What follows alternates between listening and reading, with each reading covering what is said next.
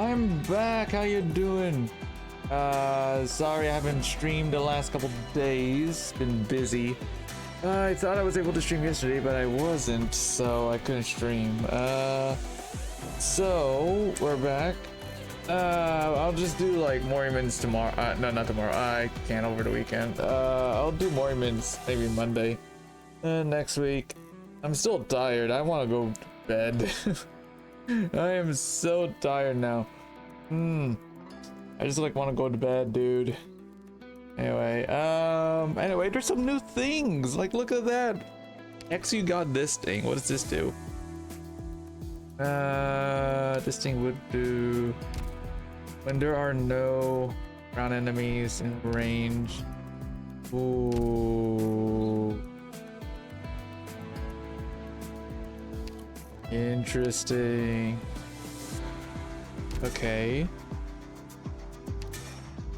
Yeah, there's some new stuff. Like there's a module archive now.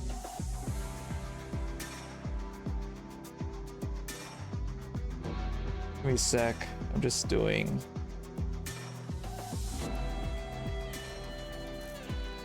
Yeah, we're doing the new event. We're gonna be here for a freaking long time.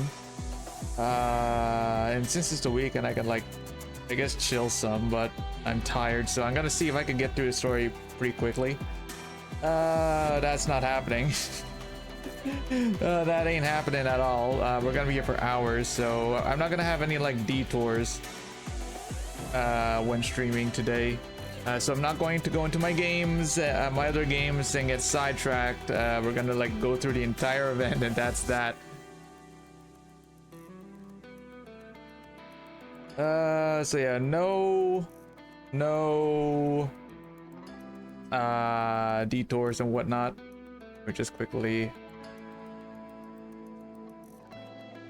say we got some new modules. Mouse has a module. Yo, okay, Mouse got a module. Rena got one. Viviana, Astacia, and Rosalt. Okay, hold on, is there a... Hey James, there's a... Oh, what's this? Oh. Does she have a separate module for... Whoops. How could I what? I did nothing. Oh, yep, her guard got a module now.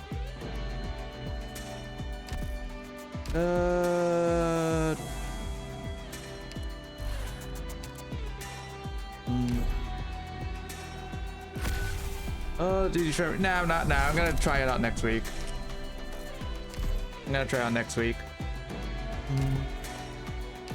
Okay, so okay. Oh yeah, sir got her mod finally. Holy crap. Oh, attacks ignore more resistance. That's great. Oh, right, I forgot I had this.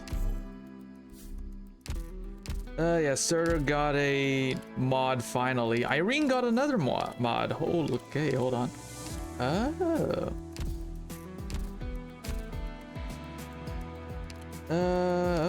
Okay. Oh yeah, these are all the characters that I own. And they all have mods. That's cool. Okay. Hold on, wait. Owned mods, and then these are all the unowned mods that I have my character. Okay. Okay, so okay, that's cool. I can keep track of all my mods now. That is fantastic. I love this feature. Your mod sucks. It does. Well, it ignores more resist. No, 6 more resist ignore. Well, I mean, like, what's the max resist and then we can have? Only 6.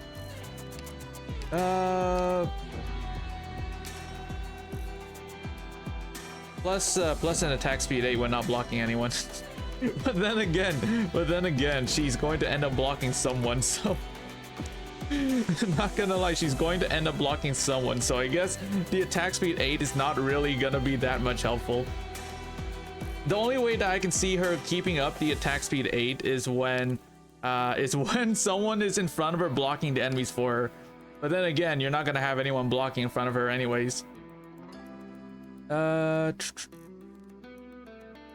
Okay.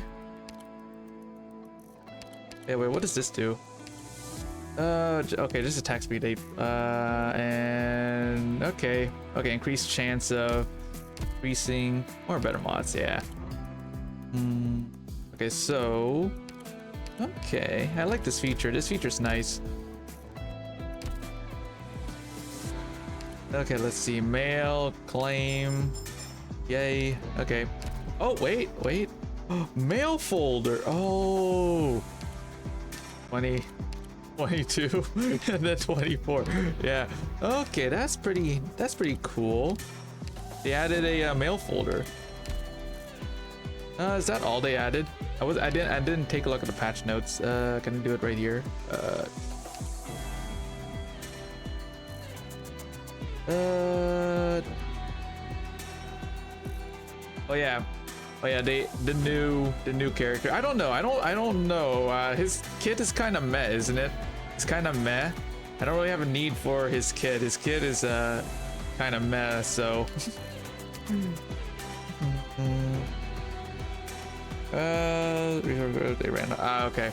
Okay, that's fine. I was gonna like start the game anyways next week, so man, he's a fantastic unit. Really? I keep hearing that his kit is meh. I guess those people are wrong then.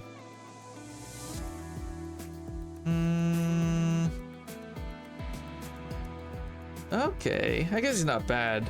Looking at his kit now. But I'm gonna like end up like saving anyway, so I'm probably gonna like skip mostly. So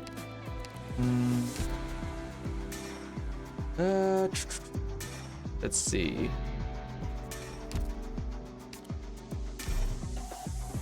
Grab.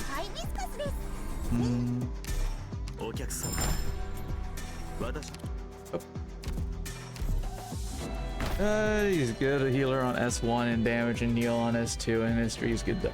I see. But I'm gonna like still end up skipping. There's characters I really want to grab. Like I really want to grab Monster when she becomes a unit when the next chapter releases. Vanguard. Oops. One temple, that's it. Wait, how many tickets do I have? How many 10 tickets do I have? Oh, I have 3 10 tickets. Sure, yeah. I'll put 1 10 ticket and then that's it. 1 10 ticket and then that's it.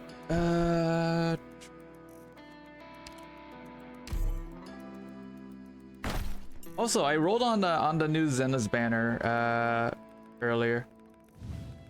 And I got the character, so I am now done with Zenla's. Zenla is now done.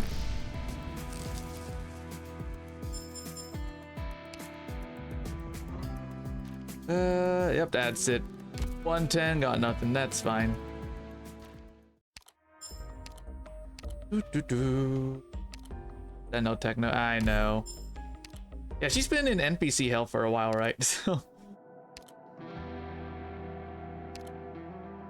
I haven't logged into this game for a bit. Welcome back. Oh, they fucking expanded it. Oh, okay, that's handy. Oh, I can add more shit now. Isn't that fantastic?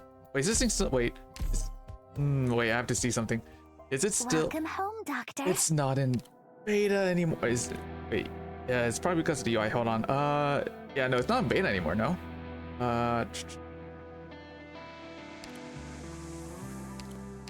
Oh, it's not in beta. Okay. Build a base. I will.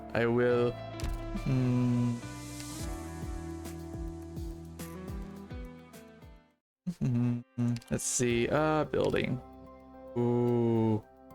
This is so cool. Okay. Okay. I'm gonna have to like get mats again. Debris cleared. Debris cleared. Okay. That'll do for now. Ooh. Let's see. Activity room. Activity room. This thing will be okay. Oh yeah, let's grab this one. Infrastructure complete. Here we go. Cancelled.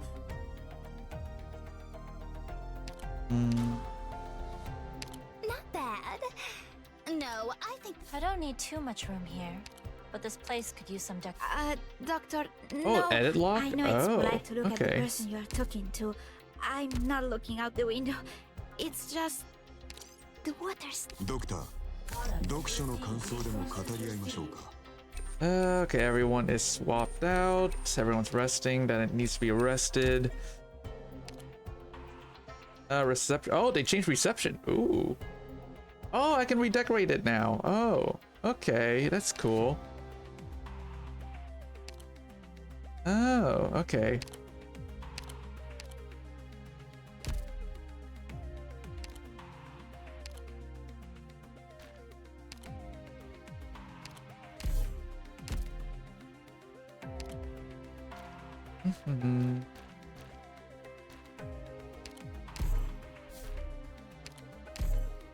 There we go. Flame, okay. Okay, that's cool. And I have a whole bunch of stuff now. Activity room. Okay. Sign. Oh. I'm guessing this is where this is another way that you can build trust, I guess. Okay. Let's put. ここにもお花を植えましょうか。 Okay. Okay. Recall. Oh. Okay. Let's see. Oh yeah, yeah. Increases their trust. Okay, yeah. This is just another way to increase trust. She's just sitting on a box. Oh, okay. Any theme can work with this one. Okay. There we go. Default. There we go. Yeah. Save. There we go. That looks nice. Trust the only win. Oh, yeah. Yeah. Activity rooms are just basically for increasing trust, which is pretty cool. More ways to increase trust for operators. Okay. Okay. To build another activity room, gonna need building materials. We could just like make a whole bunch of these. I can make a whole bunch of these things now because I've been hoarding these small mats, so I just like make a whole bunch of them. I'm extra. Yeah. I have a lot of characters that's like max trust too. Mind if I do some redecorating in here? Okay, so Infrastructure complete. Debris cleared. okay. Oh, and I can upgrade it. Okay, right. Chichu and Ishmael. Oh yeah, I did like. I think I did like. I had enough pulls, so I decided to do like 30. I didn't get anyone. That's fine. I'll pick her up when she's in the when the dispenser, so it's not big of a deal. Oh no, wait. What's the? Oh, ambience limit. Okay. Wait, that's it. Okay, just only the ambience limit goes up. Okay. Cancelled. Attempts to got her. Oh, nice. Oh right, I need to go. Workshop. We're gonna do. Grab these, all 9 of them. Products received. There we go. Okay. Next up.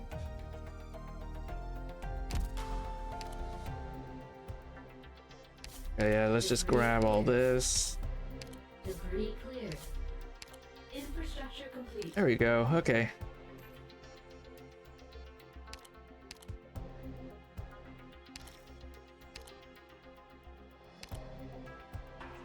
It's nice and neat here. I'm going to change my bindings. I was referring to my swords. You even have heated floors? Okay, let's do This is bliss. decoration. Chichu and Ishmael so weird. How so? I thought the kit wasn't too bad though. Just weird to play.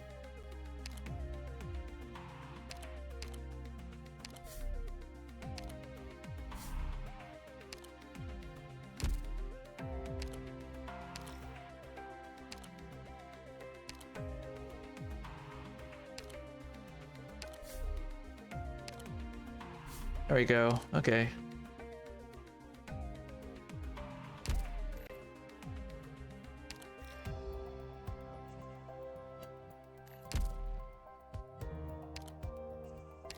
Let's do. Yeah, we'll just like upgrade like 2 of these, and then that's it. Upgrading. ここにもお花。 It's nice and neat here. I'm going to change my bindings. There we go. I thought referring to my I thought swords. You don't Ishmael have to look Chichun away. ID wasn't that bad. I saw her kit. She has an unclashable coin with her skill 1, no?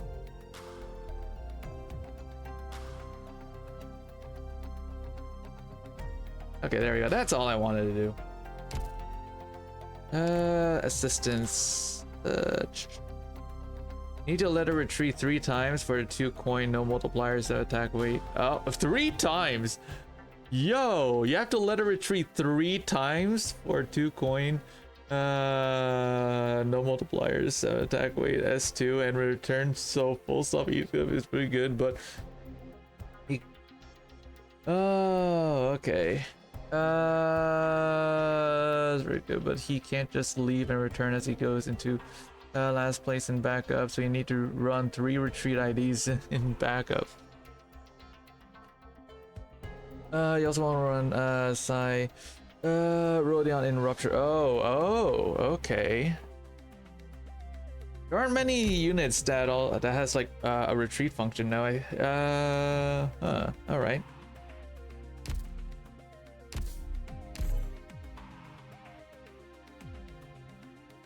Welcome home, Doctor. Her self isn't good. Oh, really? Damn. Okay, that's good enough. All right, I think I am done. We could like move on. Oh, hold on, right. Hurts. No multiplier, 7 attack weight, 2 coin, nothing else when fully oh, damn.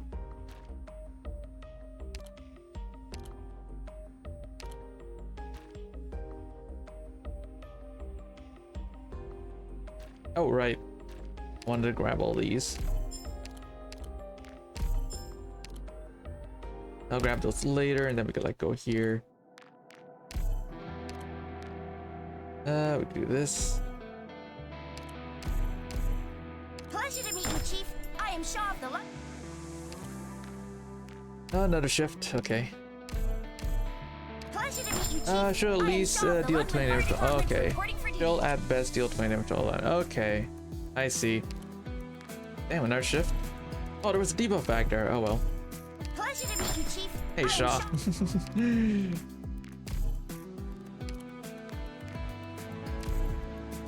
There you go. Good enough. Okay. Almost fully negative. Oh, she's okay. Got it. Got it. I'm still gonna pick her up though. Count negative. Oh, count negative. Oh, okay. I'm still gonna pick her up though. I like her character.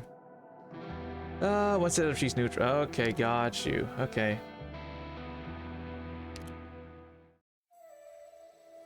Okay, let's see what we got here.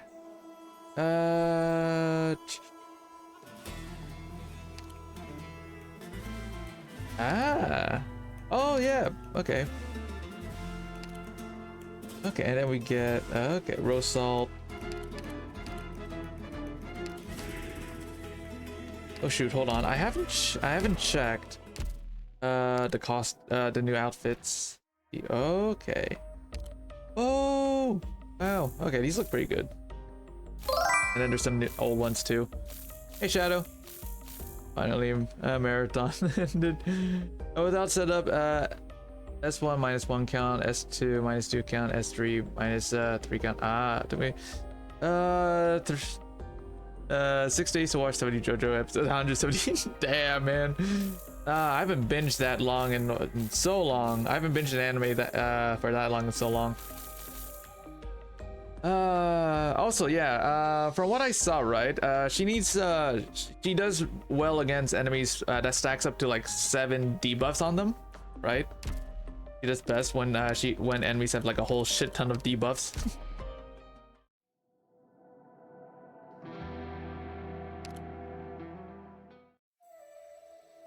Okay, let's see. Yeah. Okay, rewards are pretty good. Okay. We're gonna be here for a while. Oh boy. How many episodes are there? Hold on. Or how many stages? Up to 8? Up to 8. Yes, it is. Okay. And then we got Rosa. What does she do? She is a... Oh, she's a healer. Okay. Ooh. Okay. Next heal is increased to 160%. Okay, that's pretty basic.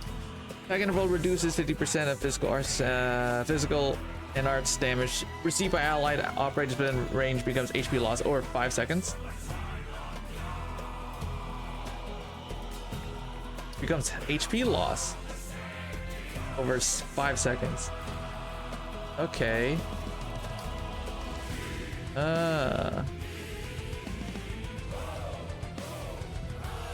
Okay.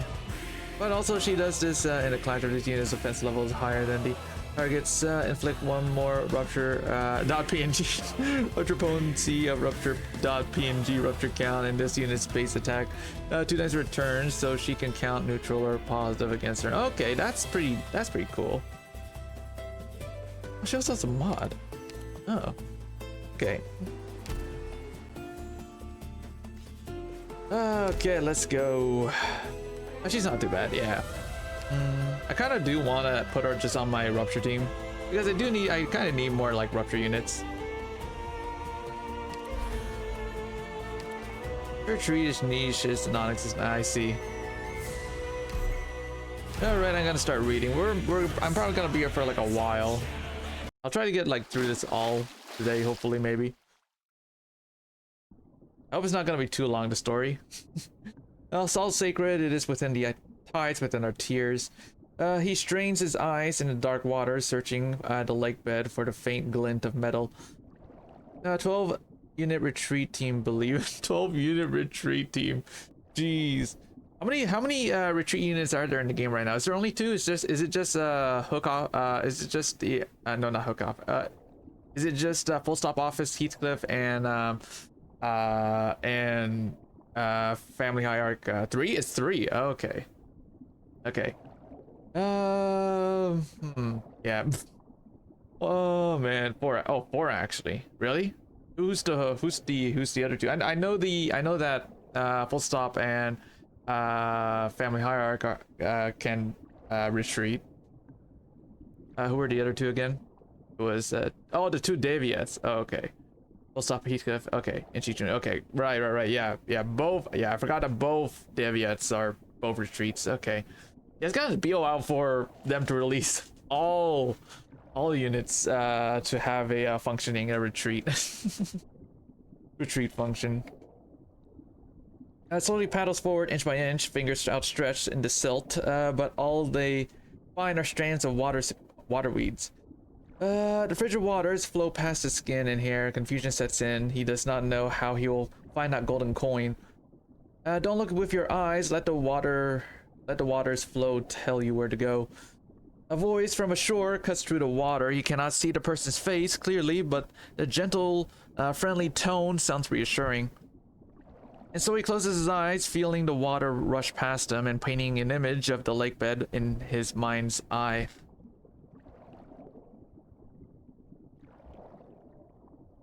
There, a solid metal disc embossed with a complex design, resting atop some wafting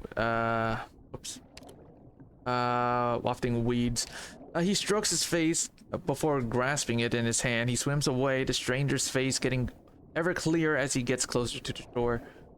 Also, she has a very interesting sport pass. Oh, okay. Did you find the coin, my boy? I forgot what her passive does. He unfurls his fingers, the gold coin resting on his palm. The circle on his face is bisected by a straight line. Somehow it resembles some distant horizon, one he has yet to reach.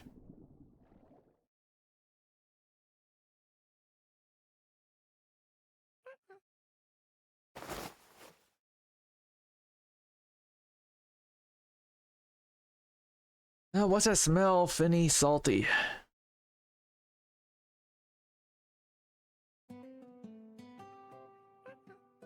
What is that thing?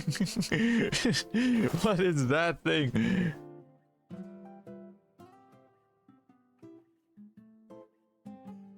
What is that thing, dude?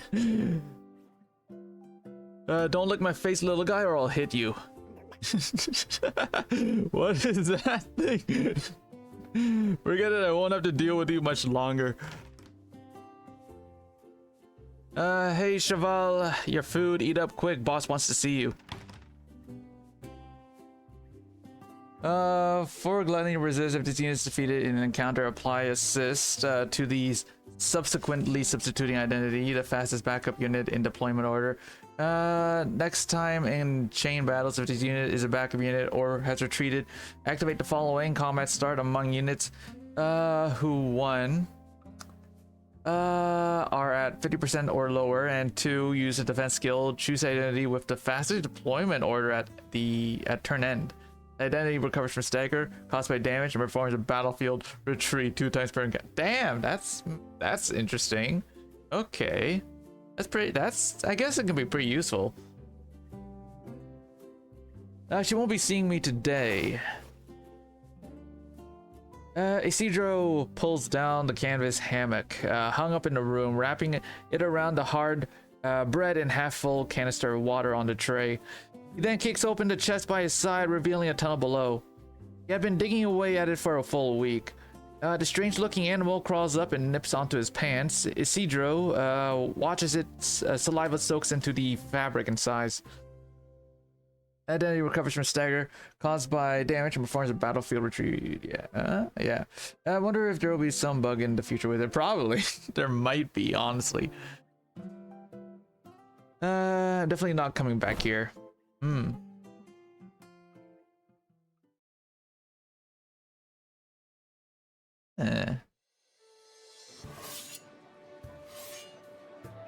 Javier, can I get that blade I left here last month? Javier. Oh, sorry, Teach. Wasn't listening. You here for the blade? What else? Not your sweat-stained pecs, I'll tell you that much. You all need to stop it with the jokes, Teach. Don't be like that. Seeing you sharpening knives in the early morn is pretty much part of the landscape by now. Look, you've drawn in a crowd, though I don't think they're here to get their knives polished. Hey there, Javier. What a pain in the... Here, your blade. But Chichun, Ishmael wants up type 4. Bad for story and our content. Okay. I usually get characters up type 4 anyway, so I guess that's not too big of a deal. We don't have much metal left for repair, so we used other things to fix it up. You'll have to make do with it for a while. You almost can't get poise up without it. Okay. Yeah, I see. Yeah, well, that's not a problem. I can get up type 4 Ishmael, no problem. Shelter Bone, you're a real dab hand. Like I have the threads, so that's not an issue. It's just I just need to get the shards and then I'm good. I want to test it. Got anything tough I can chop up? I did have a hunk of dry bread, but I just gave it to the kid locked in the shack. Waste a perfectly good loaf. Hey, move it already. Don't you lot have anything better to do in the morning? Stop blocking the damn way. Russ. Oh, it's you, and here I was thinking it was the harsh glare of dawn in my eyes. I don't have time for you and your nonsense. Quick, Javier, let's head inside and talk. Sounds like it's not for my ears. I'll be off then, Javier. Update 3 Malfast feels so bad. Due to lacking one conditional. Looks like the fun has ended. See you tomorrow, Javier. Javier, yeah.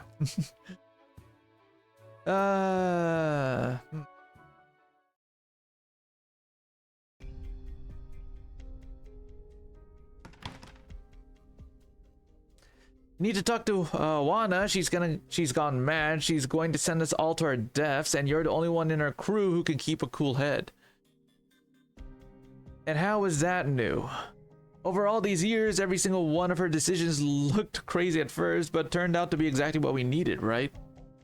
Getting in touch with that caravan a decade ago was a huge gamble too, but here we are making a good living selling antiques we dig out of the salt flat. Nobody took our side back then. Everyone was too scared of those money-grubbing merchants leaking the location of our fleet to the Inquisition. Hold on, let me see if I've got my volume settings up. Yep.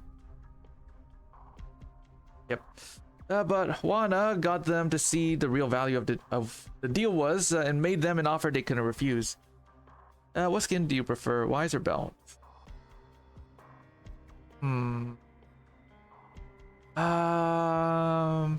I guess Bell. I guess Bell. Bell's costume looks pretty cool.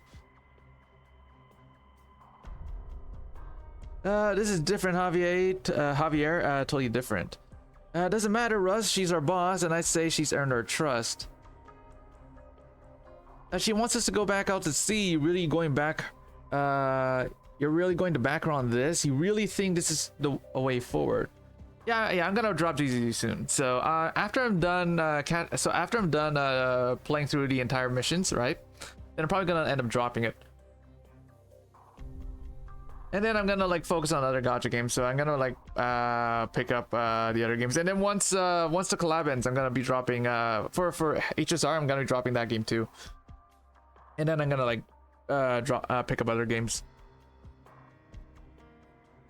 Cause now we are all gonna end up in a watery grave. Just you wait, you'll suddenly love it again. What, ZZZ? Who knows? I don't know. I'm probably gonna like focus on other gacha games. Until they like drop a new game. So yeah, I got the character and her signatures, so I'm pretty much satisfied now. So that's all I wanted. It's not, we're all gonna end up in a water grave. Show a little fate. She found the compass and a caster to fix it up. Everything's going to plan, no? Even if you don't give a damn what happens outside your kitchen, you must have noticed the fin shit you've been getting to cook with lately, yeah? Look, here are the bills for the wood she's been buying up, all to fix those rotten old ships. I'll head back out to that sea of hers. You know how expensive wood is. All that coin could have made our lives much cozier. You couldn't be slaving away every day pickling saltfin livers for garum. I can say that much. I just go talk to her before she's done too much damage. I've been hearing some real nasty talk around town, folks getting restless. Fine, I'll have a chat with her. But don't forget, Russ, without that Loca, Wana, our grandparents, our parents, us, none of us would have been able to live here in the salt flat.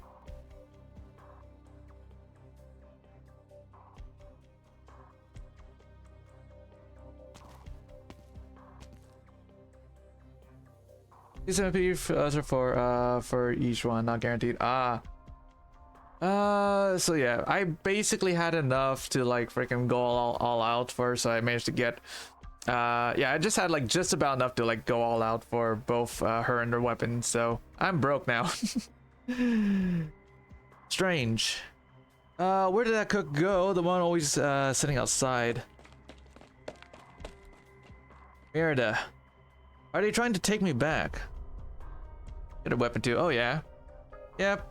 So yeah, yeah, I got her weapon. I haven't got a chance to like read what her weapon did. I just like grabbed it and then like I closed the game. I guess I could like open it up real quick. I said I wasn't gonna have any detours, but just once, I guess. Where the hell is it? It's not here anymore. Where is it? There it is.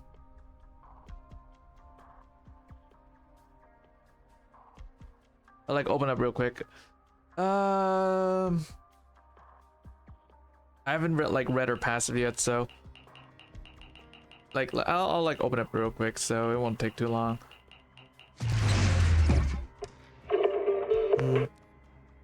So yeah, I'm pretty behind on story. I've been like too lazy to do story.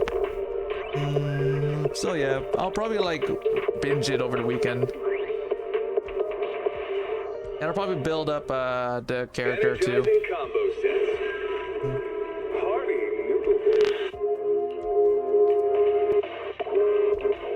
Oh, cool, new TV ad. I didn't notice that there was a new TV ad.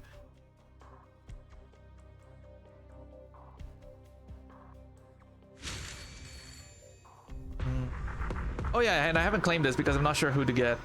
I have everyone, so I'm not sure. Oh, each one is hell yeah, man. I think I picked her up, dude. Let's see. Ooh, mail. Oh, that's nothing new. Agents. Did you call me? There she is. I can help you ward off misfortune and disaster. Yep. Oh shit. Okay, so she builds off of 4 different stats. Sheer force. That's a new one. Yeah, and she's the new. She's a new class. She's Rupture. Auric Link. Auric Link Rupture. Okay, so yeah, she built off of 4 different stats.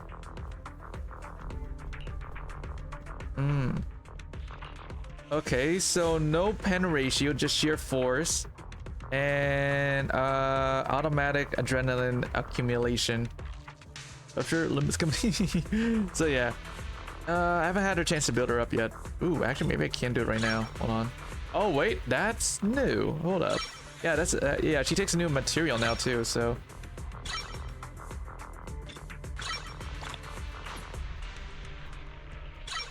Might as well just go up for that. And then okay, yeah, completely okay. Ah, these guys are interesting. Okay,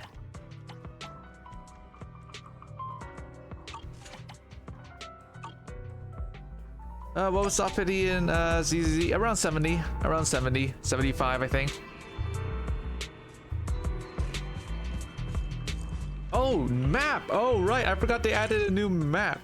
Yo, that's right. They added a fucking map. A mini map. I completely forgot that they added a new mini map. That's so cool.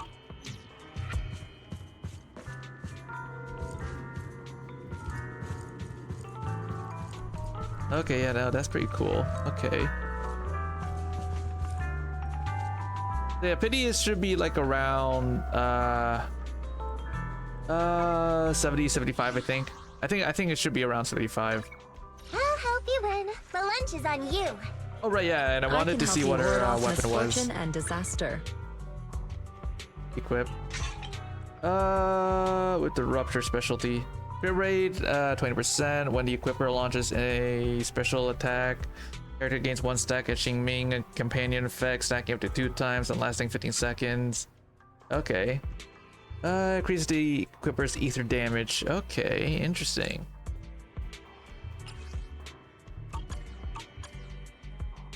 Only Belova construction story yet.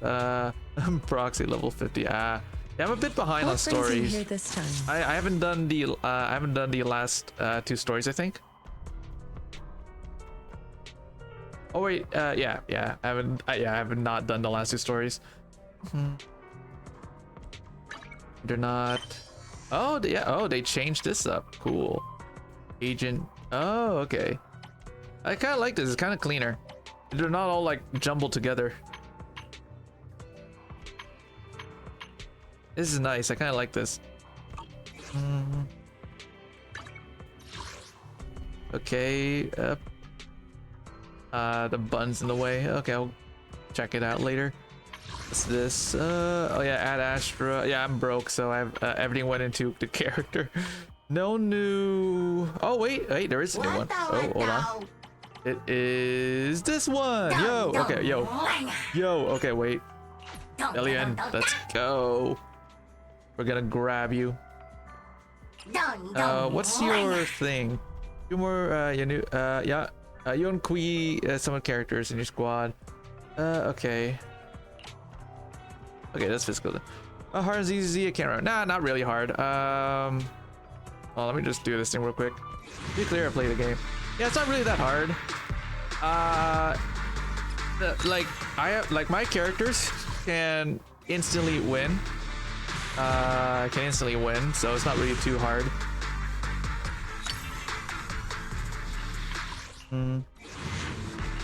Also, it's like insanely easy to get pulls for this banner.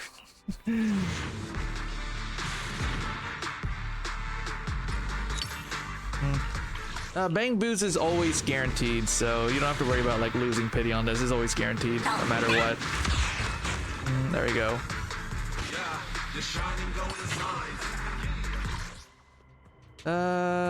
Okay, so hold on, wait. Let me full screen it then for a minute. God, I'm getting sidetracked. We want to go. Oh yeah, they changed this thing. That's cool. I'll go here.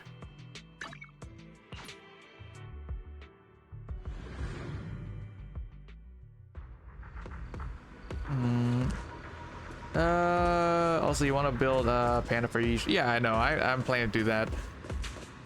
Okay, so yep, here. Roland.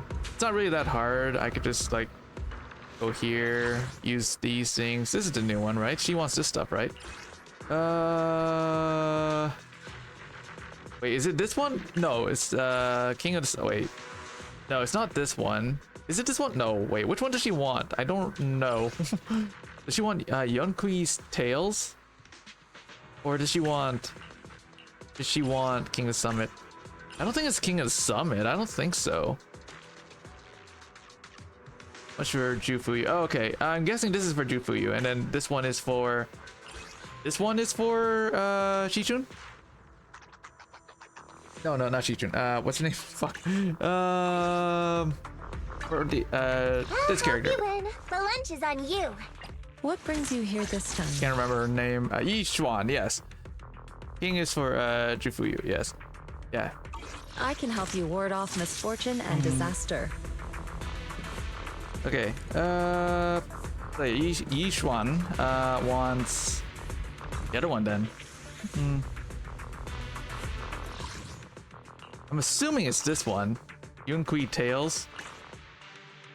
Just like do this. Oh wait, I have to like complete it at least once. What? Oh, buffed attributes. Okay, that's not. That's fair. I'll help you win. The lunch is on you. So let's see. We are gonna go for. Did you call? Oh yeah, I saw. I don't really go for skins. The skin looks cool though. Okay, so we're gonna go for. We're gonna go for. If I could find the characters that I want. Oh, here. Number 0. I've got your back. We fighting? Victory will be ours. There we go.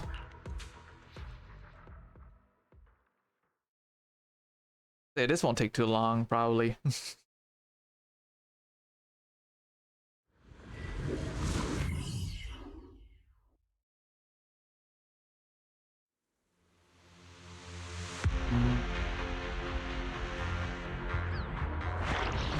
Oh, they have levels over their heads now. Up, like. Oh, what the fuck is that? Right open. Now you pay. Increase firepower. Ready. Yeah. Fire support ready. Adjusting for wind.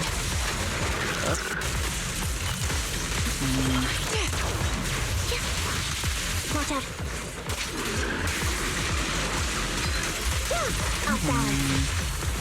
Quick shot. Use your Ana. Home is where the head is. I'll pierce right through. Copy. I really like Trigger. Trigger works pretty well on a lot of teams. The target's weary. More Moon's dailies do. I'm gonna do my dailies later tonight. After I'm done doing this, I'm gonna go back to my stream. I don't want any more delays because the story is I don't want to like be here reading the story forever.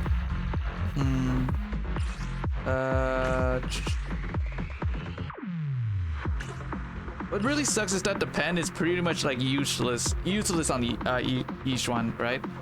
Pen is absolutely, because she doesn't even get it. She has like 0 pen,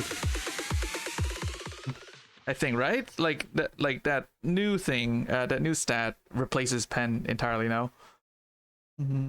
Or is it built off pen? Hold on. No, it's not. At least I don't think so. Yeah, well, and then I can just like do this. There you go. Ooh. There's pen. Yeah, no, pen is useless on her, right? She doesn't build off pen. In fact, she doesn't have any pen now. Did you call me? Let me just check. I can help you ward off misfortune and disaster. Yeah, no, she has no pen. Just sheer force, 794 sheer force. Wait, where the fuck did the sheer force come from? Hold on. 790, 115. Damn, she has a lot of sheer force. I didn't realize how much that she actually has. 194 sheer force. Jesus Christ. That's stupid. Oh god, okay.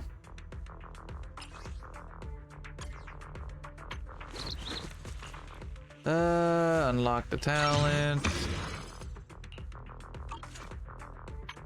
Alright. Good enough. What brings you here this time? I almost have this guy maxed. Whoops. He's almost maxed out. I'm just missing his I'm just missing his 6.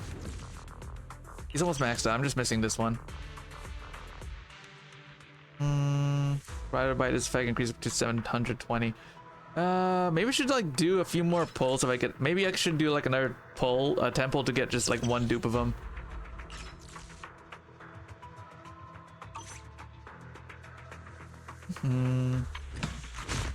I also got his thing. Whoop. I think it's this one. Yep.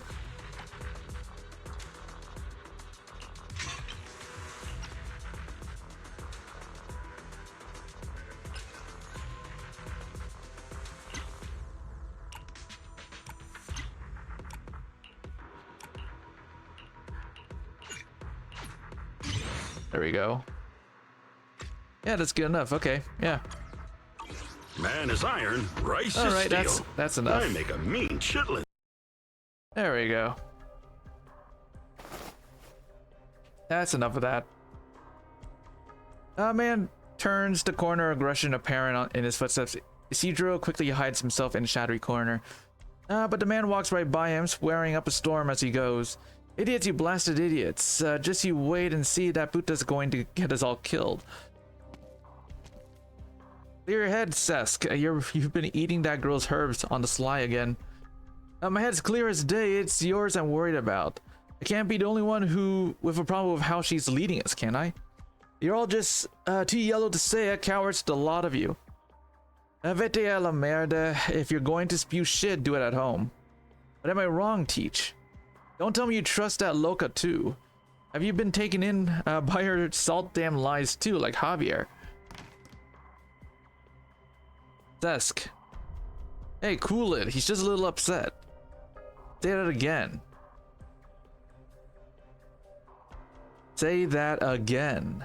You know I'm right, Javier. All those years of licking her boots, shouting "Aye, aye, Captain" at all her shit.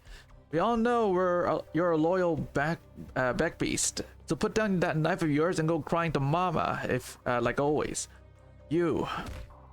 Javier grabs Sesk by the collar and lifts him up, slamming his back into the wall. Javier's face is calm, but the fire in his eyes burns bright, nearly bright enough to sear holes into the target of his ire. Are they going to start a fight? If they do, I may as well make a break for it. Don't you ever spew that sort of fin shit again, not even in your sleep. You hear me, Sesk? Sesk can barely breathe as Javier presses into his neck. Nobody dares approach the two, only silently passing them with their heads lowered. The people in the sheds lining the street shut their windows tight one after the other. In a flash, the street is empty. Let him go, Javier. He's learned his lesson. Not here, Javier. Answer me. Now run along home, Cheval. Remember what you learned today, remember it well. The hell was that, Javier? You never been that reckless. Reckless? No, he was just making it clear to everyone where he stands. You do roll for best boy? Nah, I only did like 110 roll. I'm saving most of my rolls for like upcoming banners. Yep, only did 110. How you doing, Luigi? Russ, relax, just bring him a little something tonight. He'll accept your apology.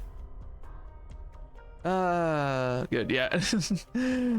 I rolled on the new banner for Zenless, right? And then after I'm done doing all the stuff for the version, then I'm probably like gonna like drop the game. It's about time too. It's time I like venture out into different gacha games.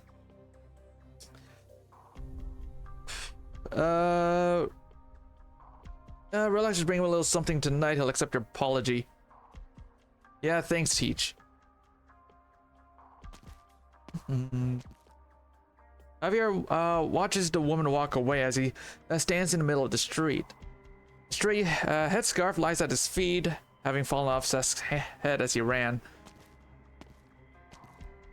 Javier picks it up, passes off the dust, and walks back to his shed, closing the door lightly behind him. Good, everyone's gone. I was afraid I'd have to wait for them all to take an afternoon siesta. Why did they even try escaping at night last time? That's when these guys are most active.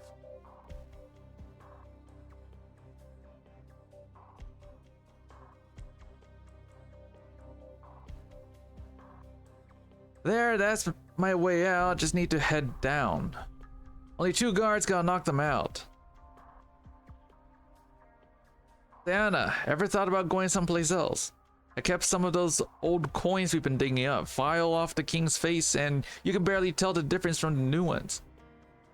We could leave the flat behind, go to Rimbilliton, Colombia, anywhere you'd like. No, Jose, I was born and raised here, never even thought of leaving. You really want to stay and follow the boss out to sea. He's the boss. The sea will swallow you up. I ain't afraid, she promised us. Well, what scares me is that promise might turn out to be a fleeting dream. If you're that scared, then go. I ain't gonna stop you. I was kind of hoping you would. Are they done yet? If you don't want to leave with me, then at least what? Can't this guy take a hint? Could you give me a stop mumbling and spit it out already? Stop mumbling and spit it out already. Unable to bear watching the man stumble over his words any longer, the woman knocks him flat before sandwiching his face between her hands, kissing him hard. Holy shit, dude. What's your favorite gacha fundraiser?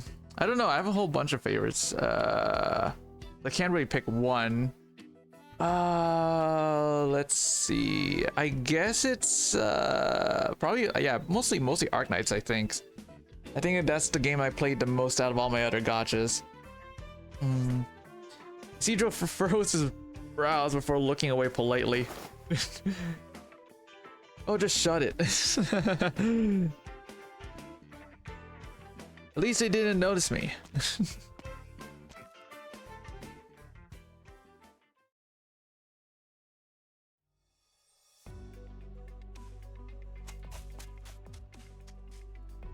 Need to run faster if I'm not out of here before dark.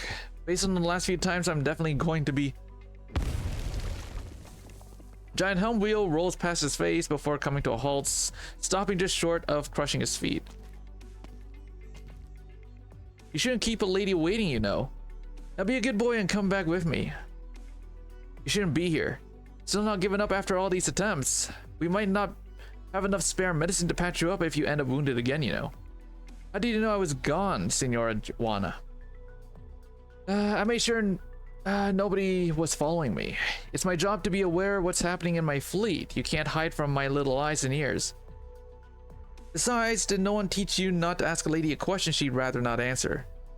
Young man does not reply, silently thinking of the sword that had been faithfully at his side for years. If he still had it, perhaps it would even the odds. But it had shattered, just like the freedom currently within arm's reach.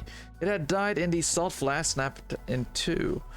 Isidro clenches his fist, grits his teeth, and grabs onto whatever's left of its things. The lady lightly draws her sword, her stance relaxed. Out of my way.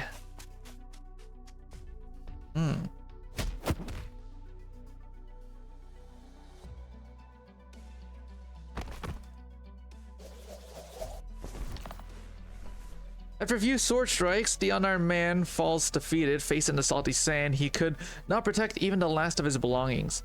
As Juana ties him up and heaves him over her shoulder, he feels something in his heart silently shatter.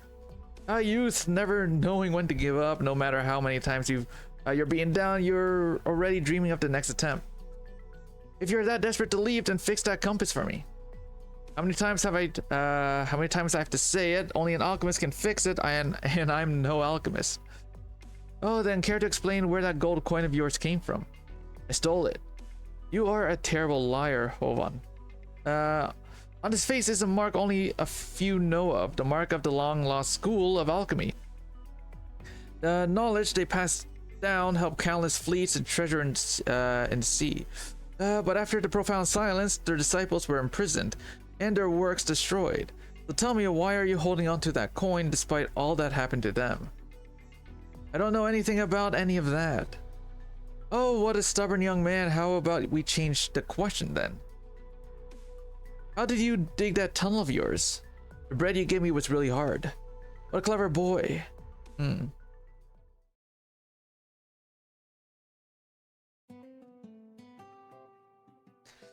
Oh my, I really must thank you. You've worked so hard keeping watch over him. Why, if you hadn't informed me right away, he might have actually gone away. Yes, I know he's not the best behaved prisoner, but that's why we have you, isn't it? You really are our cleverest, sharpest witted, most amazing little Nene. Oh my, dude. This thing, dude. So fucking derpy. I love it. Spins excitedly. Don't get too excited now. There are still many difficult duties ahead of you, and you mustn't take them lightly. Look at he falls flat on the ground. I have faith in you, of course. Right, off you go now. Don't let that boy learn who you are. Come on, Javi.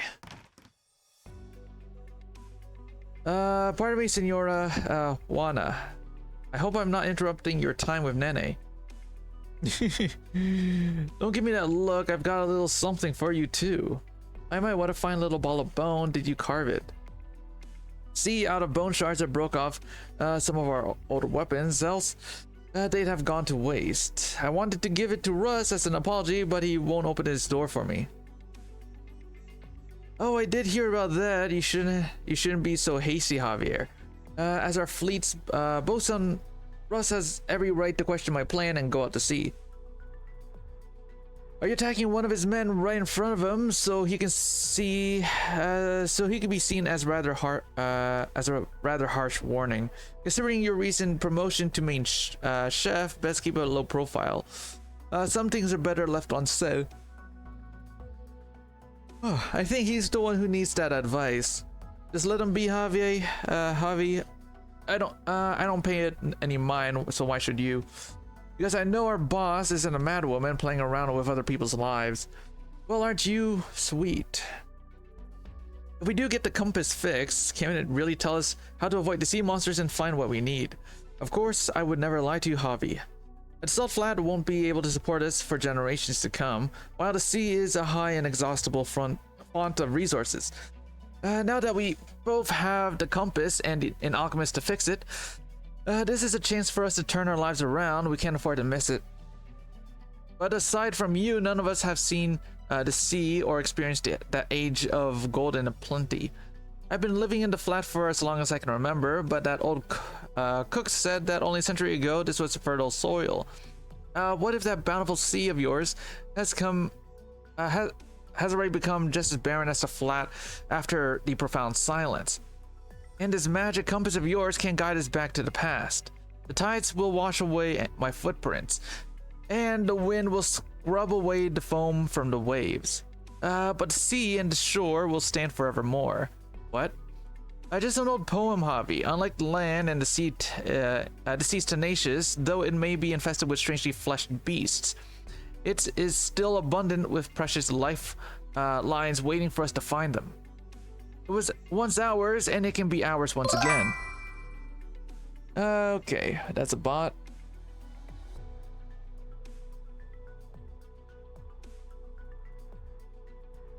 I want to believe you, I do. But these rumors, you have to prove yourself in front of everyone. Show them you're not talking nonsense. I will. Alright, I did as you asked and went by the shed. There really is a hole in there. I'll fill it up right away. What should we do about the boy? He can't stay there anymore. Don't worry, I've already found a place for him. But where, if you mean my place, then no. Don't you worry your little head over it. You'll see on your way home.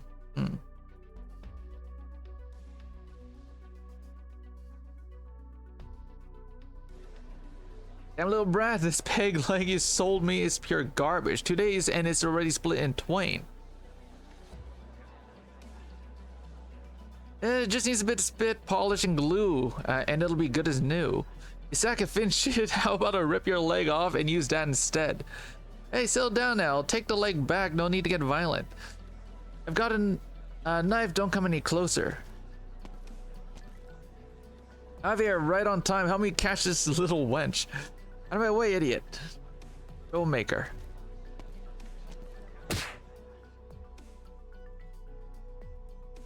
Ow, that hurts.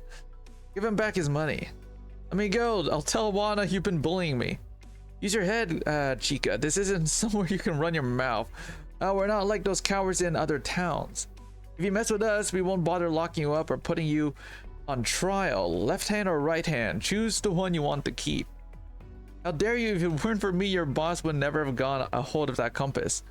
Care to try your luck? Fine, I'll return the money, but you gotta give me back that peg leg. Not on my life. If it's stuck to my leg, it's mine. You're no better than a pack of bandits. I'm glad you finally come to an accurate assessment of us, senorita. A slip of the tongue is all here, the money, and adios.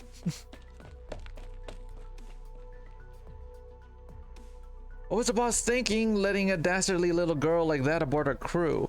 She's got her reasons. I heard that kid ran off again. Why not just break his legs and be done with it? And now she's gone and strung him up here, ordering us not to touch a hair on his head. Seeing that grumpy face of his pisses me right off. You don't know how much I want to give it a good punch.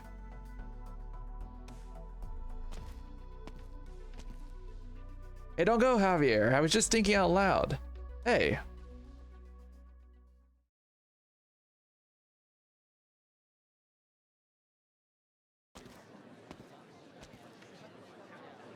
You've been running around all day. I want some water.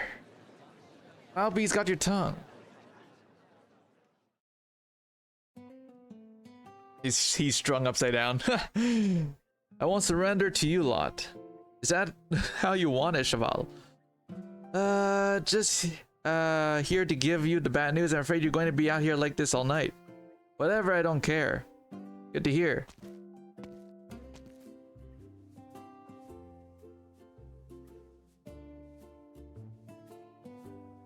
Yeah, he's upside down.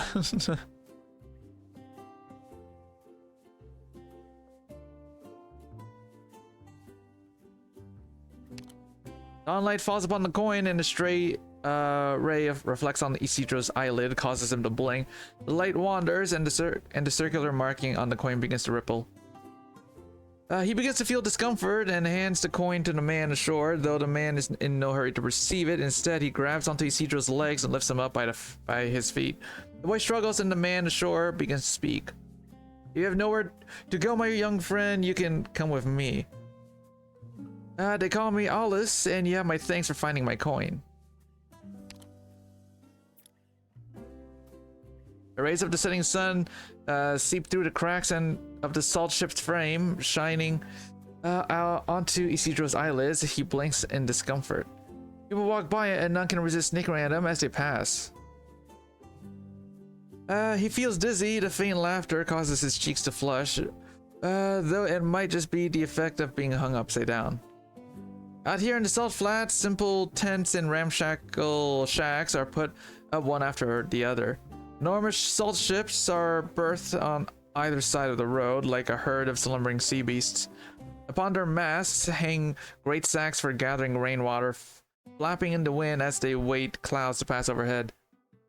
Upon the road, people walk shoulder to shoulder, laughing and squabbling until all of a sudden a quarrel breaks out, which soon escalates into a chaotic all-out brawl. And in the quieter corners of some are pulling their lovers in close for an intimate kiss. These guys really are a bunch of barbarians. Why'd I even come to such a lousy place? Good question, Pasquala. How did I end up in this den of thieves? Not too sure myself. Yep.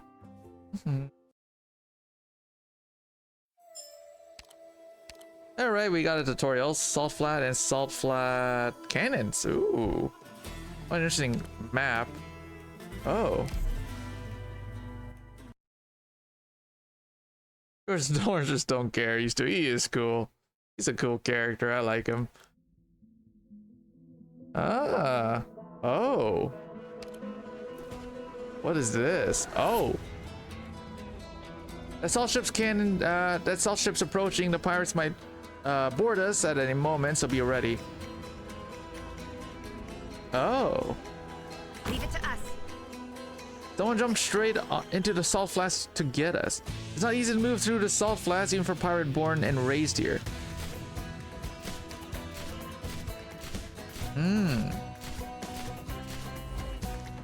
Salt flats, it consists of hard and salt layers, but also fine layers of quick salt. If they stay down there for too long, they'll slip and sink into it. I doubt they'd be eager to jump in if they had any way to get to us. Yeah, this is so cool. This is actually pretty cool. Follow me. Oh. Oh, they're building bridges. Watch out, that pirate is building a rope bridge. Sure enough, they rerouted to use the new bridge. I'll stop them. I'll take out the pirate holding the bridge up.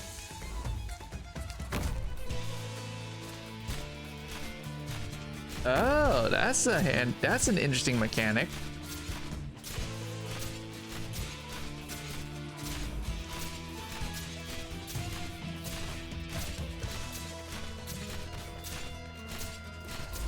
Oh, okay, so yeah, after a while they just like sink, huh? Be careful, a pirate has landed behind our front lines. Hey, defender's useful again. The ship's salt heap cannon can fire not only cannonballs, but also lightweight pirates as well. Salt heap cannons are not only sturdy, but hard to target. As well, we lack the firepower to destroy it for now. Someone say firepower. Hey, yo. Fire whistle, let's go. Orders, please.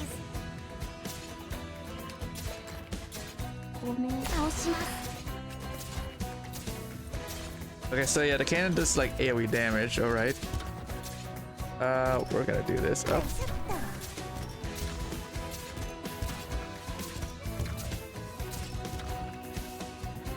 Not dealing much damage from the front, then wreck it from the back.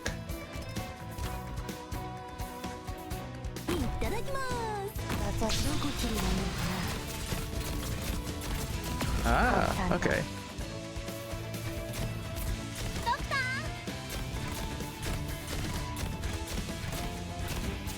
So yeah, after oh yeah, you could actually see them like sinking into the what's the thing called, like the salt the salt lake.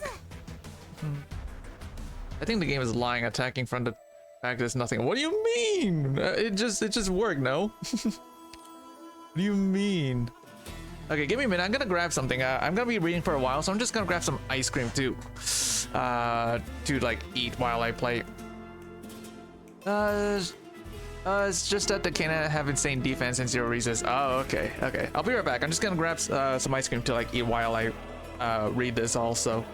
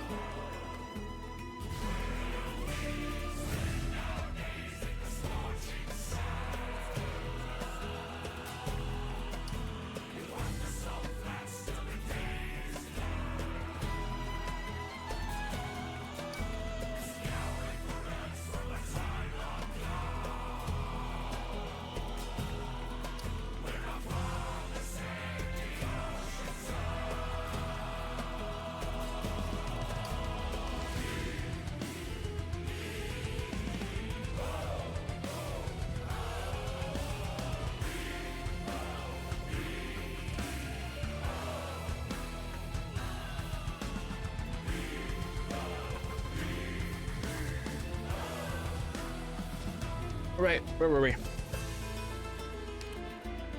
Hmm.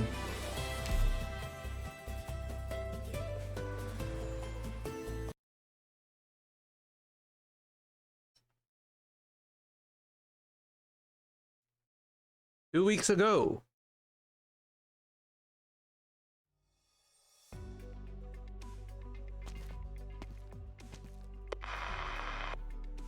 Beginning recording, my sandboard is heavily damaged and I can't find the materials. I need to repair it nearby. As for my water reserves, they can last me one more day at most. Thankfully, the next supply point is only half a day away. This many messages, really? How long have I been letting them build up? It's been a while since we received any news from you, Operator Thorns. Remember to report your position when you have the chance.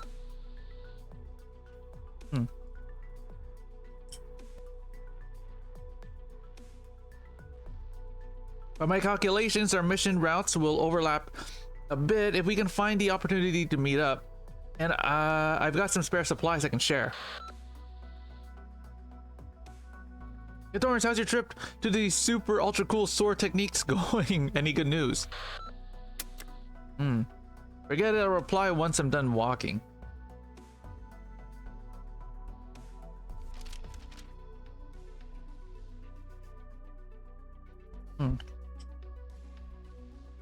Oops. This region between me and the supply point, all the map shows is a name. Mar Palido at the Pale Sea, huh? Hopefully it's not a real sea.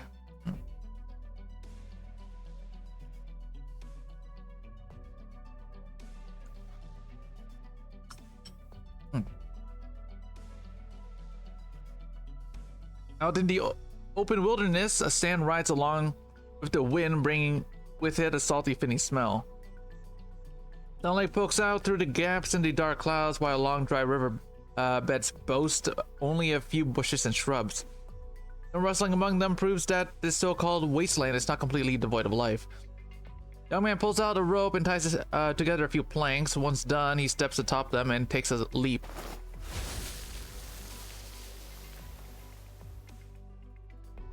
All of a sudden, the waste come to an end. A great cliff has sundered the earth.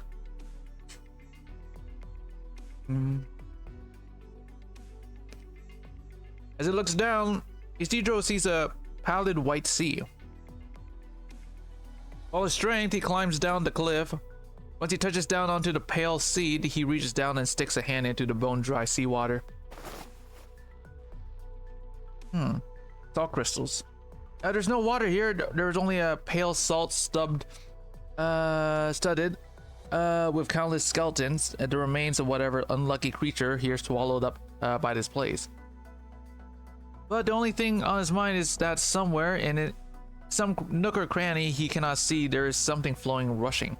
He stops sliding on his makeshift sandboard and reaches for the sword at his waist. That's odd. How can there be anything alive here?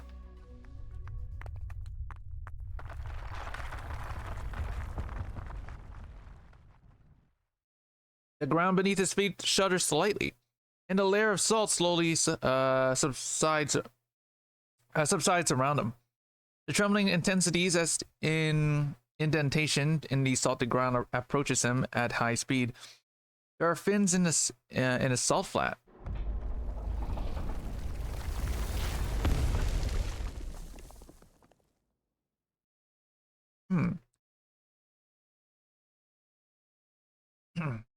A gigantic beast breaches the salt, catching him off guard. Its sail-like dorsal fin looms overhead, and its pointed armored snout is shaped like a colossal lance.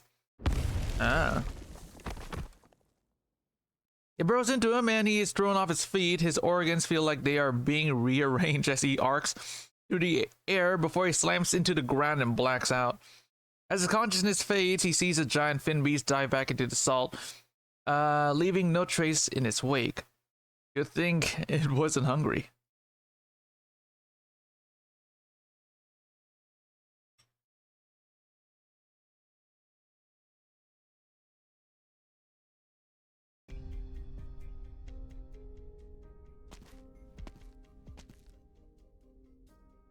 Just my luck. The damn alguacil doesn't know when to give up. He even chased me all the way to this blasted land where nothing grows. Mierda, ran too fast, all my water spilled. What now?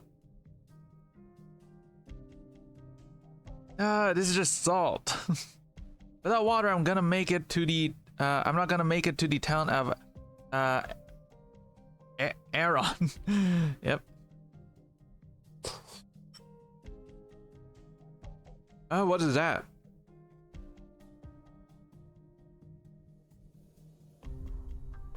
A gust blows past a pile of salt and dust. revealing two motionless legs sticking out from beneath it. There's some other unlucky soul who wandered into Salt Flats without knowing what he was getting into. Your bad luck is my good fortune, though, amigo. A full bottle of water, excelente. Let's see what else you've got. The hell are all these bottles and canisters? And what's that blazes that smells? It stings. Well, whether it's medicine poison, it should still fetch a pretty penny. Rose Island Pharmaceuticals, whatever, mine now. Foreign money. What? You expected to find a money changer out here? Not even found these shit here. But I might have a use for it later, mine now. The girl sifts through the man's wallet, finding only a few silver reals alongside some foreign coins and a meal voucher with Rose Island Cafeteria soup ticket written on it. At the bottom of the wallet, a glimmering gold coin catches her eye. She reaches down to grab it, flipping it a few times as she retracts her hand. On one side, there's a circle split by a horizontal line. On the other, an inverted triangle. It's heavy, must be pretty pure. Wait, I feel like I've seen these patterns before. Aren't they what Wanda's looking for? Shame, why are you even lying out here dead anyways? Well, you've been so generous, I can at least send you off on your final journey, amigo. Here, have a proper burial. A thief is nothing but a body hollowed out by greed. They take from others for their own benefit, but satisfaction ever eludes their grasp. The moment she hears the sword being drawn, she knows it is too late to run. She looks behind her, her body trembling as her muscle refuses to move an inch. The cleric of the Inquisition walks towards her, his hand cannon and rapier decorated with ghastly bleached bones, a deep contrast to the usual solemnity and grace of his colleagues. All in Iberia know the sheriff's name, but also know how close to madness his mind runs. None dare call him by it to his face behind his back. They only ever call him by his title, the Alguacil. The unreasonable, unfeeling, uncaring Alguacil. The Alguacil that inlays his weapons with the bones of criminals as a warning. The Alguacil that will chase a criminal to the ends of terror and back. I have come to free you. Wait a sec, this is all a big misunderstanding.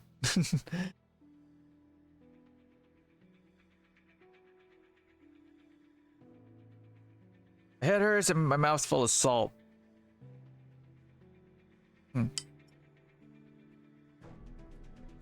No, don't want to die, mercy. Save me. What's going on?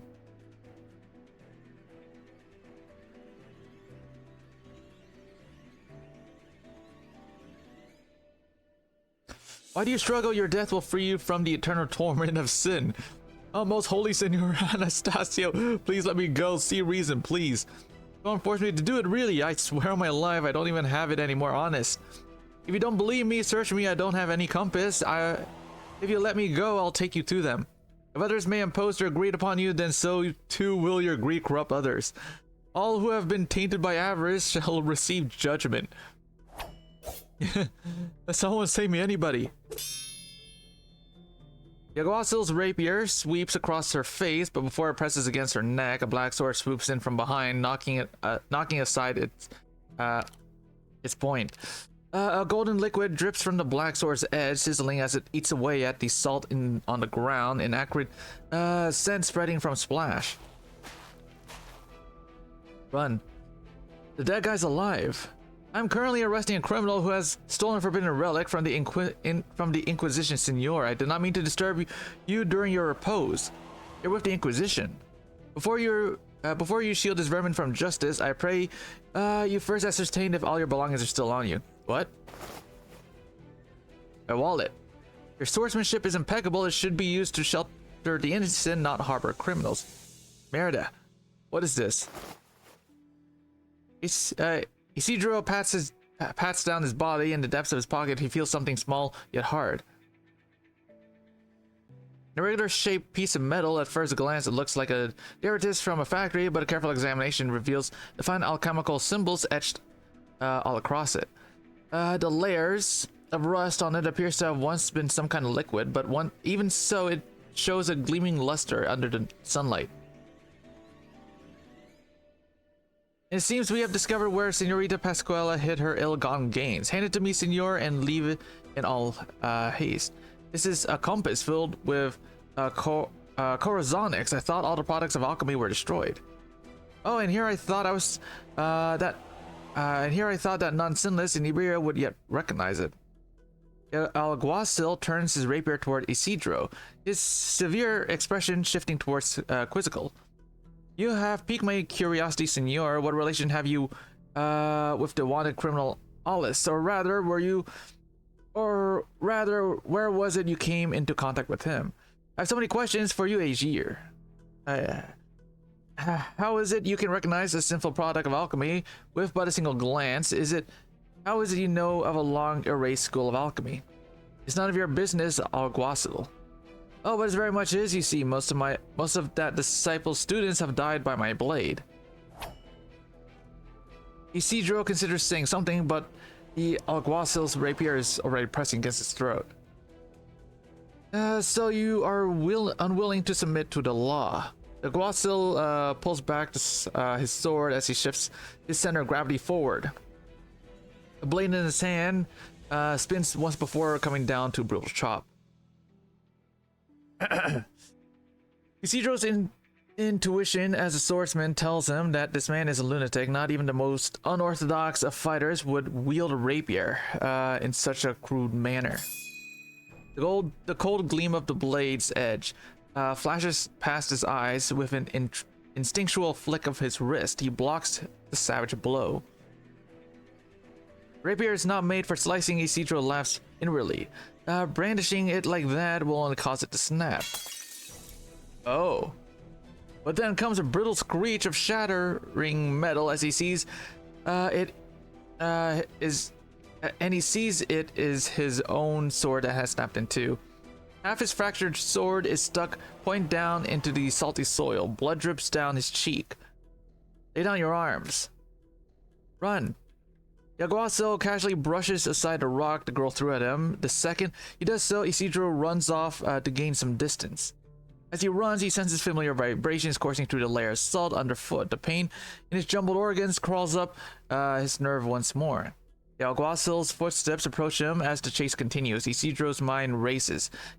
He grits his teeth, and without looking back, he sets his sights on a giant skeleton in the distance poking out of the salt. Let me leave before I have the truth of the matter. Do you always talk this much? Just a little faster.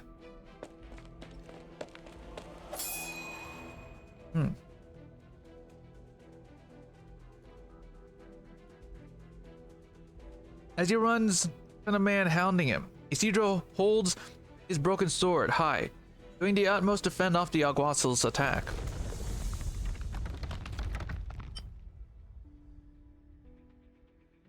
He looks behind his pursuer and sees the layer of salt subside. A familiar furrow appearing on the ground once more.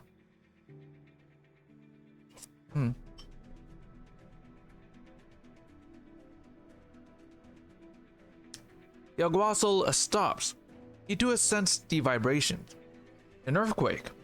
Looks like this is your first time here too.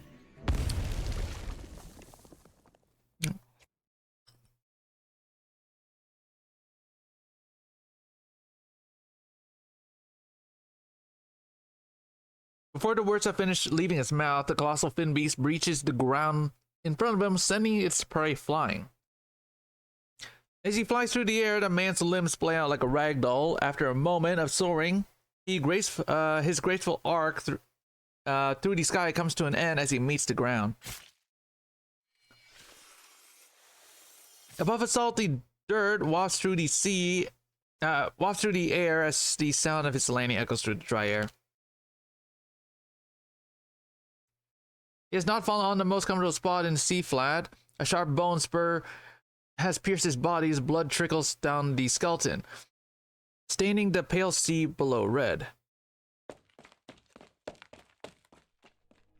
Is he dead? If he isn't, we're in a whole lot of trouble. If he is, we're in a whole lot of trouble later. What do you mean, senor? Did you put this thing in my pocket? It just fell in as I was pulling it out of that salt pile, honest. Yeah, do you believe me? My pockets have zippers. Then allow me to beg forgiveness for my transgression, senor. Still, we're both alive, right? Why didn't you run when that alguacil was attacking me? Would you believe me if I said I found a conscience? Look, if you died too fast, I wouldn't be able to get very far anyway, and not to mention you still have the compass. The buyer paid a lot of money for it. If I did try to book it, all that hard work would have been for nothing. Where are you headed? You might have been the source of my problems, but you also helped me out, so I'll return the favor. I'll get you where you need to go, and then we're even. And then we're even. You haven't even considered going on an adventure with me. Or we could part ways here. What you stole from me should be enough to keep you going for a while. I'm heading to the town of Aron, up that hill over there, but it's a good 2 days walk from here. 2 days, half a day should be plenty. Really? The girl senses the underground vibrations closing on them once more. A towering dorsal fin breaks through the salt and sand, rapidly approaching them. She gawks at him incredulously, but he looks back with steely certainty. Yep. Mind if I borrow your rope? My sandboard's broken.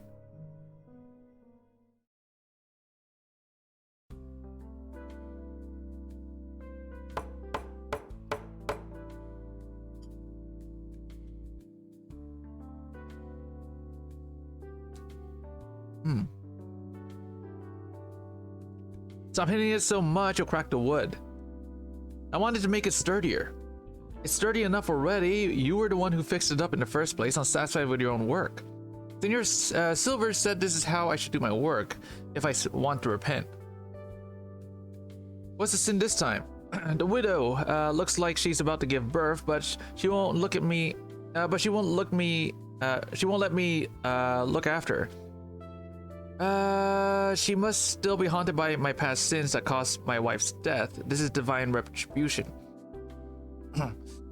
I think she just doesn't want to remarry.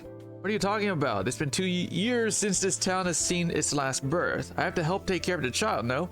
I would never have such ulterior motives. That's a good point. Most of the people young enough to have kids have already gone. All that's left here are us old timers. Wait here, and wait, over there is Santo Cielo. The sky's full of salt. Salt fins. Or is it a salt storm? Doesn't matter, just run.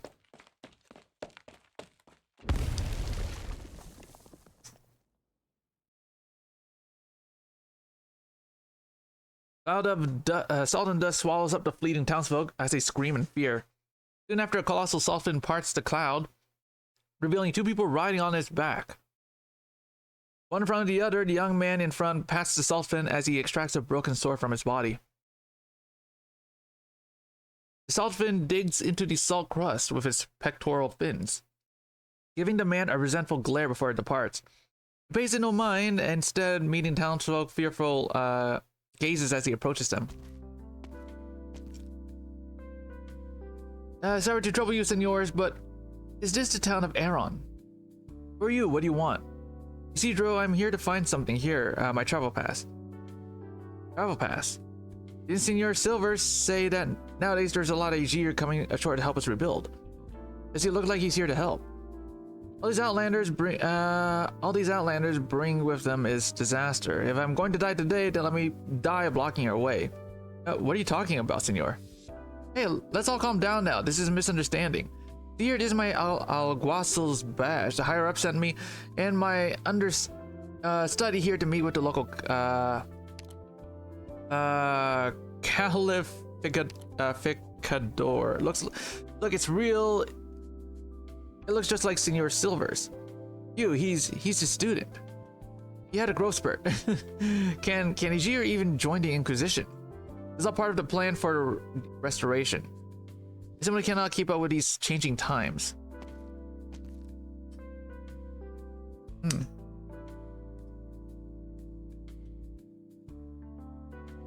Thanks, did you swipe that badge off that guy earlier? Just asking, not judging, you don't look so good. I can't hold it any longer. Oh, I'm just a bit saltfin sick. Between bursts of vomits, the girl stuffs the badge back into her bag. Wayward glance shows Isidro a dozen or so of the Alguacil's belongings within bag belong alongside a few bottles of his own proper potions. He is not entirely sure when she took them she took them off him. Forget it, we're even now, I'll be off then.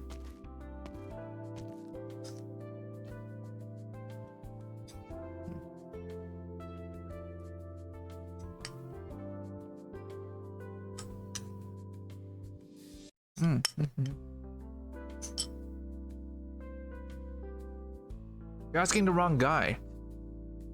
I haven't even gotten to the question yet. Go ask somewhere else. I haven't seen... Ask someone else. At least let me ask. I heard there's a local sword technique created by pirates, one that can be used to fight the wind and waves. Does that sound familiar? I heard Santo Cielo Aaron will be ruined once more. What? It's about to rain. I need to go home to take in the laundry. Just go away, Viete.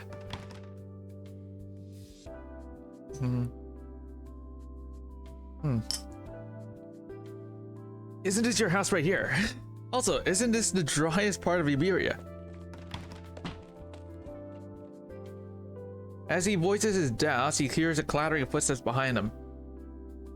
He turns to see the entire street devoid of people. As he sweeps his eyes across the street, doors and windows slam shut, one after another, the other in raucous cacophony.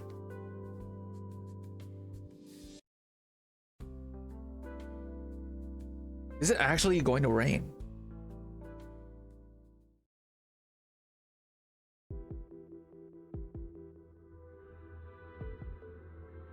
The lump of meat in his mouth is shriveled and dry. One of his left molars is loose and hurts like hell itself, leaving him only able to mash the meat with his right gums. Ooh.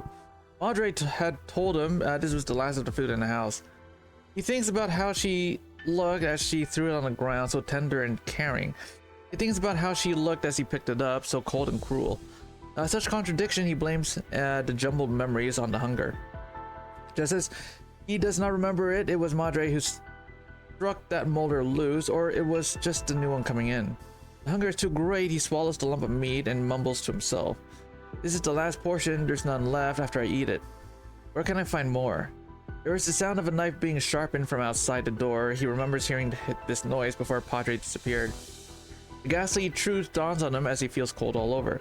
He recalls how Madre opened the door as she held the meat, a terrifying smile on her blood-stained face. She bade him open his mouth, bade him chew, bade him swallow. He looks at the empty sockets in his gums. They had hurt once, they don't hurt anymore. This is a very fucking visceral description, dude. Summer Game Fest today? What are you gonna watch? I don't know. I don't really watch that stuff, I guess. Why? What's gonna happen on Summer Game Fest?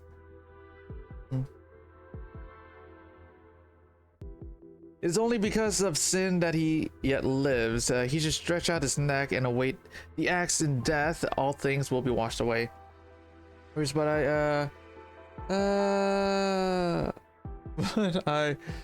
bad because people wish for Resident Evil 9. Oh, really? Resident Evil?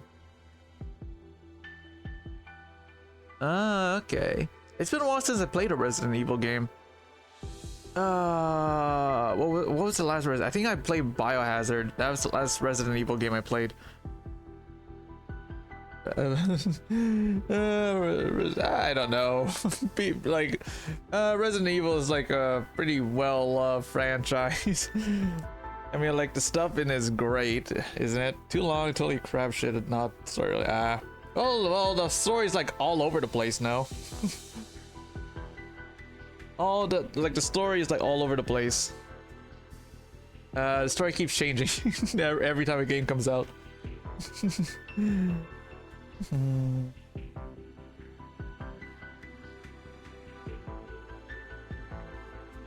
Biohazard was fun though. I enjoyed playing Biohazard. It was a lot of fun, that game. The scent of dry blood upon a sharp bone spur has drawn all sorts of small bloodthirsty beasts. They cannot stop themselves from crawling towards the gruesome wound.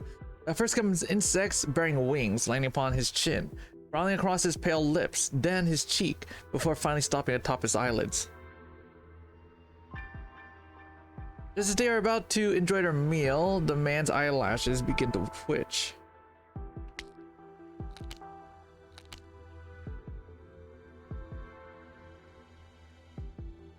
Anastasia, you sinner, since when was it your time to die?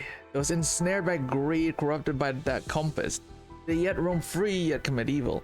You must find them, purge them, purge their avarice and end their suffering. This is your duty. But yeah, I don't really like watch much Game Fest. I haven't watched it in like I don't know how long now. The man slowly pulls himself off the skeleton, and the bone barbs and hooks tearing at his flesh as he does. But he does not tremble in pain, not even once. Anastasia walks deeper into the salt flat. Beside him, the beast hungrily paw at his trail of blood.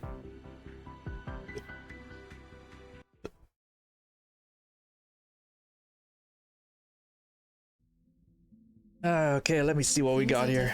One blue box. Okay, that's not bad. You need me to. I'll wreck this place without hesitation.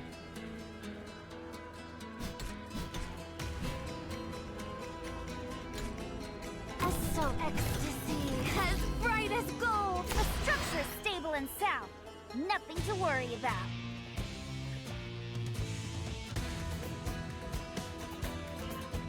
Rescue Team Mulberry in position. Your own self, to your heart's content.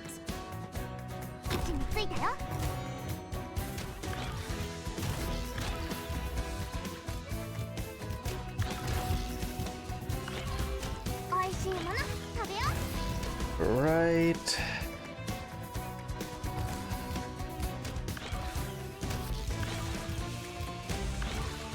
Request stress concentration point measured. Ecstasy as bright as gold. Oh right. Hold on. Find the right place for myself. Do this. I'm here to help. Where are you looking? It's dangerous to get distracted.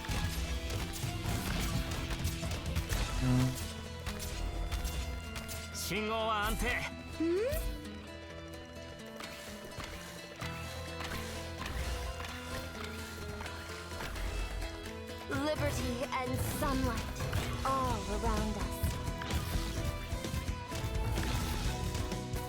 In time, I'll find the right place for myself, too. What is it? Feel your own self to your heart's content.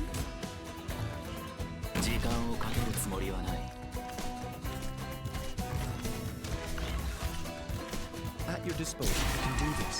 Here, first step is a deep breath. Okay, do this. And that is done. Easy. Oh, for no problem. Accomplished.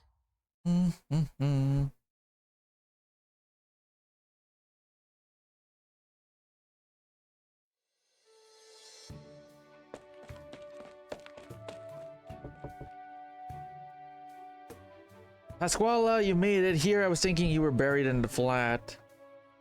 You're as pale as the salt. Run into something on the way. Shut up, Teach. Let me in already. You want to come in? Did you get what the boss asked for? Of course I did. Not just a compass either. I got another big haul too. Awana been looking for an alchemist, and I've got a lead. So can I come in now? Of course, Master Thief Pasquale. You honor my humble abode.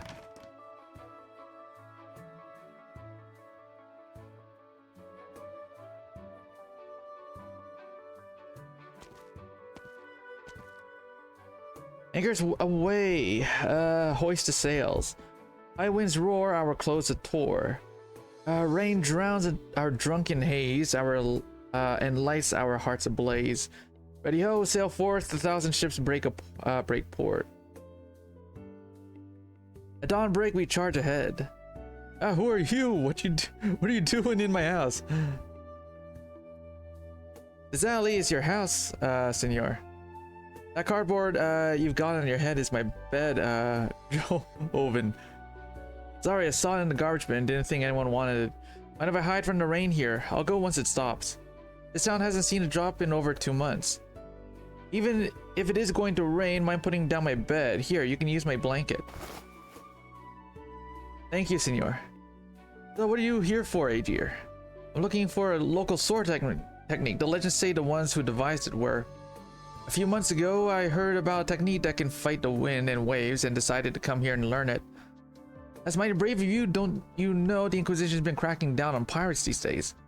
I'm not interested in becoming a pirate. I just feel like my own swordsmanship's been lacking. Swords are for cutting people down, not cutting through the waves. Besides, why do you want to learn it anyway, heading out to sea? Too many questions, senor. There's always folks believing such foolishness. If you come by half a year earlier, I could have brought you to the guy you're looking for. Back in the day, he learned a thing or two from those pirates, always bragging about how he could chop up the sea itself. In the end, he was just like me, came running down to town, waiting to die in peace and quiet. Did he leave anything behind?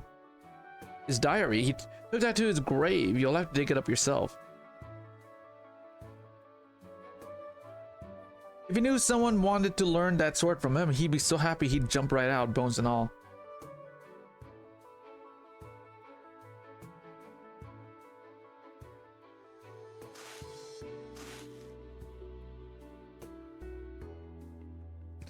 With a shovel by his side, Isidro cracks open the coffin. He brushes aside the grains of salt that fell inside the exposing lustrous red, flushed corpse.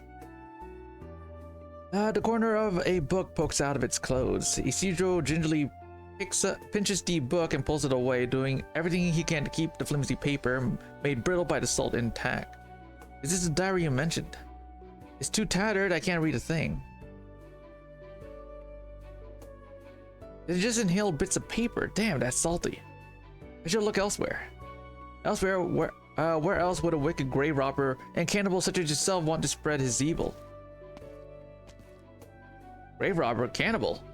I've been watching you creep about the cemetery molesting its graves. I've caught you red-handed. I can explain, senor. Senor, do you not know who I am? Do you happen to be a local celebrity? I am a cleric of the Inquisition, in charge of inspecting the entry permits of all visitors at the town gates. So if you don't know who I am, then how did you get in here? Oh. Guards, arrest this man.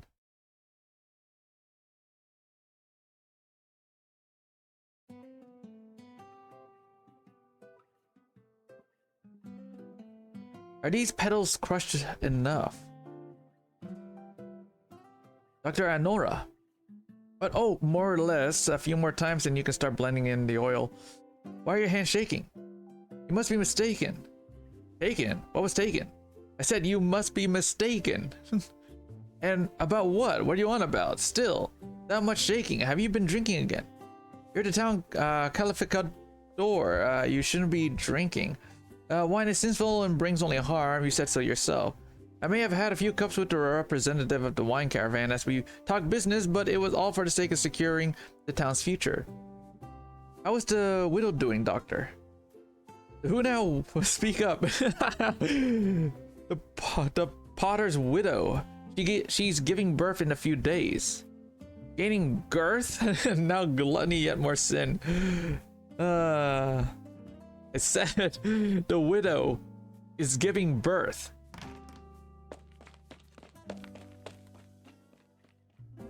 Senor Silver. Dios mio, you scare me. Didn't I say knock before you enter?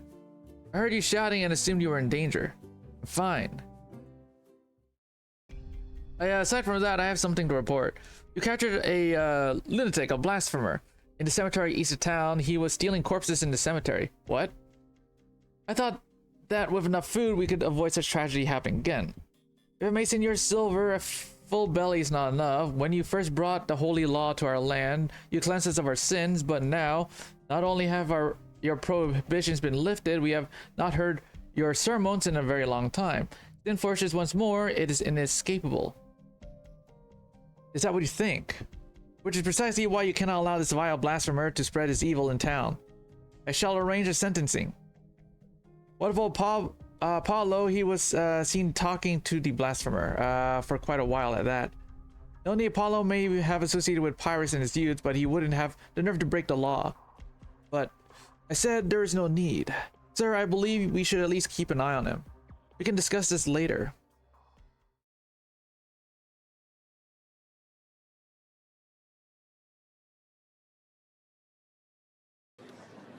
Digging up a grave, don't tell me he was about to, you know. Sinner, a sinner. Aaron is no longer pure. Calamity comes once more. Padre Calificador, I beg you, kill him, cleanse his sins. Don't let us be visited by disaster again. Stop that. Near Isidro, is it true you were singing from the graves of this town's residents in the middle of the night? I don't deny being at the cemetery, but I... What? Pasquala. Isidro amigo, I never took you for a grave robber, of all things to steal corpses, really. Makes me right sick, it does. Might I remind you, Pasquala, that you're chained up too. Silent sinner, you'll be on trial next. What are you even doing here? Old habits.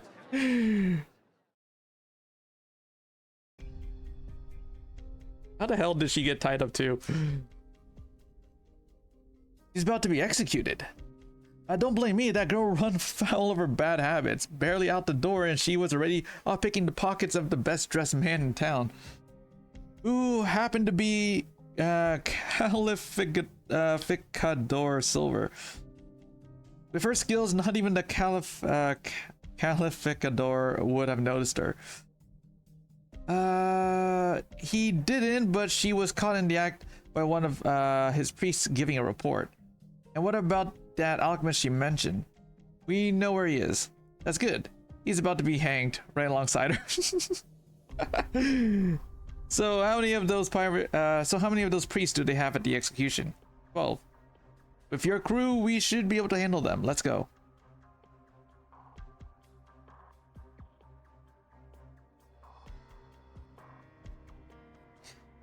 Senores, according to the laws of this town, these two criminals will be hanged by the neck until dead.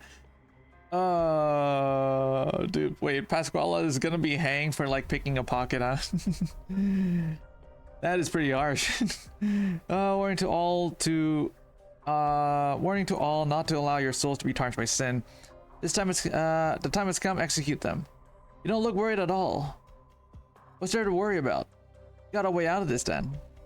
Not at this exact moment, no, but it's all about the timing. The girl turns her head, looking at the side of the gallows. The warrior priest has his hand on the lever, ready to pull. Waves his hand.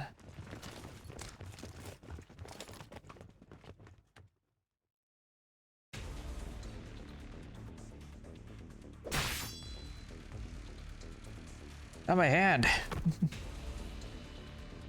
Bandits, bandits. What?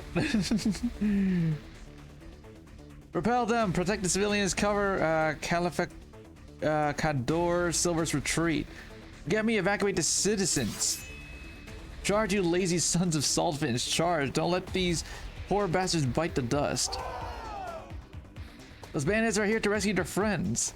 Get information and stop them. Die. Oh. You dare plunder this town so brazenly. Handle this lot, Javier. You say Pasquala and the boy, quick like. I owe you one. Don't let them have their way. Yes, sir. Keep it quick, there's no time to waste. Anyone gets in our way, cut them down. Aye.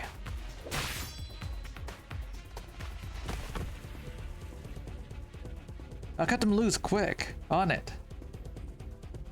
Took you guys long enough. Quick, get me out of these shackles. It's starting to chafe like you wouldn't believe.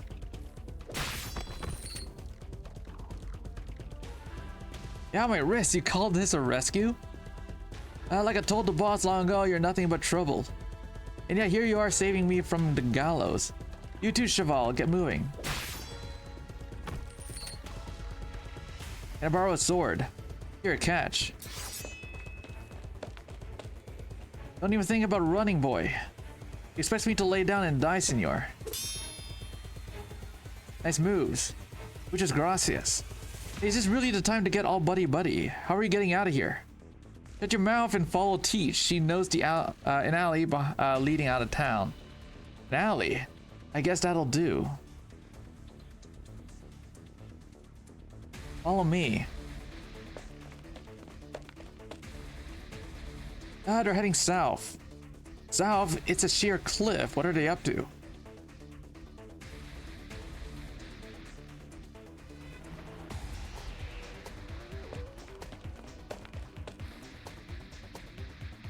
Ah, you're nuts. What alley? That's a cliff. There's an alley if you jump down. Please tell me she's joking, Javier. Run faster, you'll need the speed to make the jump. Huh?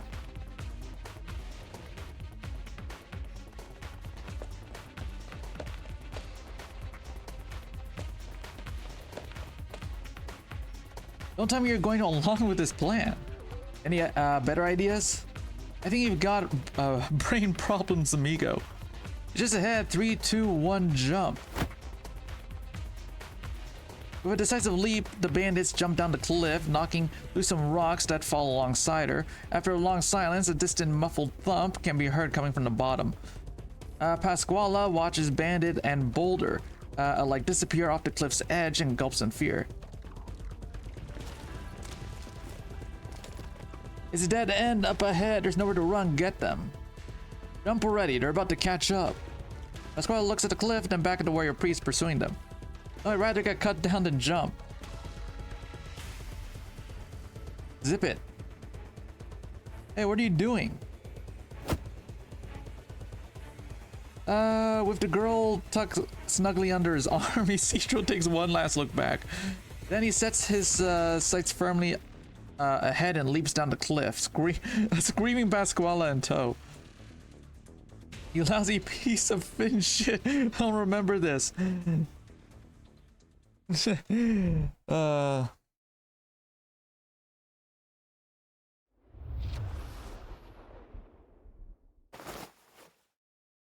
In the midst of her panic, Pasquala feels herself land on something soft, quite unlike the solid ground she expected.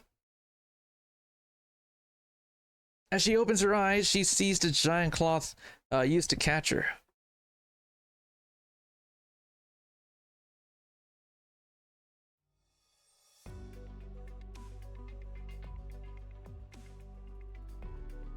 We're safe now. They caught us with their sails.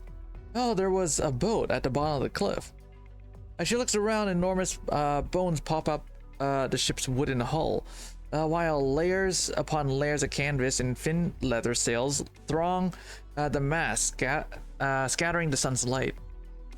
Fiery wind powers the complex of legs at the bottom of its hull through a complicated transmission system, the legs sending the ship scuttling over the salty soil with their powerful strokes. Still calling yourself a master thief after that courageous display, Pasquala.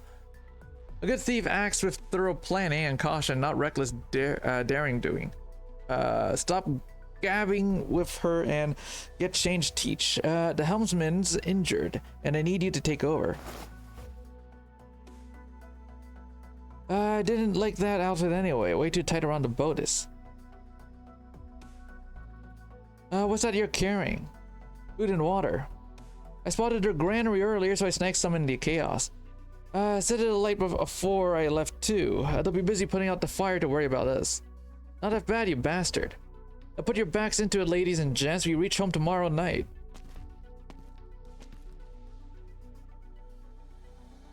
What are you looking at, Cheval? You'll fall over the railing like that first time in Mar Palido. This ship is unusual. It's almost entirely wooden bone. Must be a lot lighter than the average land ship. Of course, our salt ships are the only thing that can cross the flat. If you tried it, with those heavy iron beasts, they get stuck in the salt. Fascinating. You don't look the least bit scared. Didn't you hear what the townsfolk called us? Bandits. You've got guts, kid, saying it straight to my face. I mean, you saved me from the gallows, didn't you? Still, why run with us? The townsies will brand you as one of us now. Do you know a sword technique that let you cut through the sea's wind and waves? A sword technique. You're having a laugh. So none of you know. Never heard of it. Which is ship stopping? You want off? No can do, I'm afraid. You're heading back with us. Sorry, but that's not my plans. Not my problem, Cheval. I don't say that. I'd rather not have to draw my sword against the ones who save me. I get that you're a dab hand with a blade, but...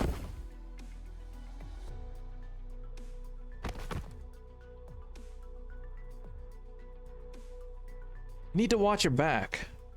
All these years as a thief, and not once has anyone spotted me as I make my move. That was enough dizzy leaf smoke to keep him asleep the entire trip. Don't get cocky, so where's the compass the boss wanted? We put a lot of work into saving your sorry behind, so don't disappoint us now. You will me, senor. I've just delivered you more than just a compass. I got you my amigo over there too, didn't I? In fact, considering she added value, saving me is not enough. I'll need a little something extra to make it worth my while. You think we're just gonna take your word for it that he's an alchemist? Wait till the boss checks him over before you run your mouth again. By me, whatever's meant to be in my pocket will always will find its way there eventually. Anyhow, where's the kitchen? I'm always a little peckish after staring down death in the face. Second floor on the stern. Which is gracias o generous senor.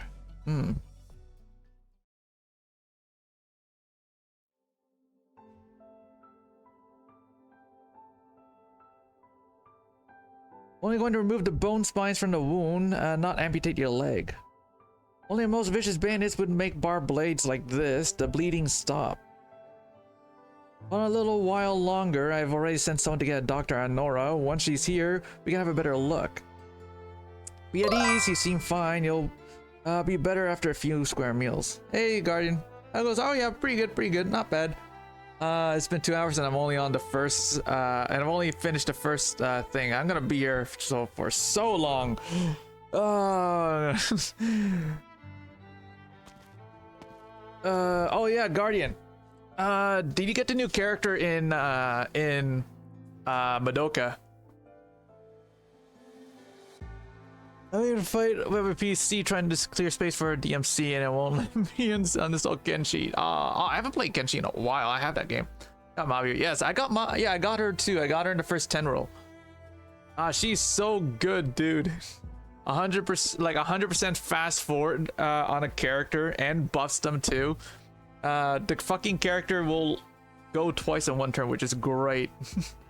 Dude, she's in love, dude. She is amazing, dude. She's my first buffer, and I'm so happy I have a good buffer on my team. Like, dude, she is so good. She buffs the character's damage, and she also fast forwards them so that they can like go twice in a single turn, which is great. There's same for Homusifer when she's inevitably she'll drop eventually. She'll drop eventually. I really want what's her name? Fuck. that mommy altar, right?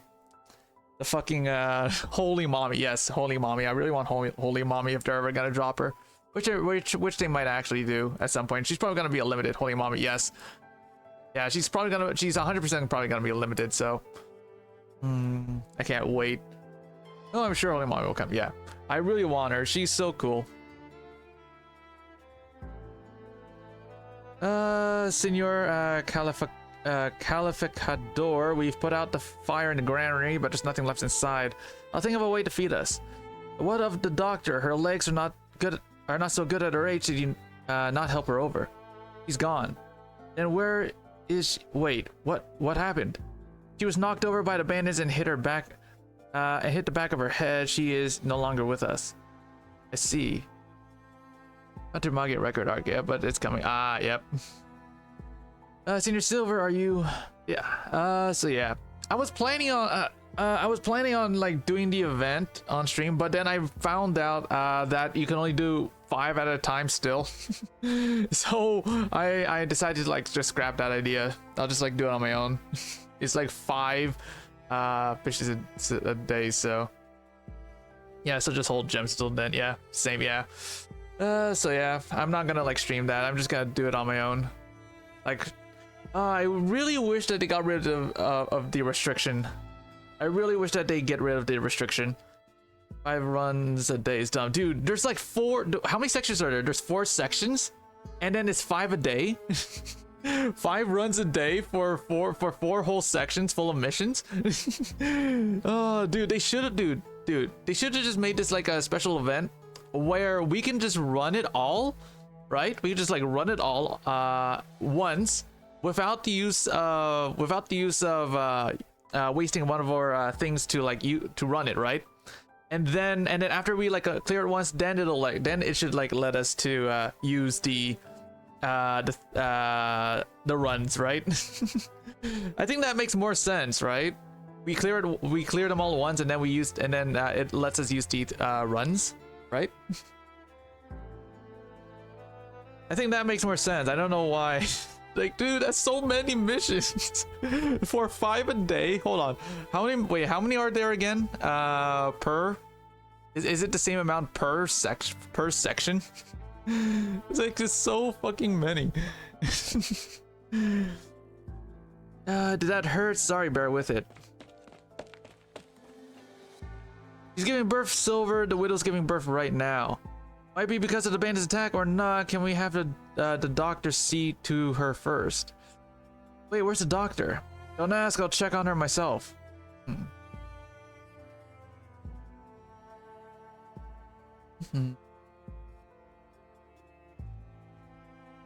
Give me a sec.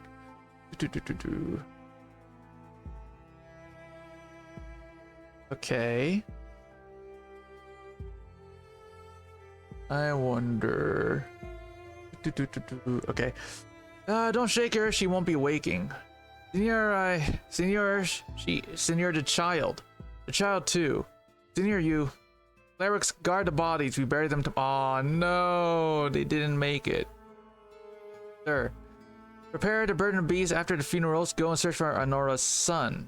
We must ask him to return no matter what. This town needs a doctor. As I recall, she was teaching you some of her crafts, or was she not? A man has only just learned how to make ointment, cannot be considered a doctor. Otherwise, the widow and her child would not have died. Now go back to work. Aw, that's kind of sad. And because of the bandit's attack, the doctor died, and so the doctor wasn't there to save the widow and the child. Oh no. Through the tightly closed shutters of their windows, the people of Aron can see a pink light floating through the fog-choked streets. Silver does not know when it became dark. It feels like it was morning only minutes ago when he was tidying up the robes for the execution. Ropes? Ropes. Yes, not robes. Ropes. Oh wait, no, it is robes. Yeah. It is ropes. Okay, I thought they were just putting the ropes away from the hanging. But now those robes are stained with blood, not the blood of thieves or blasphemers, but of the townspeople.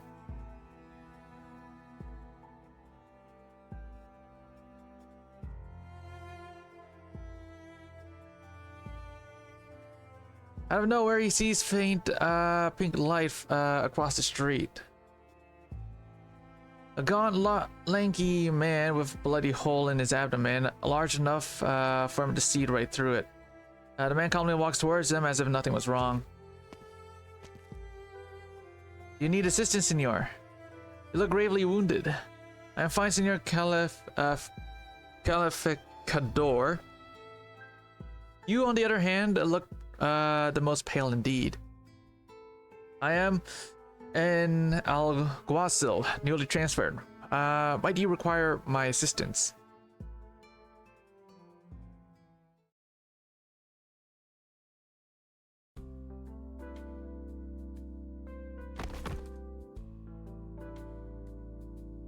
I must say, I didn't expect you to sleep so well hanging upside down, Hoven.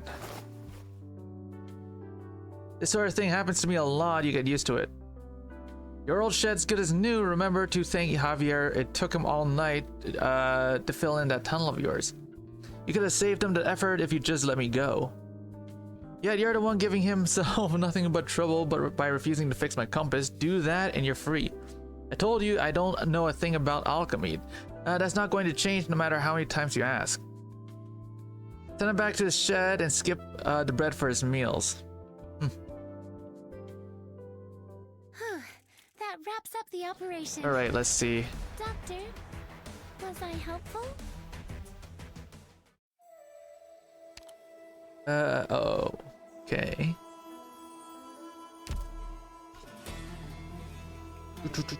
Okay, looks like only one way to get in.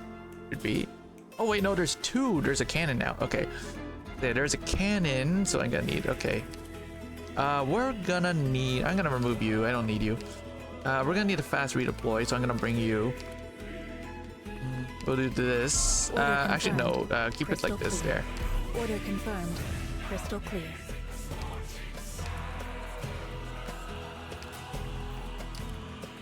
If I die here, use the pension to buy some roast potatoes for the gang.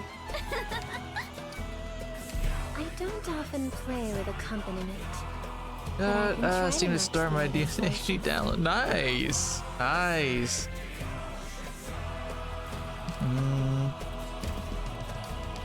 Good enough, good enough. Okay.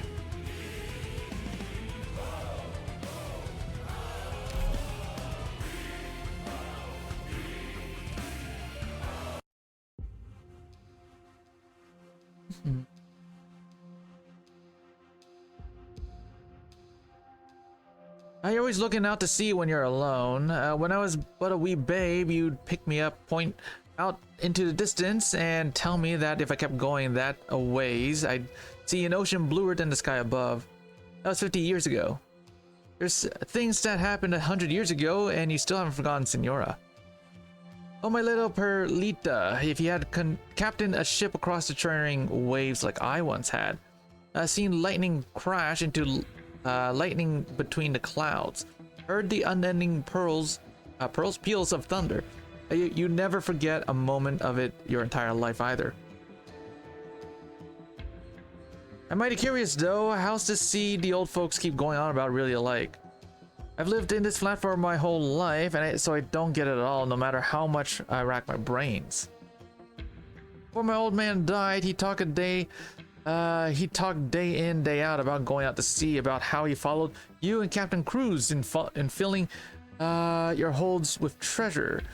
So full your ships would be so low in water. Your father was the nimblest topman I've ever seen. He climbed like he was going for a stroll in the garden. A shame there's not many sailors left who've actually seen the sea for themselves. And that's my biggest worry, Senora. Even the compass leading the way, we lack seasoned sailors. When it comes to the sea, Perlita, we are all reckless, ignorant children. Nowadays, it's starting to feel like even heading out into the flats more trouble than it's worth. Oh, thank you for treating Sammy. Oh yeah, Guardian, I did get on Zenless, I did get the new character and her weapon too. So I am after I'm done with catching up to the story, I'm pretty much like done with Zenless for a while. So I'm gonna end up deleting that game and then move on to like something else like later on.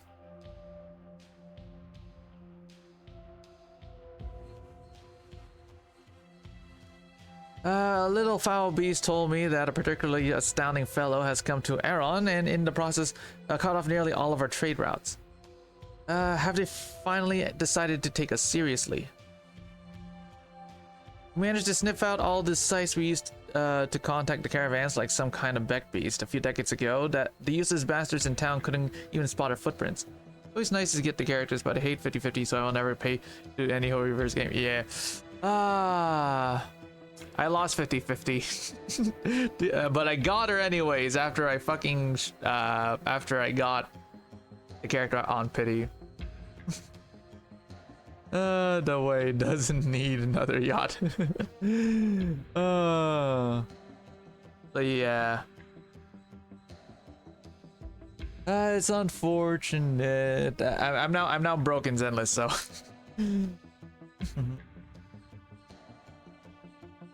We have to sniff out all the sites we used to. Wait, I read this. Stealing the compass out from under the noses of a massive garrison. To the Inquisition, it might as well have been both humiliation and provocation. Reverse bought a nuclear reactor with gotcha money. Yeah. I fucking remember reading about that. I had no idea that that they were funding a nuclear reactor. When I first heard about it. They'll do whatever they can to find this. It won't be easy. We're running out of time and the boy won't budge. What do we do, Senora? What if he's telling the truth that he's not an alchemist? He'll be free to play and it won't even matter because people will so hard. I know. There are people that spends like thousands upon thousands of dollars in the game and still have more money left over, so I am absolutely certain he is the one, Perlita. The coin on him has the symbols for salt and water on his faces, a set of symbols particular to the school of alchemy, and that particular combination means look to the sea for life. For $400 a month base for characters. I know. I'm not that crazy, yeah. Dude. And dude, one day when these games like EOS, and they will EOS one day, probably not anytime soon, but one day they will EOS, dude. The amount of people that that will fucking hate Hoyo for ending the servers for like spending so much money, dude. It will one day EOS, not anytime soon, but yeah. One day, all gotchas EOS at some point. I'm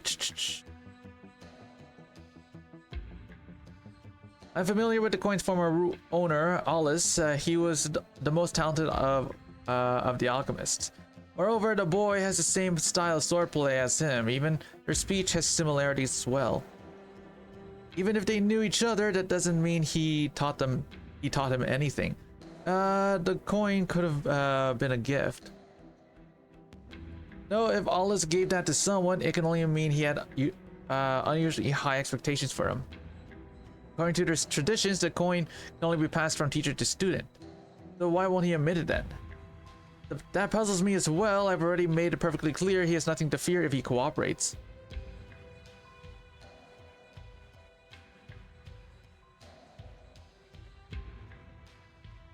Young Isidro bites down on the root of his tooth with great force, but he cannot stem the flow of stinging pain bubbling up from his gums. Before him, a former classmate's corpse lies under the foot of his mentor. The corpse's long, cold limbs are lined with azure mucus that makes him retch. Through the tears in his eyes, a gentle voice like flowing water pierces the depths of his heart. Why do you wipe away your tears, Isidro? You killed him. The sea and the land are as one. To mix them together is nothing more than erasing barriers between them.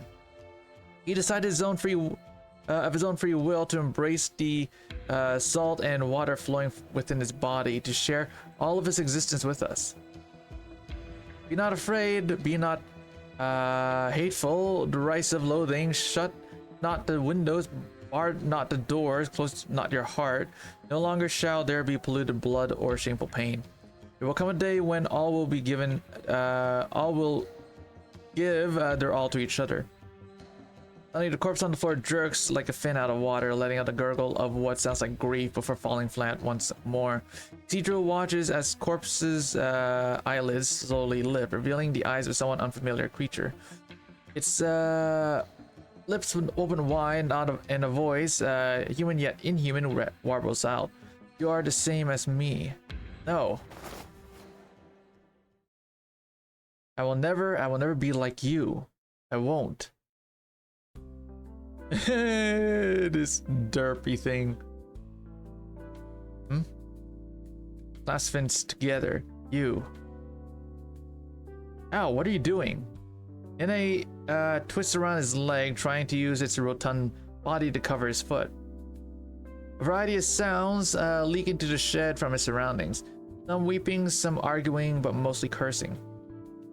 Isidro hopes they aren't cursing at him. Wait, he freezes in place as the gears in his subconscious mind begin to turn. He sticks out his head and no guard outside the door. How unusual.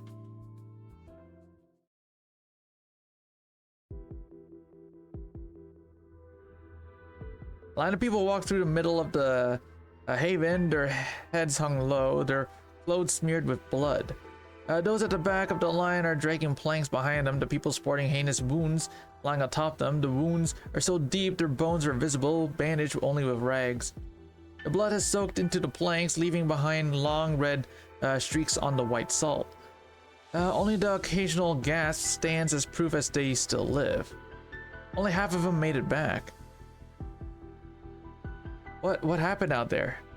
The Inquisition Capulos ambushed us at dawn on the only road out. A lot of our mates gave their lives to see us live, took everything we had to escape. Townsfolk don't have salt ships. How'd they get deep enough into the flat to even find you?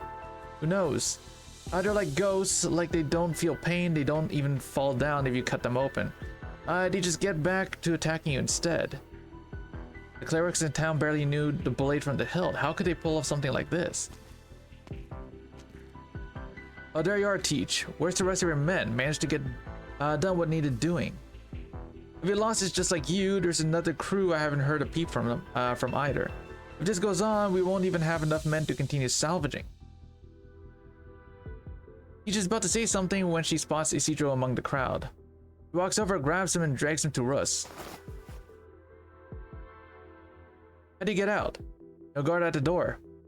Bring him with you. Me. I say nay. I'm saying nay too. This is your problem, not getting involved. If you want to eat, you have to work Cheval. If not alchemy, then you'll have to offer something else. Why not just let me go already? Oh. I don't even think about it. Best prepare yourself to spend the rest of your days here. We're sorely low on manpower. Stop pulling me. Morning of the day after tomorrow, Russ, you bring the boy here. I'll go tell the boss. What is even going on right now? Want to come along too? Seriously? No. Osfin indignantly.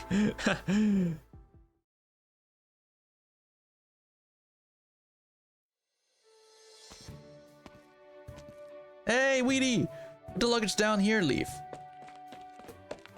Hey, Elysium. Wait up, Weedy. I don't understand. Why did you bring so much stuff with you?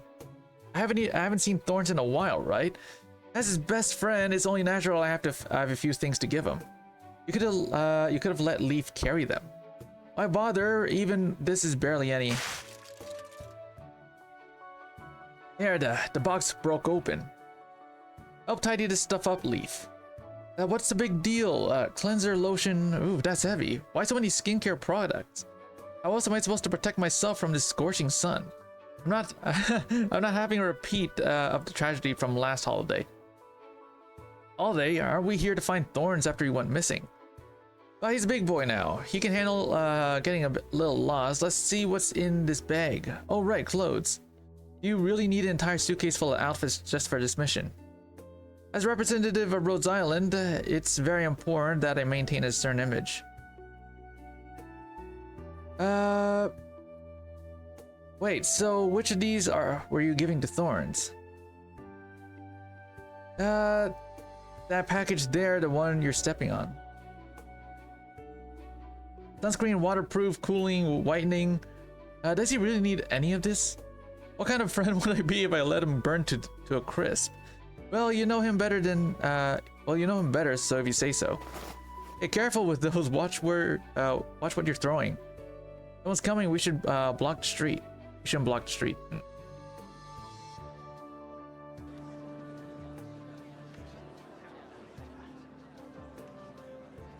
Will you be holding a sermon for us tonight, Senor Alguacil? Also, I must thank you. My wife used to sneak into the kitchen every night to eat the grain we had stored away while keeping to the teachings against gluttony by day.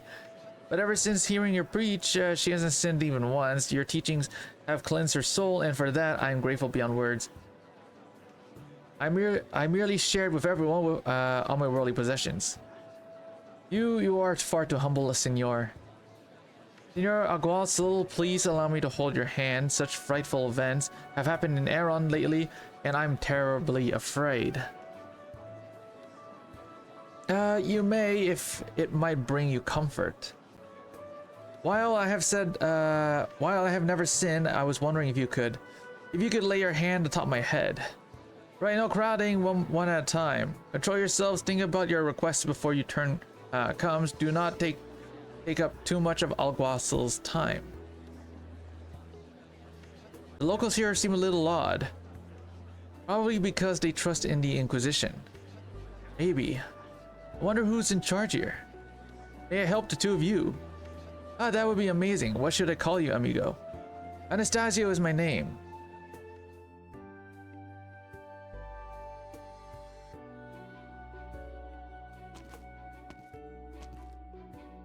This dude's really popular. That's for sure. Everyone who sees him stops to greet him. Calificador Silver is waiting inside. Pray enter.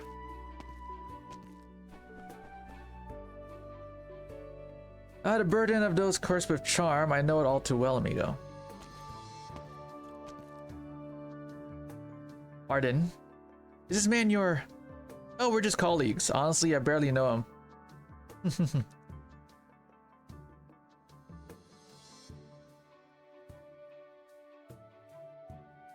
I'm afraid we do not have what we need to hold a proper reception for you, my guests.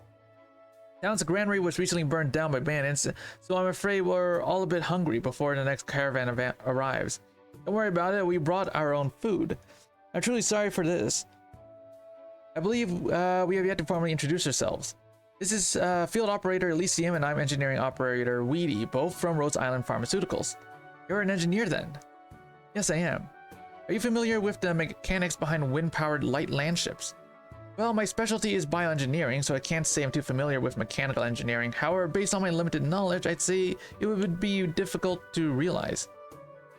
It's different from seaborne ships. If the materials aren't robust enough, the ship will fall apart the moment it tries to move. Patiently blows the red streak of his hair. What do we use steel for the keel? I'm afraid that would make them too heavy. That's precisely why it's difficult to make wind-powered ones. Then would you say making such a land ship is near impossible? No, I'm sure someone could come up with a design once you manage to work out the kinks. The actual construction shouldn't be too difficult.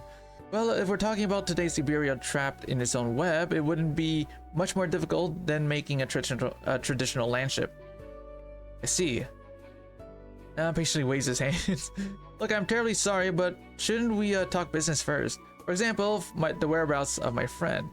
Dios mío, forgive me, I got carried away. Could you describe him for me?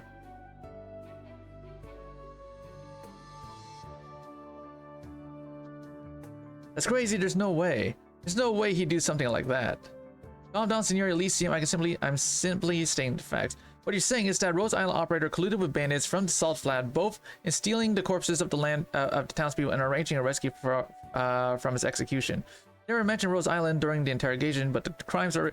Dude, they fucking put him to death immediately. What do you mean? There was no interrogation. There must be some sort of misunderstanding here. I regret to inform you that all the information we have points towards him being this criminal.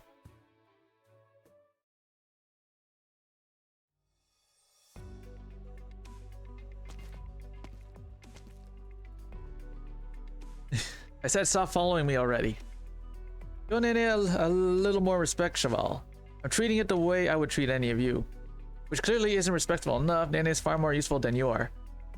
I thought it was your emergency rations. It's practically the boss's heart and soul. Who dare harm a scale in his head? Besides, it's got far sharper senses than us out in the flat. How else are we supposed to find anything under all this salt? What are you looking for? What else? Relics of the Golden Age, sometimes high-tech curios, sometimes luxury items or whatever else. Good money either way. But doesn't the Inquisition crack down on these sorts of excavations for Golden Age in antiques? They may not like it, but the caravans sneaking into Iberia sure do. We trade these trinkets for water and supplies. It beats begging, that's for sure. But smuggling. Don't give me that look. You think it's easy living out here. But you, Cheval, every last one of the materials we got you for your alchemy, down to the smallest fin bone, was brought by the blood, sweat, and tears of our crew. So think it over. If you know you can't do it, then don't waste our booty. What are you suggesting? Do a little how during your alchemy, show the boss you failed and give her a reason to back down from this madness. Can you just, I don't know, let me go? Also, why not just tell her that yourself? Don't want her to think we're against the plan. We respect her. Fear. Well, I suppose she is an amazing fighter. There's better reasons to be afraid of her.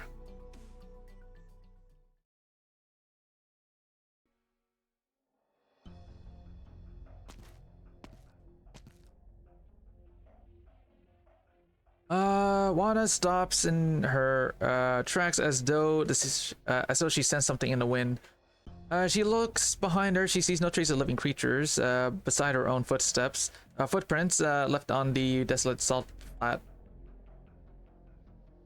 She breathes a sigh of relief and continues onwards. There's a giant skeleton in front of her, and below it a dark shadow. She steps into the shadows and disappears.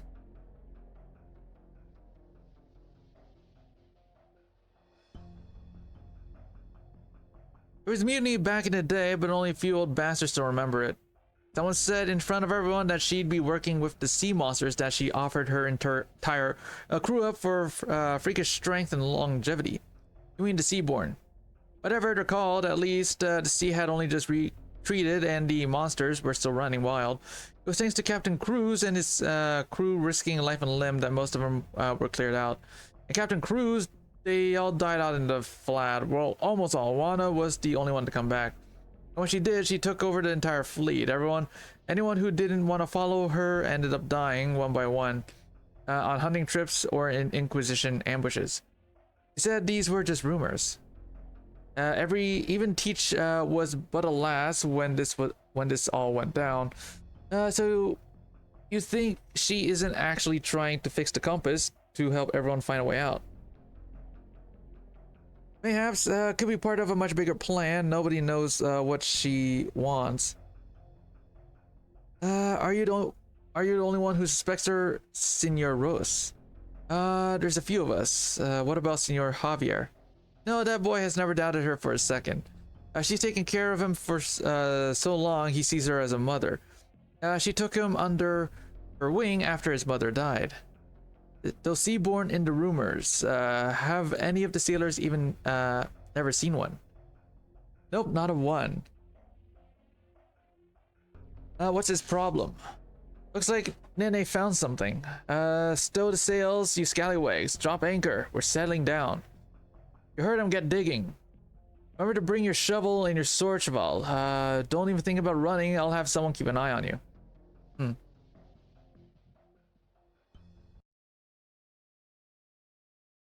Oh, okay. Never mind the use of force. Death has its own resting place. Ooh, okay. So this is what's gonna happen. I can't, dude. I can't take that one out, the cannon, because there's no place to frickin' put it to take it out. But oh well, we're gonna do this instead. Oh. You need me to. Oh, Rekina! Konakasuita?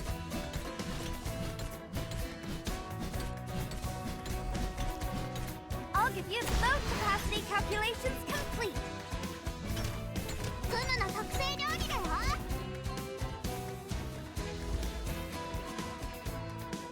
For them, the bell tolls. Fear not! Here I come!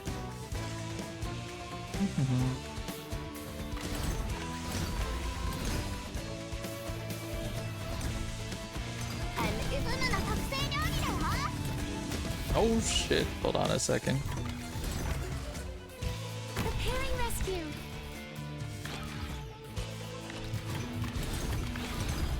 It's my job to ensure everyone's safety. Request both capacity calculations complete. I can handle this. the curtain of destiny. みんなお腹すいた？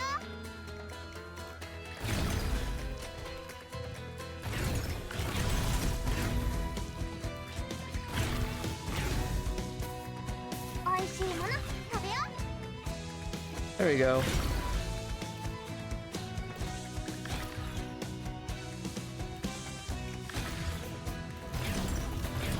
Everyone, please be careful.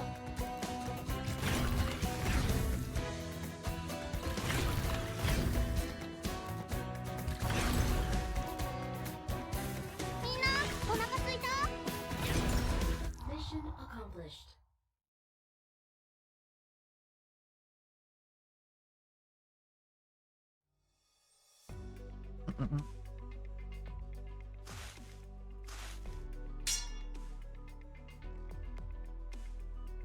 A ship's log. You recognize that? It's something mariners used to use to record what happened on their voyages. We've seen a lot of this sort of thing. See, my teacher taught me many things. Must have had guts to do that. So are you going to stand behind me and commentate all day, or think it was my idea, Cheval? Bolson told me to keep a close eye on you. I'm sure you can do that without literally breathing down my neck.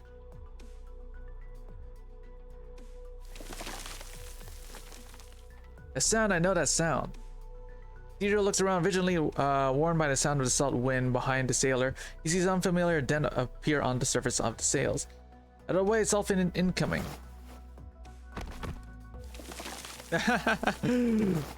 Oh. You got Finn shit for brains. You shoved me aside for this. You think it was one of them giant salt fins or something? Shut up.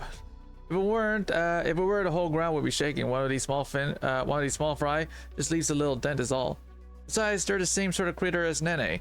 Now, what's it gonna do? Cuddle you to death? What's that crazy puta even need from a guy as stupid as you anyway? They're the same species. Oh. So there's more than one variety of salt fin out there. You have about 10 or so types, big and small. Some of your sails are made from leather, are they? Dolphin hide, you also use it for tents. And the meat you hang out to dry outside. Dolphin meat. Your weapons. Dolphin bones. and those guys are... They ain't the same, won't hurt them unless we really have to. The crazy Puta loves them to death. Once tried to haul some aboard to raise them, but a day away and their friends, and they lose all the spirit. She just had to give up on that local plan. And why is that one part of the crew? And it was abandoned by its mates, couldn't keep up with them thanks to its weak body. Lucky for it, she went and picked it up.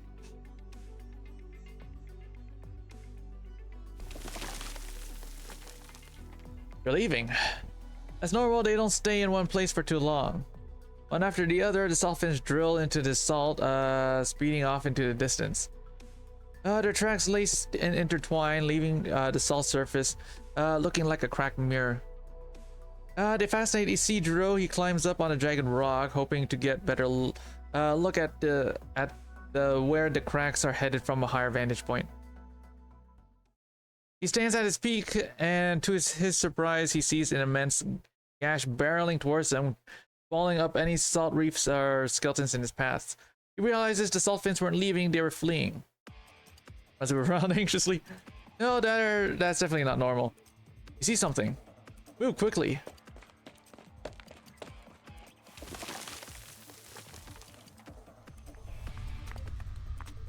In an instant, the ground splits into a gaping maw, threatening to devour the two as they sprint away. Sesk stumbles as he tries to flee, the collapsing earth grabbing at his ankles. He screams in terror. Isidro grabs hold of his arm, but he soon finds out he is powerless against nature's brute strength. As the two are about to be swallowed whole, the collapse miraculously stops. The sailor's lower legs wedged right between the jagged earth, now nothing more than a bloody, mangled mess. What's going on over there? It's all split open. I think someone fell in. Go have a look then, quick. Are we going now? Get back here, you Capulo. Don't even think about running. Hey, don't leave me here by myself. The crewmates will be here soon. You'll be fine. Where are you going? Ah, sure, somewhere you can't find me. No, you can't go. Wilson's orders, I have to keep an eye on you.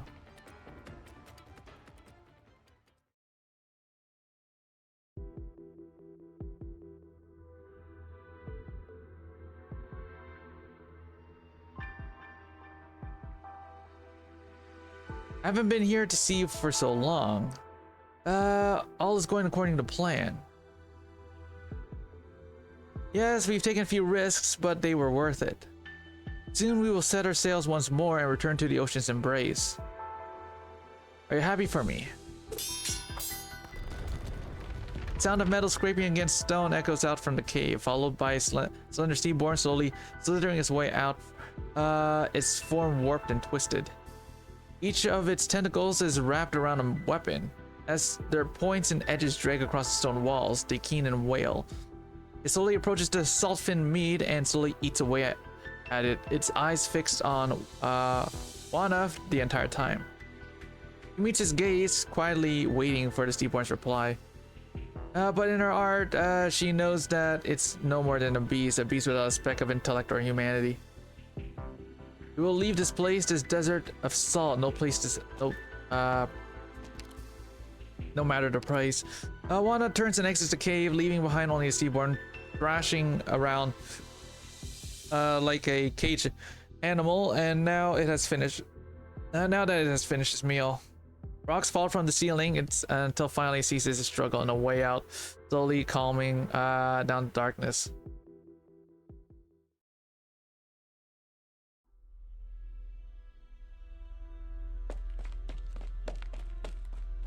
Yasmia, what happened here? Did that boy do this?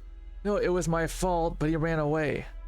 Forget him, you lot come here and help pull him out. My leg. What's on his leg? Speak up. I don't know, I think we can save it. We need to call the surgeon. When's the last time we had a surgeon? But only a surgeon know how to cut it off right, else he'll bleed to death. I don't want to die here. Save me, Bosan, save me. This guy. I'm here, I know what to do. Val. He'll live, I guarantee it. Good, get over here. Bite down on the hilt hard. This'll sting a little, just bear with it.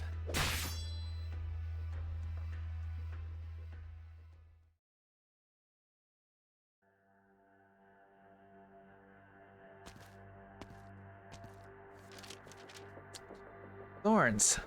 How could they do you dirty like this on your own wanted poster? What's with that picture? Why are you so quick to concede as Thorns now? Weren't you just insisting it was all just a mistaken identity? What if those bandits forced him into it? Or maybe he was framed. He's not much of a talker. I can definitely see him putting his foot in his mouth while explaining himself. If he is the upstanding young man you say he is, then surely he's dead by now, killed by either the bandits or by the dangers of the salt flat. No, what exactly would they do to him? You'd like to know, you would be happier not knowing. We've done all we can to keep them away from town, but they still managed to abduct some of our best and brightest. Their leader is a vile monster able to corrupt the hearts of others. Oh.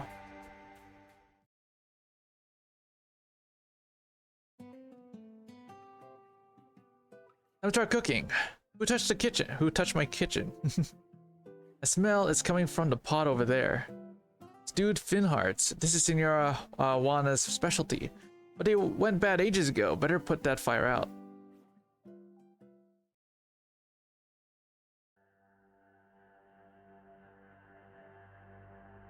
During the profound silence, most of Aron was submerged under the sea. Only the small part atop the hill avoided that grim fate.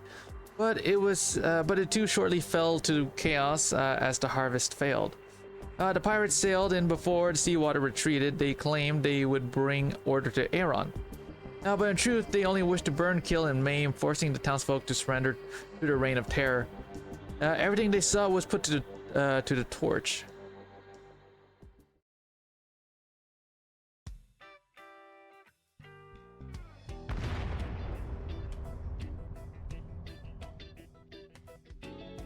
Fire, help, fire, the pot blew up. Erda, where's, why is there a fire here? Javier, you dried out piece of fin shit. How many times do I have to tell you not to let this useless cockeyed bastard in the kitchen until he gets some glasses? Oh, it was fin oil. Sorry, it was all blurry to me. Out of my sight, dumbass. Where the hell's Javier? Get over here and put out this fire already. Quick, cover it with salt. On my clothes, I just sewed up that fin leather coat. Those fin leather smells pretty good.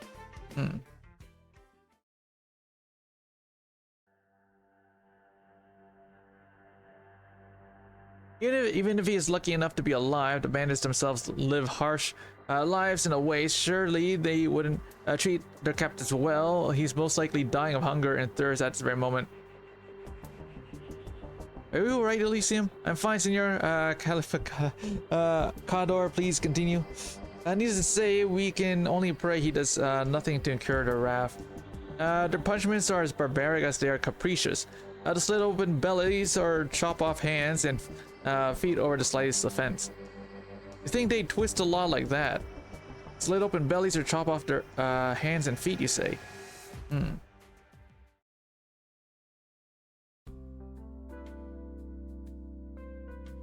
Yeah,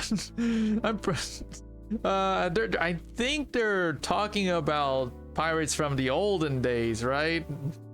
Because pirates that Thorns has encountered right now hasn't like done anything too bad when while he's being held captive. I guess some rum, give him a swig. Russ, how's my leg? All right, lie down and stay calm. Your leg's still out in the flat, it won't hurt any longer. You've been looking after you here, Sesk. Don't worry, the surgery was a success. You won't be dying today. Oh, I just cut his leg off. I can't call it surgery. He's alive. That's surgery enough for us.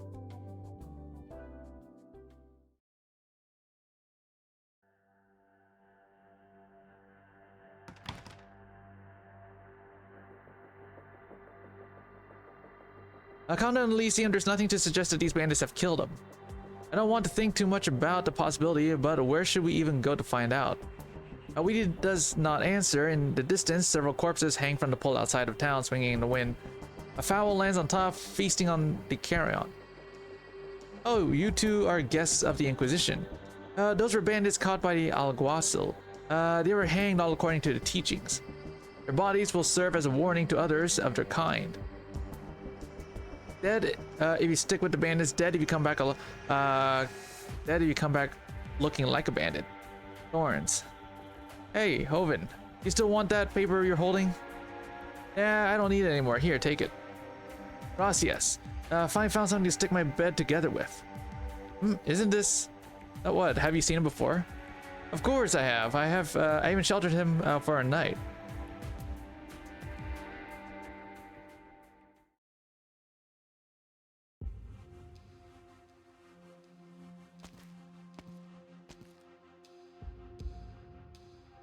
At least heading out into the flat to hunt salt fins in a few days, and I'd like the boy to come along. We've lost a lot of men this month, and our surgeon and navigator sacrificed themselves to get us out of the Inquisition's trap. I think he can fill in for their posts. That's how you plan to fix our manpower problem? I only let him help out the salvage ship because Teach's guarantee, but did he not almost run away today? And now you're telling me that you want him to join you on a fin ship. Senor, I know he's a precious alchemist, but he's great with his sword too, and knows his medicine. He'll be real handy during a hunt. You might as well open the door and let him leave. He'll find no shortage of opportunities to escape out there. But Pirate Russ, we're not the most kind-hearted sort. See, Senora, we've lost way too many men in these last few tussles with the Inquisition. You're not the only one in this fleet who needs him. We all do.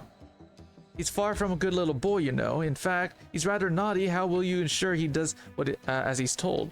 He never met Pasquala before, and he still saved her behind when the Inquisition was chasing her down, and saw her safely to town. Didn't ask for a reward neither. He could have left Sesk to die, but he didn't. Chose to come back and help us save him. He's a good kid, an honest kid. As long as we show how much we need him, he won't just sit back and watch us suffer. Any other news from the crew? Nothing yet. Nothing about our food supplies for next month at least. Fine, he can go with you.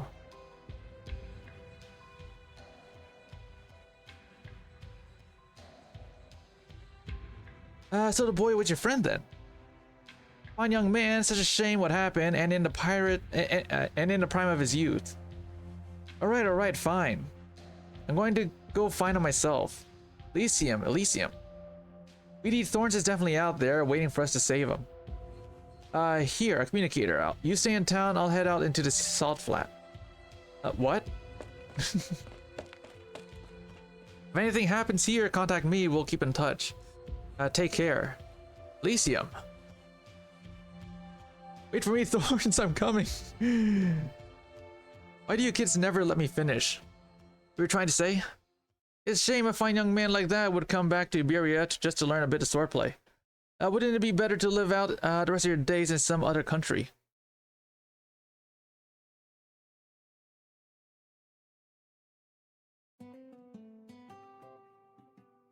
This bread is burnt. It'll still be edible at least. A bunch of useless pricks, I'll cave their skulls in one day, mark my words. Lucky we didn't lose too much. Why are you snacking on a lump of charcoal? Because I'm hungry. Toss that out and come with me. You got a lot to learn before you can join a finship crew.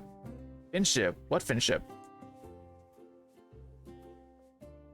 任務完了。正確かつ効率のいい式だったな、ドクター。Okay, now we're on to number 3. Alright, give me a minute. I'm gonna be right back. I'm just gonna grab something to drink, so give me a minute.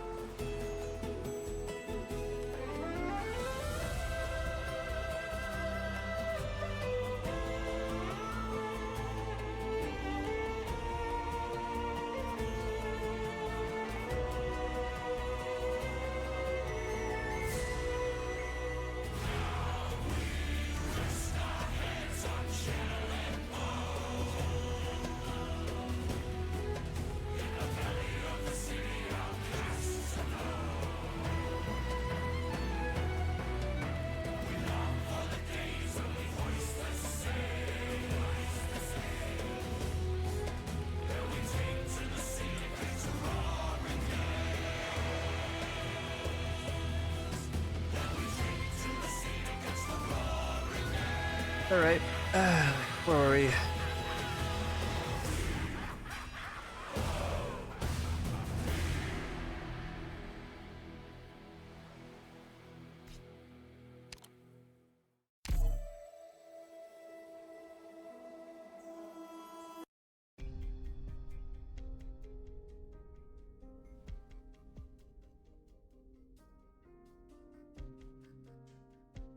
Thank you for dinner, Javi. It was delicious. Senora Juana, I have some questions. Go on then, no need to hold back.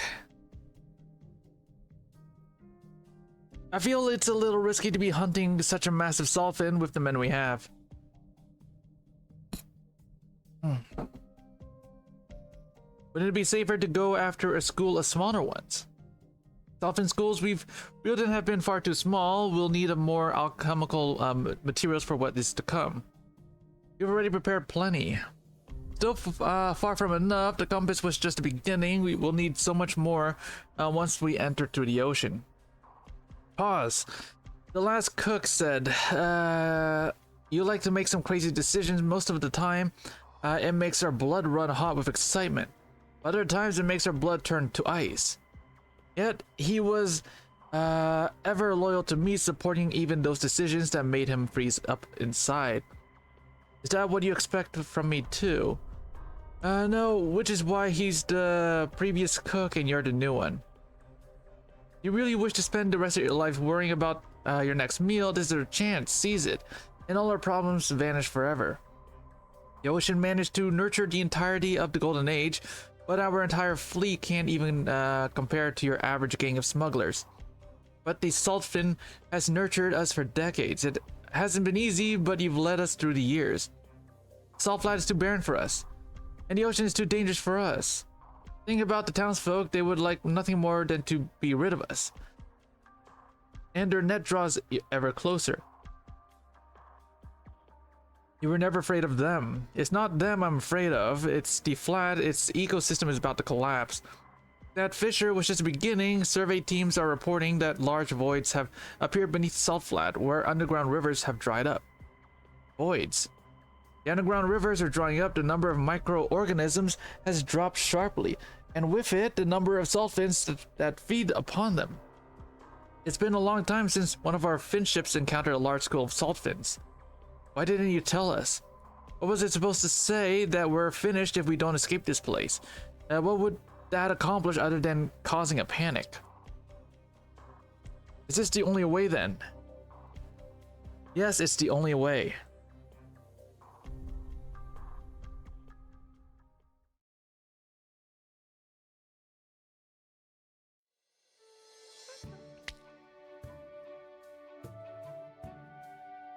A little to the left, thanks. Yes, now a little harder. It was a long day learning to catch Saltfins with Senior Rose sound my aching shoulders. Yes, that's the spot. Nene stomps even harder on Isidro's back as he inhales and exhales deeply. Nene. Never mind, you wouldn't understand. It's not like I don't want to help you all. When I was little, a beggar taught me a few tricks. I just earned scraps on the streets. But when I met my mentor, he told me those weren't tricks. It was alchemy. I was fascinated by alchemical studies. It earned me praise from my mentor and recognition from my peers. And most importantly, I was no longer a street urchin with nothing to my name. I was worth something. That is until I learned the most fundamental nature of that school of alchemy. Isidro pauses, and then I stop stomping and looks up perplexed. Perplexity. Yeah. You can never abandon what you have, Isidro. You fear you will go back to having nothing if you fail, but the nature of alchemy is to achieve your goal, devoting everything to it, no matter the cost. The stakes everything, the return a classic. Why is it that only our alchemy was used to sail the seas? Because the ocean demands such quality.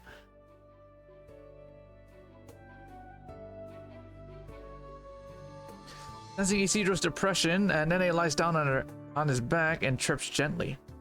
Rose was right, you all just want to live a decent life. Repairing the compass and going to sea is not worth the risk. I'm curious, how exactly is Wanda's compass constructed?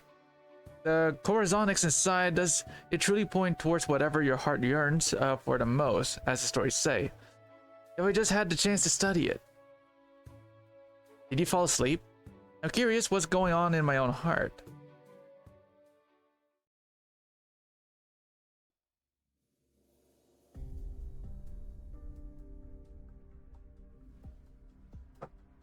Flowers. Dr. Honora was the first to plant them in town decades ago for us to for use in ointments. I have seen them before in the halls of the Bastion, the Conticos. I've never been.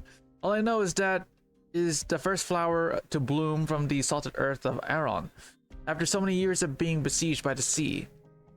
Townsfolk used to give me these flowers as a token of appreciation, I think. Now I feel I should be offering them to you. No, senor, I am unworthy. Had you not taken those measures towards the caravans to obtain the predator burden beasts, we could never have gone after those despicable bandits in the salt flat. I did no more than what must be done. Your duty, of course. I believe you mentioned you are after a forbidden relic the bandits have stolen.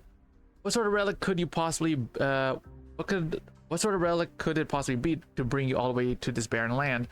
A compass. There are thousands of antique compasses from old Iberia.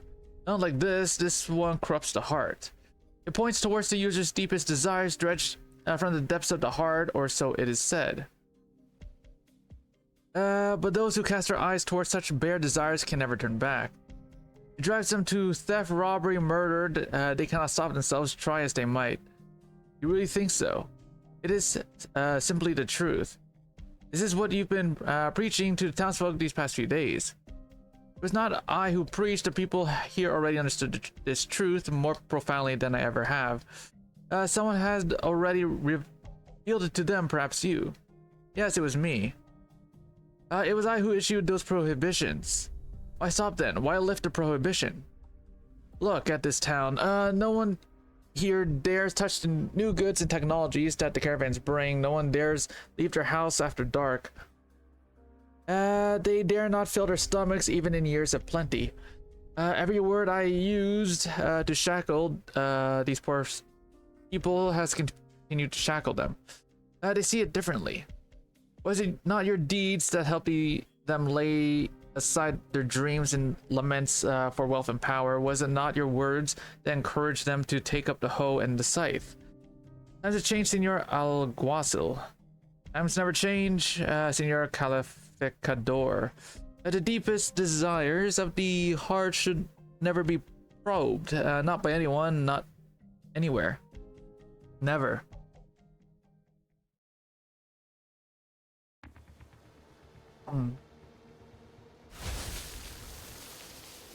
Dolphins ahoy! 2 meters wide, 18 long. Now that's big one, chase him down. Full speed ahead, harpoons ready. Hard to port, full speed. Harpoons up, hey ho. In the heaves of the big one rolls. Stomp the planks, hoist the sails. Round the high winds wail. Hey ho, up we go. Before the sun sinks low.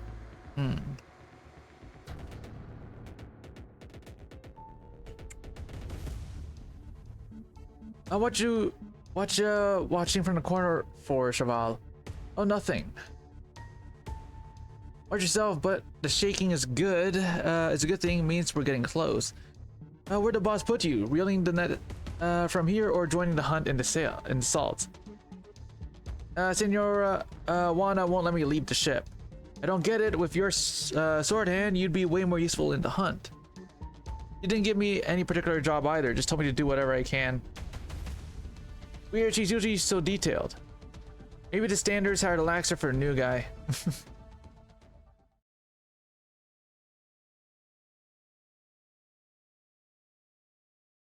I see it. Finish it, that's a big one. Lower the boat, don't let it get away. Wait, it's turning. Old rudder is running into us. Not in the best mood, big guy. Well, my mood couldn't be better. Change your plans, Perlita. Javier stays aboard. I'll lead the hunt myself. But Senora, you haven't led a hunt in ages. Do as I say. Javier, come back. Take the helm. It's too dangerous, Senora. This one's too much for you, Javi. Stay on the ship. I need you to work with me. Then what should I do? He does salt reef in the shape of a tongue. Heard it there with salt rounds. I'll handle the rest. Aye aye. Full rudder, hang tight. The salt ship makes a hard turn to starboard, but not quite quickly enough to avoid brushing against the side of the charging salt fin. Cold sweat rolls down everyone's backs at the grating sound, hanging onto the fence for dear life. Isidro looks towards where the sound came from. He sees a massive salt fin swim past the ship, sending stinging salt grains flying across the deck. How could a salt fin grow this big? I thought that last one was the biggest I'd ever seen. No, Cheval, even I've never seen one this big. What? You never hunt ones this big, not by choice. This is loco. We're in way over our heads.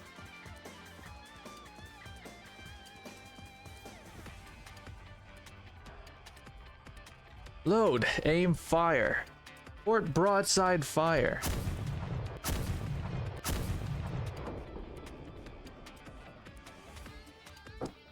Aim for the eyes and nostril. Hitting the shell won't do a damn thing. Is Senora Juana in position? Boss. She just went down. You gotta stop the hunt. We're in way over our heads.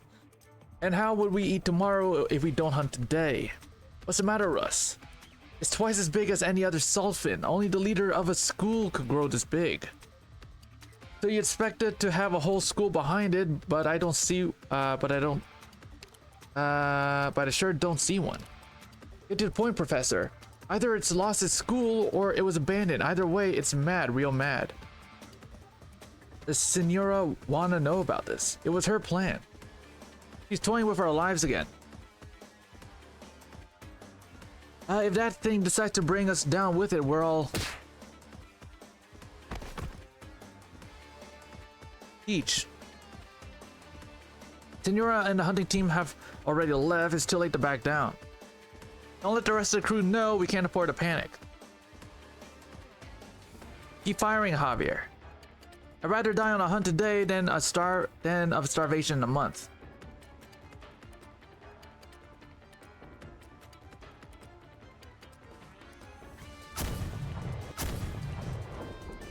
Boss, can we really take on this big guy?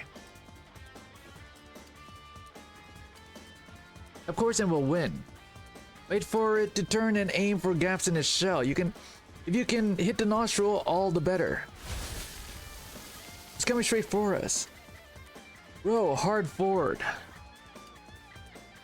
Aye aye. Harpoon's ready now.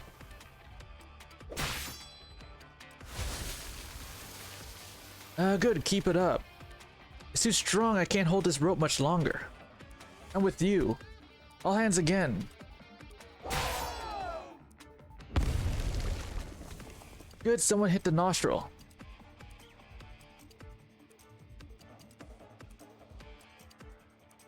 Hold that rope like your life depends on it. 30 meters left. Keep holding on. 20 meters.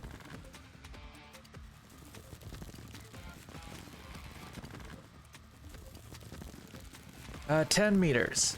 We're out of rope. Just a little more. It's coming out of the salt layer. Yeah, reel it in. Wanna rise our boat towards the salt fin as the rope is reeled in. Its thick hide has been pierced by dozens of harpoons, blood seeping out from the wounds.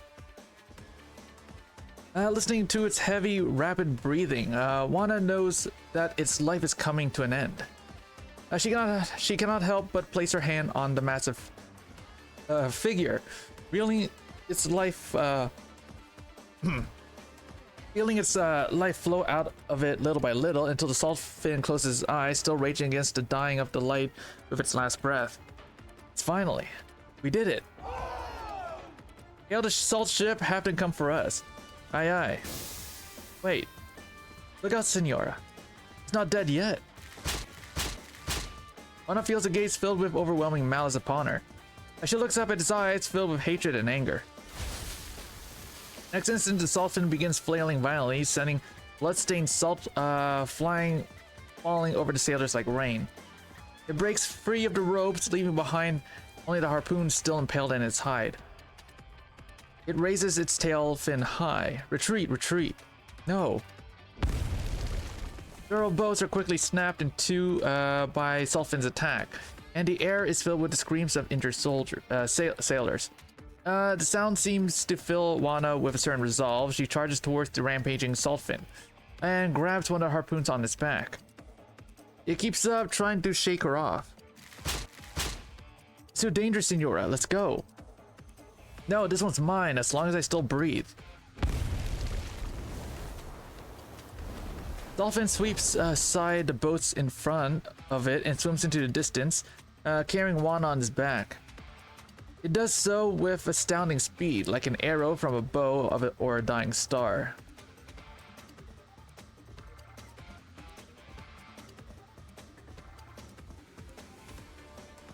Faster! We have to catch it. Stop, stop, that's as far as we can go. The beast drag Wana into the skeletal reef. Javier. You were right, Russ. I shouldn't have knocked you out. Not the first time I know how you can get. But listen, for once, we can't chase her. The steam and skeletal reef will tear our ship apart. If you won't go, give me a boat, I'll find her. No one survives that place, not us, not Wana can. Are you with me or not, Teach? Don't be reckless, Javier. You're just gonna let her die?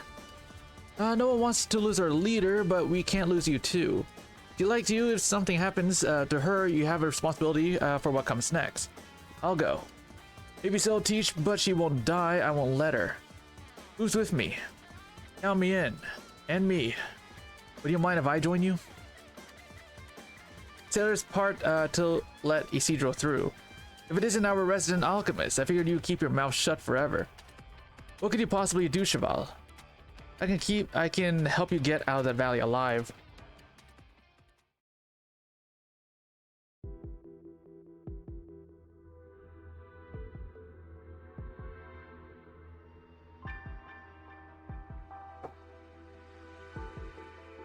Oh, we're ready, Senor Silver. Good, take them in at my command. Yes, sir.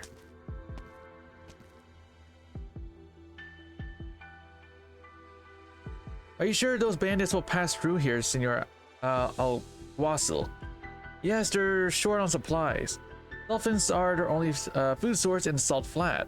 From what the caravans tell us, they must travel through this passage when they return from a hunt. Exhausted by the quarry, they will be no match for us. Good. With this ambush, it will be all over. Things will improve in town once we have the bandits' technology and supplies. Right, Anastasio? Anastasio mutters something, but Silver does not hear it. He simply gazes upon this, on the vast salt flat before him, as if seeing the town's prosperous future out there.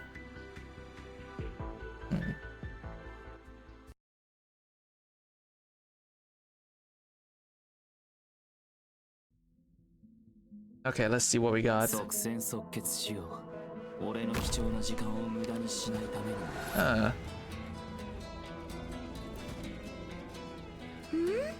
to get serious now. My hammer's not so weak. Yeah, they should be falling into the... Yeah. But they shouldn't really make it. Lucky fly fin? Yo, okay, hold on. Request boat capacity. Get around, you guys. Thus I speak.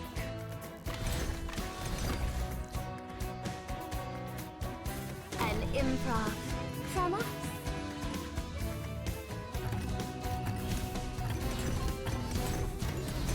Oh damn, they're pretty fast, huh? Gather around me, guys. 時間をかけるつもりはない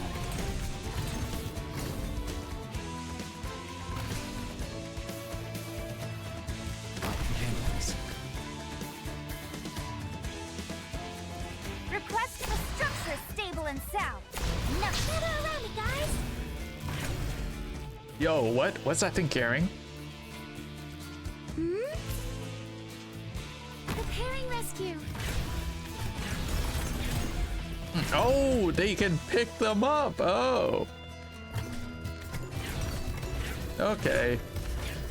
Those dolphins are fucking strong if they can pick up a freaking an actual person.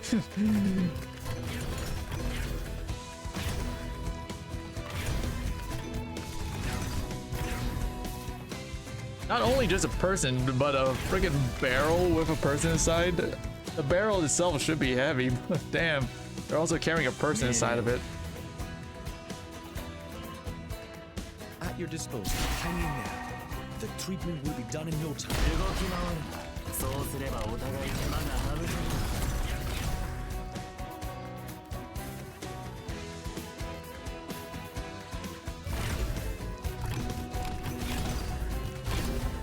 Mission accomplished. I wonder.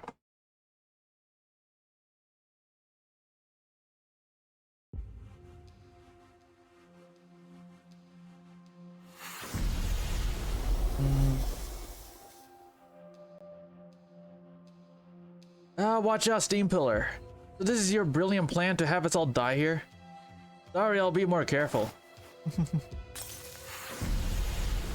The test tube that Isidro throws bursts in mid-air, creating golden mist. The mist is soon dispersed by a faintly red jet of air, followed by a powerful burst of steam. This will let us predict the steam bursts. But I don't have too many left, you'll need to hurry.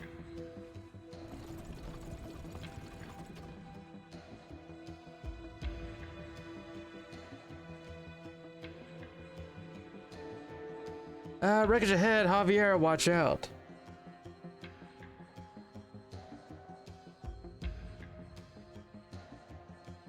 I could blow it up. No need, I know what you can do, Cheval. Okay, this ship looks like it's been here for a while. It's the first stealth ship Wanda ever built. She thought it could take us through Skeletal Reef and back to the sea. He failed. And lost almost everything. You see any trace of the boss? Yes, not far now.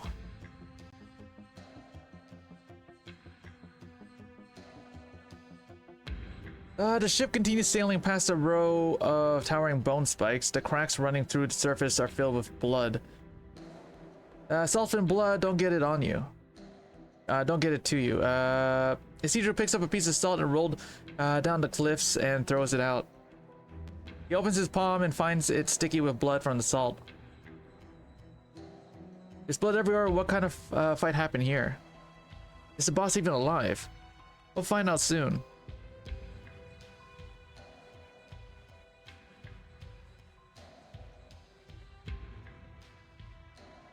Past the bone pillars, a massive Solfin lies lifeless on the ground, its skull punctured by a helm wheel.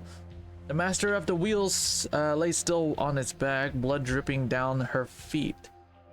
Senora, wanna know.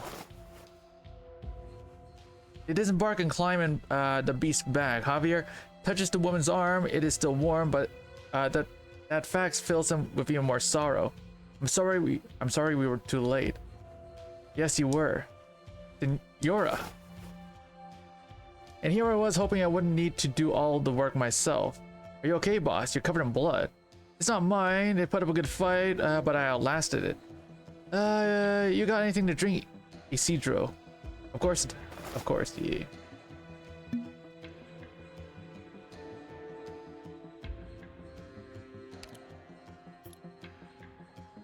Wanda takes the bottle, climbs down the Sulfin's back, and sits down, leaning against it. She takes a few swigs and looks at the crowd that had gathered with a smile on her face. Sulfin, Garum, what a shame. What it wouldn't do for some fine rum right about now. Could you lend me a shoulder, Isidro? I have to admit, I'm rather spent after all that. Me. I'll do it. Let the boy do it. You folks need to start butchering the salt fin. And take that wheel out for me, won't you, Javi? Si, senor. Over here, boy. All right. Now, you never rush a lady. Always let her finish her business. Wanna unhurriedly douse liquid in the bottle, casually tossing the bottle cap into the air and catching it with her other hand. Isidro can only watch and wait. There's a moment when Juana's throat from time to time, she takes her time swallowing. Or rather, it takes great effort for her to swallow.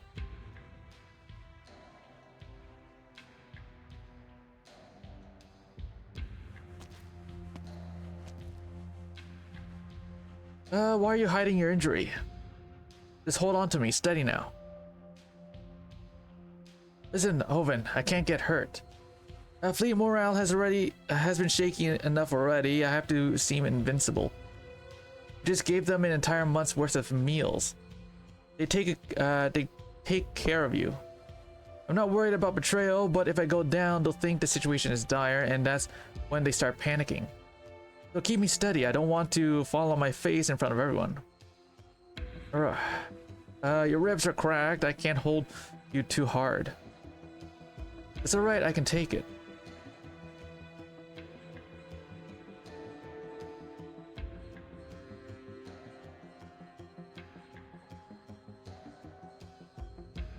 Senor Calificador, there's a salt ship approaching from the southwest. Hand me your scope. Seems like they've had quite the catch. Just look at that thing they're dragging behind.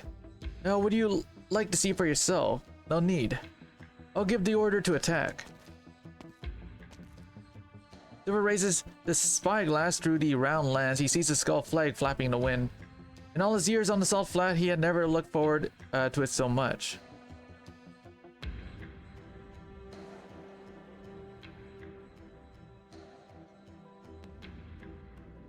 How is it? Enough for everyone and then some. Good, then we'll have plenty of materials to repair the compass. I guess. Senor, yes?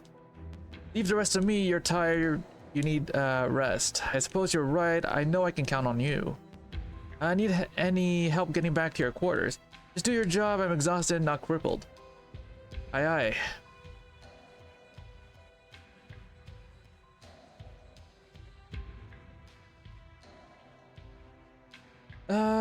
Got a question, Chaval. Yeah? Is the boss hurt? Why would you think that? There's nothing wrong with her. Don't lie to me, liars get lashes in this crew, you know. Of course. Are you worried? Of course I am. She never shows weakness in front of the others. I hardly ever see her get injured, but for some reason she keeps getting new scars. If she's hurt, I don't want her to hide it from us. She'll be fine.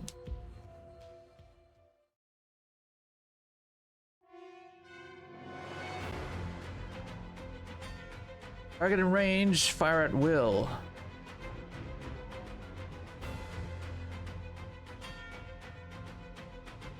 What was that? It's the Inquisition. Where's my wheel? They came for our quarry. But I'll go, just wait inside. Just watch as the Inquisition takes what's mine now. Never. Lana.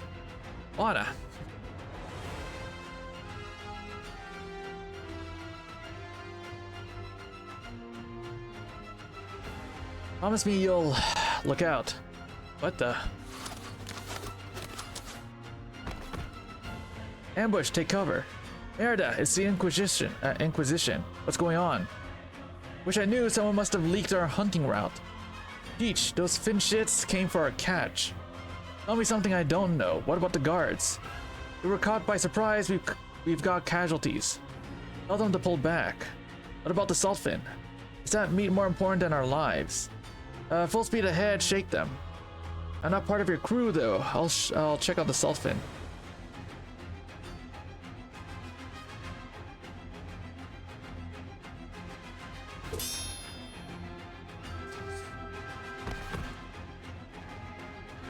The guards around the salt fin have been neutralized. We cut the rope. They can't pull the meat with them. And the remaining pirates hiding inside the ship. A shame, we could have taken the ship too if we had more men. What about the alguacil? Went to pursue the ones who fled. Tell them to return. We have the salt fin, no need to overextend ourselves. Senor. Massive helm wheel flies towards Silver. He jumps back in the nick of time and almost falls backwards. A woman in black leaps down from the salt ship, catching the flying helm wheel in her hand. Where do you think you're going with my catch, Inquisitor? You, the corrupting Aegir. Oh, it's you, Joven. I thought you might grow up a little when you became Calificador, but it seems you're no different from your treacherous predecessor, Silver. Always looking to stab people in the back. Did you expect to be treated kindly, sinner? Was I being too nice? Would you prefer I to continue this conversation with the sword?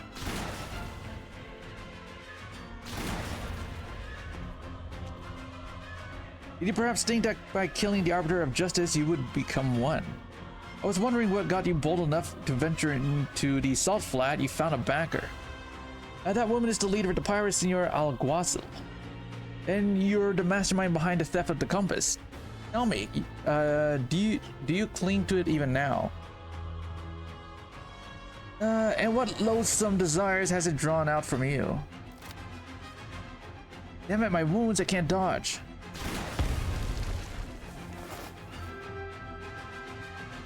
Are you out of your mind? He almost hit you. Silence, Joven. Do you think I wanted to get hit? We need to get back to the ship. That guy's too strong for us. We can't fight him like this. Oh, we meet again. Then you shall receive judgment together. We need to go. They came prepared while we're exhausted.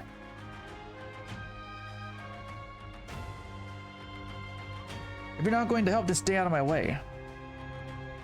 Teachers gave me the order to sail. You'll be left behind. The ship needs to shake them. We can't wait for you. You go back. Wanda tries to stand but cannot find the strength. The Alguacil and warrior priests approach. In the distance, Silver stands atop her catch with a smug expression. Enough food to feed the fleet for a month, important materials for repairing the compass. She cannot afford to lose it if she is to return to the ocean. Senora Wanda, come back. Wanda hears Javier's voice calling to her from the ship's stern. Grab Wanda, Cheval, we're throwing the ladder down. Blood, your wounds have opened up. What are you waiting for? Get up here. You must not pass out. Her crew needs her. This is the future she must lead her fleet into. She made a promise to cruise. Don't let them get away. Yes, sir. Senora Wanda. Wanda. Senora Wanda. Shut up. She can withstand the pain and she can withstand the pain and darkness back no longer. They overcome her.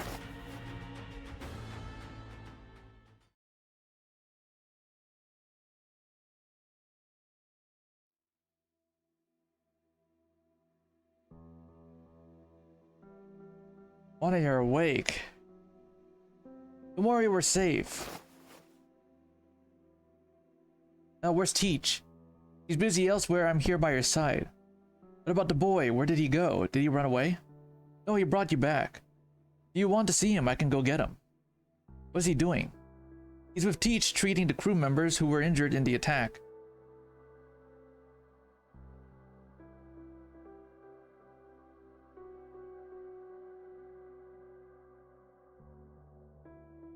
I'm sorry, this ointment hurts when it's applied, but the bleeding should stop soon. Now shut up and stop whining. Go on, I can take it. How's it going on your end? Not much we can do. Bury the dead in the salts as soon as we can. Aye, come with me, Cheval. Sesk wants to see you. Is he hurt? Got shot in the liver, he's on his last legs. Said he wanted to see you. Take me to him.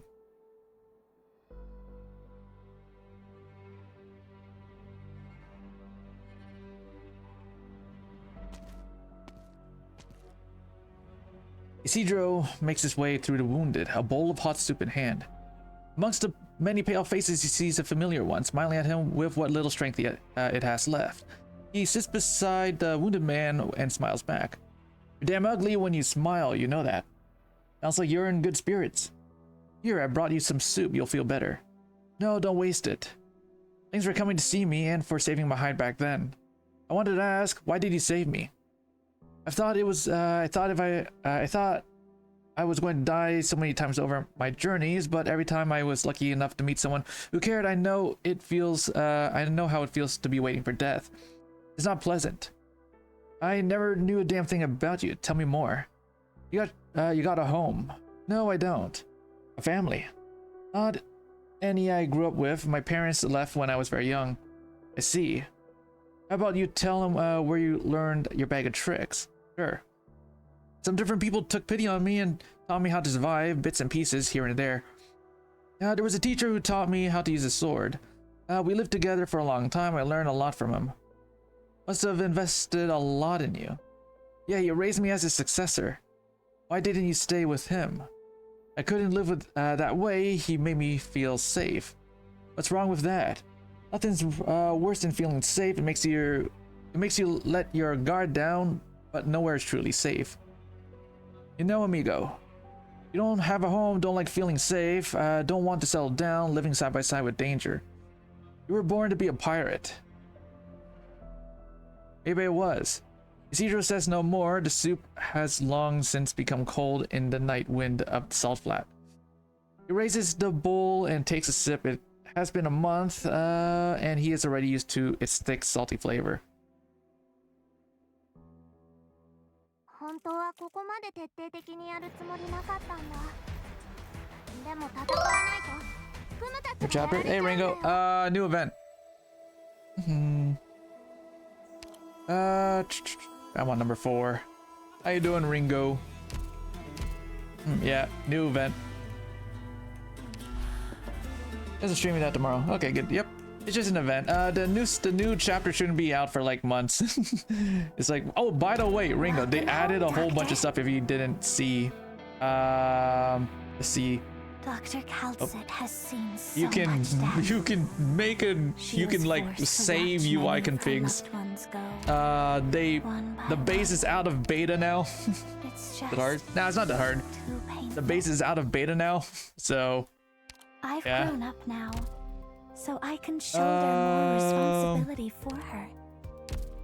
She this doesn't have to you can walk customize alone this, but anymore. there isn't really many stuff to Doctor, I want her to know change. that we're here for her. There's not really anything left. There's nothing really there to like add, I think.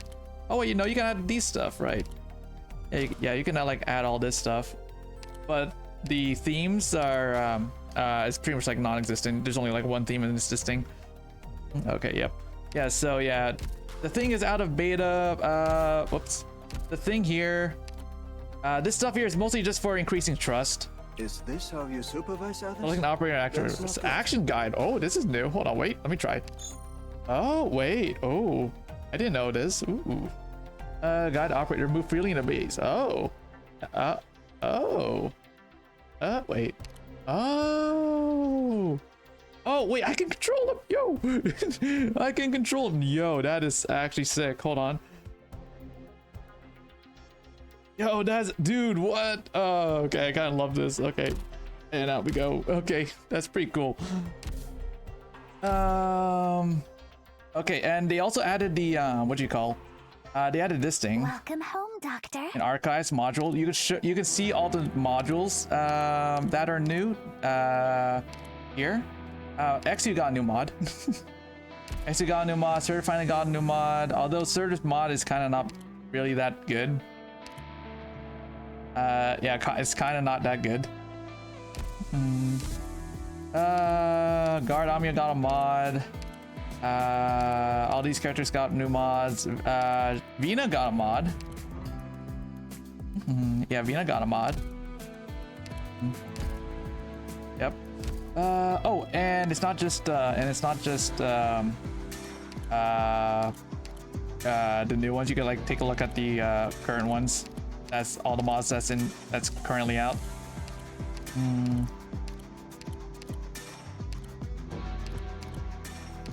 Which is very useful. I don't have to like go searching for people who may or may not have mods anymore. Very happy about that. I think they added, yep, I have currently 49 mods collected, 19 stage 3 mods, and then I have 48 operators with mods. Oh, right. I just remembered. Hold on. It's, the reason why it's like that is because I have, you. Because of this, I can unlock this. Oh, wait, no, that doesn't make sense. Then wait, who doesn't have a mod equipped? Hold on. One of these guys doesn't have a mod equipped. I'll figure out who it is. There you go.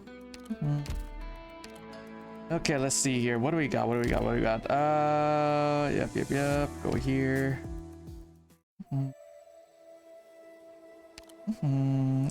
And you could get this character into the thing if you want, but I'm skipping. I need to like 110. He's not bad. He's pretty decent.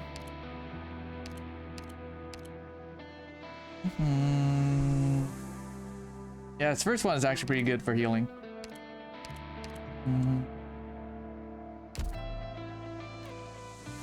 Hey, how many singles do I have? I have 2 singles.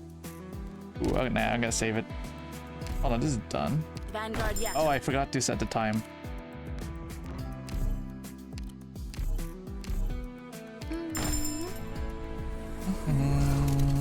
There we go. Do this. Oh yeah, the character in Zenless, I haven't actually used her yet. I'm gonna like do the story. I'm probably gonna try and do a story maybe over the weekend or something. And then that'll be it. That's done for me for the game. We'll play tomorrow. Oh, that's good. Yep. See it through. Okay. So yeah, I'm gonna be done with Zenless after I'm done with the story. Yeah, let me see here. Okay, that's not bad. Let's see. Hold on, wait, where's this? Huh. Oh wait, okay.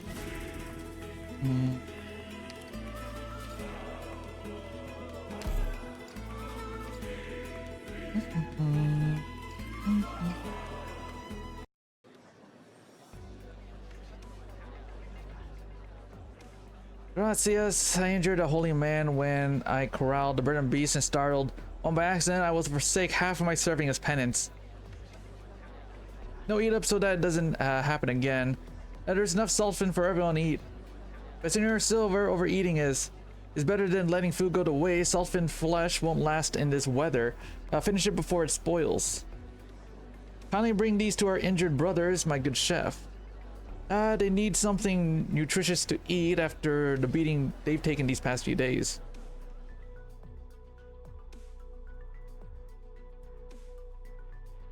I'm gonna lie, it's kind of they're so like the people, man, they're all so caught up in worshiping, I swear. These people here. Have you reviewed the plans in your alguacil? I don't understand how such a notion could have even occurred to you. If the bandits surrendered the compass and the blueprints for a salt ship, I will pardon most of them and permit them to live as I allow them to. Many are young and healthy. They will be invaluable labor in this town to move. If this town is to move, yeah. Besides, it will convenient to have a sword hands are unbound by religious dogma in the event of any future negotiations. They will destroy your town. The AG you're leading them and the rest of them are just disorganized mob. The 3 whom we have locked up in the basement are each playing their own game. I will split them and give them conflicting interests such that if they do raise their swords, it will only be against their former fellows. You once said saving these townsfolks taught them to suppress desire and maintain purity, yet now you would pardon the very bandits who murdered their friends and family for all the worldly benefit. Did you imagine the people accepting this? How is this anything less than a betrayal? What would you suggest then? I would lead our men into the flat without delay, eliminate the surviving bandits, and destroy the very means by which they have sinned. Our injured brothers need rest. We have neither the manpower nor the resources for another major campaign. I will ensure they are ready. I hope you'll forgive my bluntness, Senor Alguacil. But the 3 bandits in the basement will escape at nightfall if all goes well. They will soon bring news back to their fellows. All I need from you is to maintain order and when the bandits come to negotiate.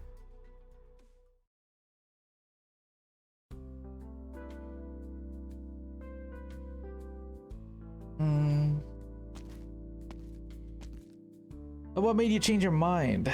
It's just a compass. There wasn't much to think about. With someone with so little on their mind have such restless hands, should I be worrying about you making a hole in my ship, Joven? I'm not that strong. Come now, don't be like that. I hope you realize that being serious all the time only makes you the butt of the jokes. Now grab a change of clothes. You have blood all over you. Gracias. Come with me.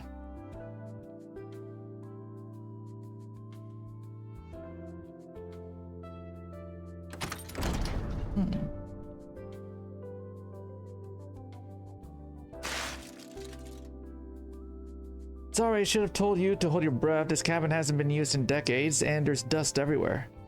I'm sorry for touching things without permission. Don't make me sound like such a petty woman. You can touch whatever you want. Here is all top-notch alchemical equipment. Unless your hands are more dangerous than cannon fire or storm, they'll survive. This will be your lab from now on. You have a full-fledged alchemy lab on your ship. Yes. Before I forget, these clothes belonged to the previous alchemists. You're about the same size, so try them on. Oh, you can change in the storage room to your left.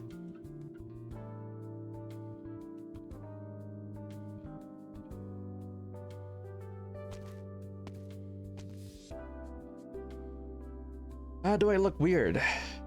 Of course not, it fits you well. Do you like it? The style is decades old, but it was tailor-made with the finest fabrics. It feels brand new though. It was meant to be a coming-of-age gift, but he fell into the sea along with the shells of the Iberian Defensa, the very day before reaching adulthood. I searched for his body myself, but never found a trace. I only hope it was the Finns that got him. There weren't quite so many seaborn back then. You fought the Iberian Defensa. This was before the Profound Silence. When we still sailed the high seas. This very ship, La Conquista, was captured in that era. I don't suppose you have an interest in history. No, I've just heard a few tales about the ocean. Then fix the compass and see it with your own eyes. First you wanted me to fix your compass, now you want me to follow you out to sea. It requires an alchemist to operate it. Let me have a good look at you. Raise your collar a bit, wear the shawl over your shoulder. Not bad at all. I can handle the rest. Try to avoid any strenuous effort for a few days. Your injuries aren't life-threatening, but given the hygiene on the ship, you can never be too careful. Yes. Oh, I know what's missing. How could I forget? I haven't given you the compass yet. Isidro takes the compass from Juana and caresses its surface. It is light and cold. I can't guarantee success, but I'll give it my all. You're all you say. When I make a promise, I intend to keep it. Then you shall have all the support I can offer. Good. First, I'll need an assistant. I'm not asking a lot, just someone clever and hardworking. Naturally. Right, and I have another present for you. Oh yeah, Thorn's altar. Yep.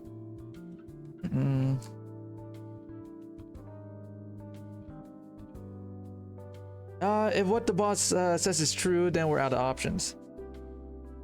Thorn's altar is a perma character, so you don't really have to pull him if you don't want to. You'll get him at some point. The townsfolk now control the route from the flat to the island, to the inland, and we're their mortal enemies. There's no way back. We have to face the ocean. Is there really no other way? Senor Rose, Senor Javier. Slow down and breathe. What's going on? You're back. Who's back? Our mates who got caught, they escaped and came back. And they brought someone with them. Eh?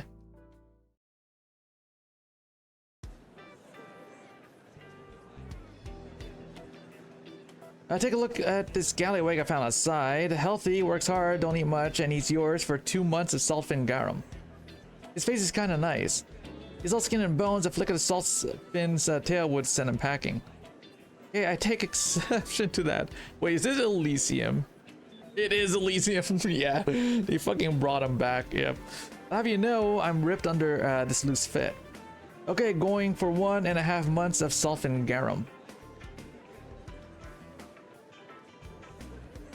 For an absolute Adonis like me, I'm worth at least a year of that fin stuff. Shut up already, can you see no one wants you? Going for 1 year of saltfin garum. 1 month. 2 years. 2 weeks. 3 years. 3 days. Deal. 3 days of saltfin garum under my name, deal?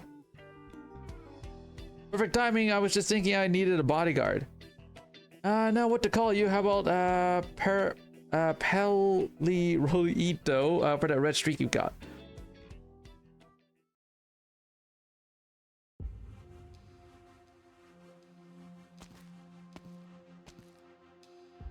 You were hiding all this under the salt flat.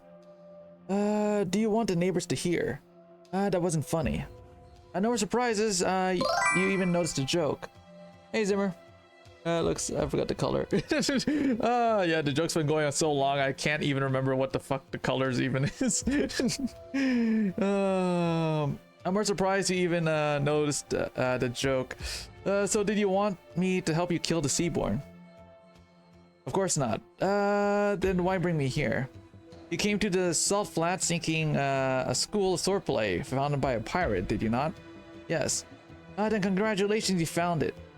When you need a break from repairing the compass, you can come here and learn from it. From a Seaborn. A Seaborn that has devoured countless swordsmen with every movement of its appendages. It recreates their skills. Perhaps as an attempt to escape, or perhaps a meaningless act of imitation. What exactly is going on here? It is difficult to explain. After trapping it here, I issued a bounty inviting any swordsman to try their hand at killing it. Many have attempted, but all have become part of it, along with their blades. Now I'm even more confused. What did you trap it? Why did you trap it here? Why were you looking for someone to kill it?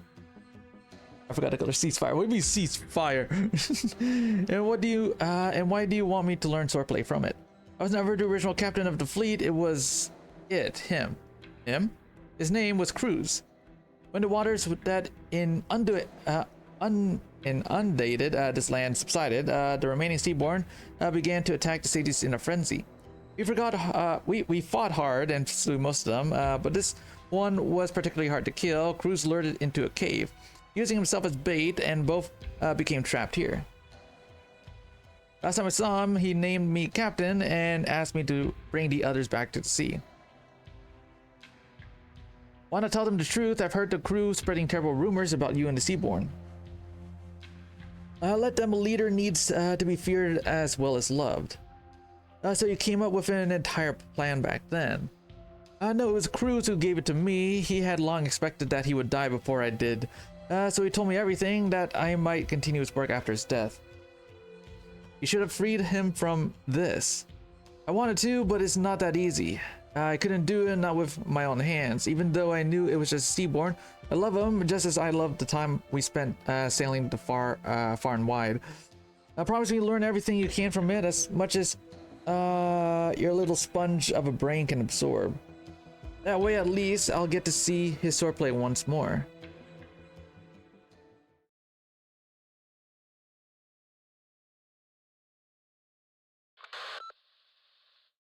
Leaf, you've got news from Elysium. Play recording. Weedy, I followed the escaping bandits back to their den. Don't worry, no one knows who I am, and I found someone who can protect me. She has a lot of connections here. I'm sure I'll find Thorn soon. Just sit back and wait for the good news.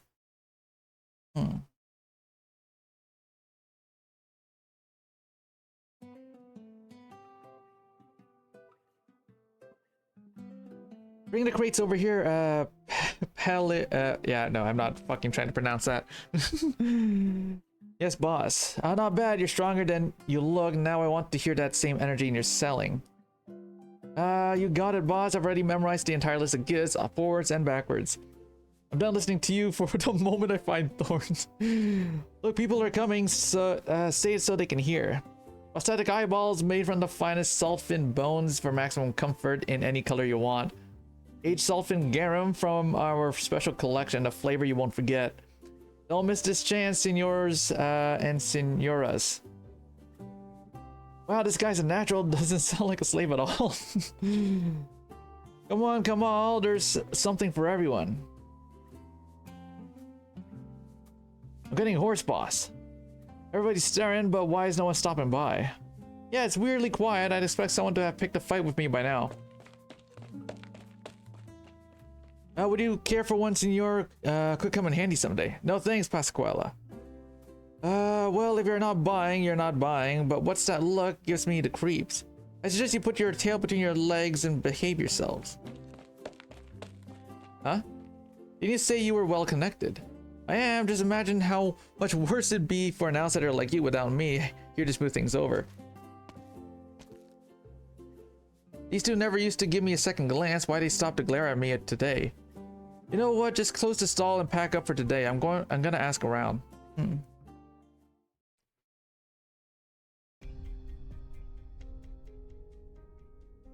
Is it true what those guys were saying? Yeah, I sent someone to check. You trust them? That if we hand over the compass and the thief, we all get pardoned and can live in town.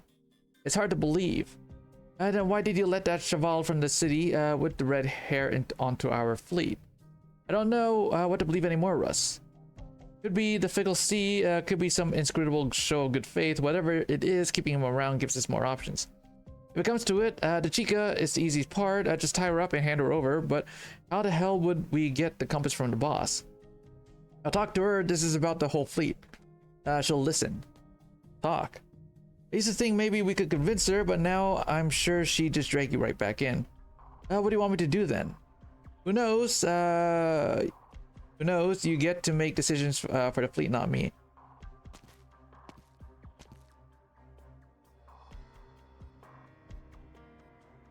Those Inquisition fin shits, now they're just playing dirty.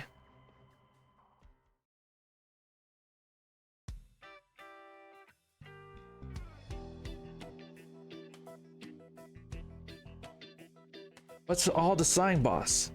I heard. Come on, don't cry. You can tell me. Maybe I can help. You're so nice. Who else would I count on here? Worried about you. What does this have to do with me, boss? It's one thing to be drifting around on my own, but now I've got you to care of. To take care of. I'm not fired, am I, after all the work I've done for you? No, I'm just worried about you getting left all alone with these bandits if something happens to me. This is practically blackmail.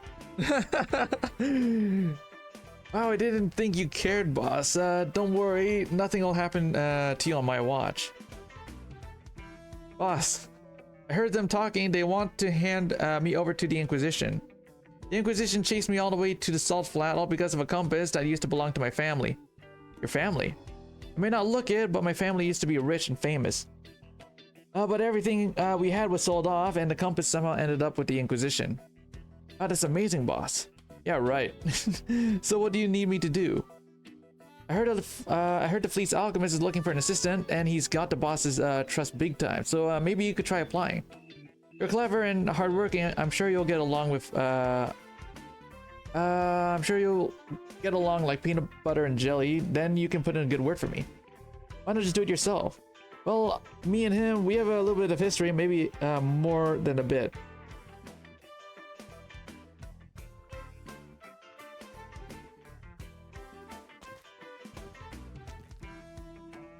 Anyhow, just work that silver tongue, keep an eye out for your chance. No problem, boss. I'll step up as soon as he needs me. Maybe don't be too eager. In the end, it comes down to timing. We can't make things too easy for him. He's got to soak in the anxiety. Then you can show up right when he needs you the most. That way, he'll be helpless without you. Why are you making this weird? Both of our fates are in your hands. Yep. You can eat fin shit for all you care once I get in the alchemist's good graces. How could he say that? Oh. Hey, wasn't that Steel-Faced Peel? Steel-Faced Peel? Yeah, he says he didn't do so much as whimper when he fell from the mask last year. So why was he crying like a little kid after leaving that room? Are you here to interview for the alchemist assistant's job? Yeah. Turn back if you know what's good for you, Cheval. Does he have a bad temper? No, worse. Don't worry about it. He's a nice guy. He even saved my life. Sure, but work always brings out the worst in us. Now that you mention it. He kicked me out in 3 seconds flat. Said I was breathing too loud. Hey boss, you said you had a history with this guy, right? What about it? You're trying to throw me into a fire. I'm not going in. We're ready here. You're not out of this that easy. No, I'm not going. Whatever you're up to, nothing good could come out of it. Just go and stop running away. Get off of my shoulders. No. Oh, stop pulling on my eyebrows. I can't see. Hey, watch where you're going. You're gonna hit the door.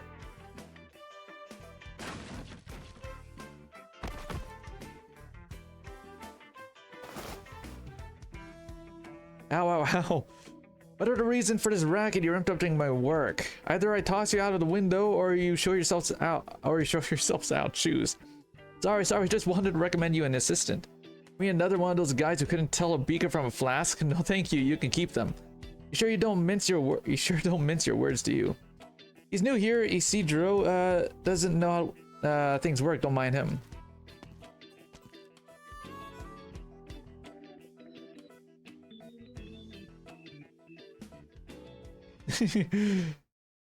You.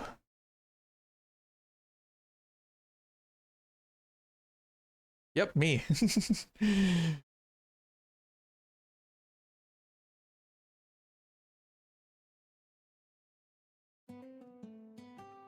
Hey, excuse me. Nobody pays any attention to Pasquale. Isidro puts his hand on the shoulder of... Yep. Who in turn puts his arm on Isidro's shoulder. Their two arms linked like cables connecting a bridge. They pat each other shoulder so hard they might as well be punching each other. His face turns as red as the streak in his hair, grimacing in pain. As for Isidro, have they been starving you? You pat like a wimp. You even know how much weight I'd lost looking for you? I hope you were ready to buy me a good meal. Senoras, how did you find me?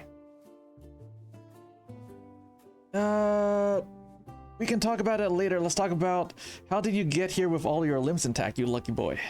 I was with the tone of disappointment. Excuse me. Pasquale finds no room in the corner in the conversation for her to butt in. Never mind. She turns around and leaves, politely closing the door behind her.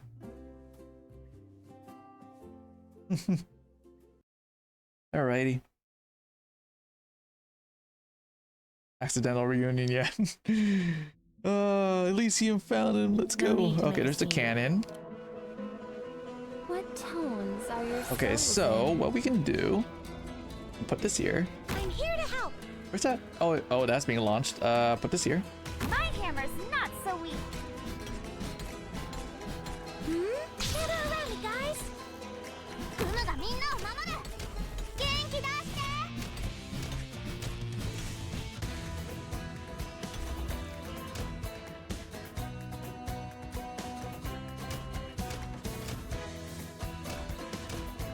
Requesting stress concentration point. Measure. We're gonna do this, then we're gonna do this. Preparing rescue. Oishii mono tabeyo. A solo. Gather around me, guys.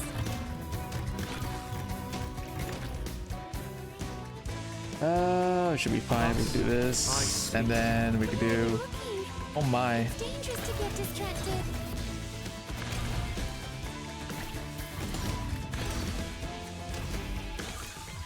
Fear not. Nope. Okay, that died. Okay. Okay. Minna, onaka suita? Did we just do this? Transmission Oh, briefing. there's that thing. I What? know what you want. As long as I can hang in there, the treatment will be done in your time. The Revenant's battle. Who says there's always a countdown? Whew, I have to get serious now. I wonder. Please be careful. Put this down. The cannon's annoying.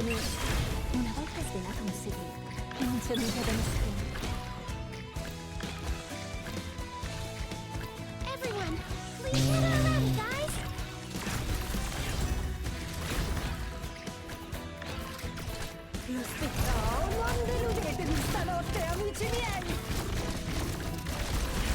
Everyone, please be careful.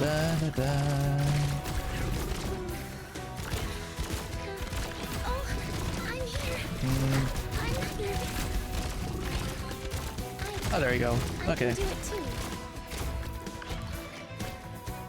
And that thing's gonna sink into the salt. Oh, nope. Mission accomplished. Okay. That's cleared.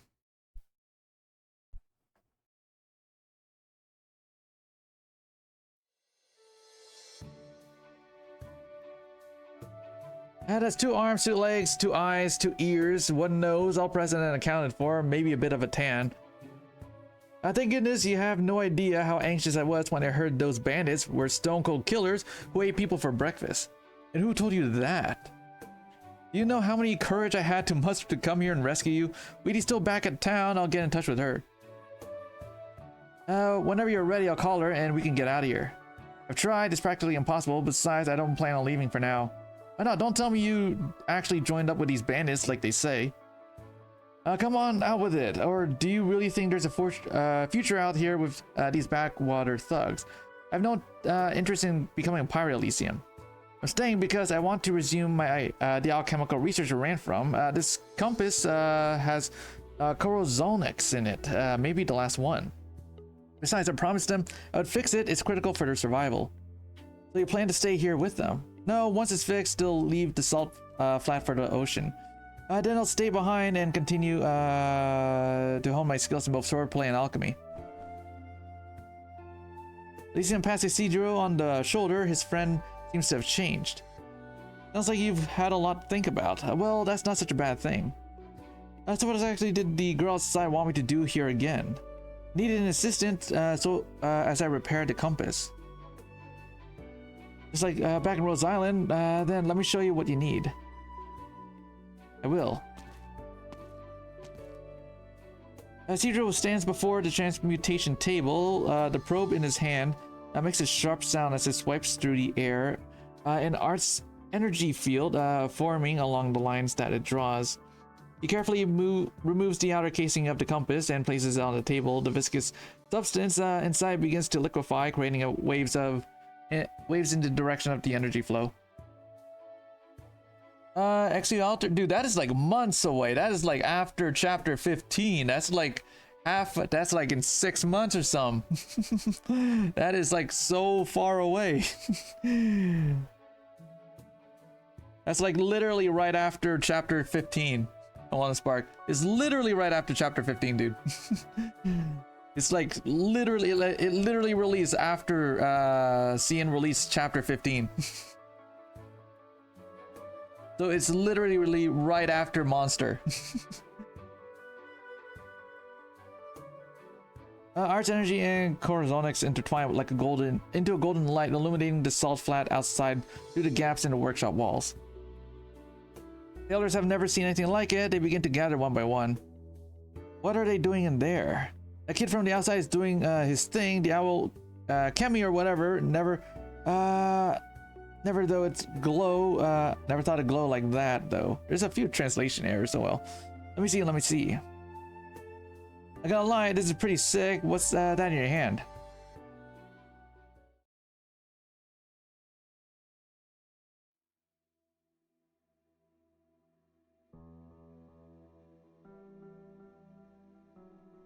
Oh, what's that in his hand? Some beggar's magic trick. What else? Oh well, nothing to see here then. It's not like we have any food or to spare. Bothersome brat. Come and see my trick. All I ask is a piece of bread. Bro. Get lost, you're in the way.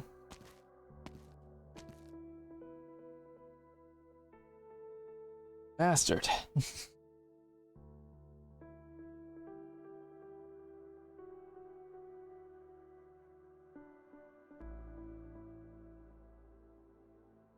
We're attracting quite a crowd outside. Does that bother you? I want me to chase them away. It's fine. With you here chatting away, it feels like I'm right back at Rhodes Island. They won't bother me. Isidro's hands do not stop. The probe in his hand seems to dance with the Corazonics rippling in the energy field. His palms emit light, looking to the sailors as peeping through the windows like a mirage born of hunger and thirst. You ever seen anything like it? Way back when I remember the boss talking about folks who perform tricks for others in the big cities. I guess that's what it looks like. It's beautiful. Let them watch, just make sure they don't barge in and try to sell me for food. Sounds weirdly plausible. Do people do that? People do a lot of things when there's nothing to eat.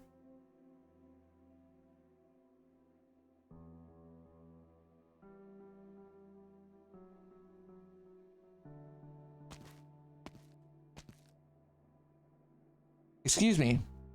Do you have any food? No, will you take this ribbon though? No, it's got to be something I can eat. I don't have anything to eat myself. I happen to have a few biscuits here. Why don't you eat? Why don't you let this young lady see your trick? Biscuits, sure, since you asked.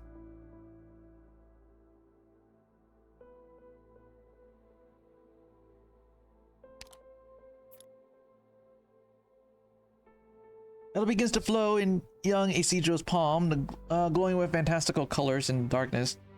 Passerby cannot help but gather around. The disdain in their words cannot disguise the fact that their eyes are glued to the light in the young boy's hand. It's been so long since now there's been something so bright on the streets. It's so pretty. Can I take a closer look? Look yourself. The boy waves his fingers, and the flowing metal turns into foul beast that takes to the air before returning to his palm and in the shape of a fin. Then a muse beast, then a burden beast. The metallic burden beast runs through the crowd, shiny and chrome, leaving behind stardust in the air. Wow. It's just... Oh, shut up and watch. When was the last time I saw fireworks? I think it was a long time ago. Fireworks? What are fireworks? The child musters the courage to reach out and catch a burst of drifting starlight. She trembles at the warmth upon her fingertips.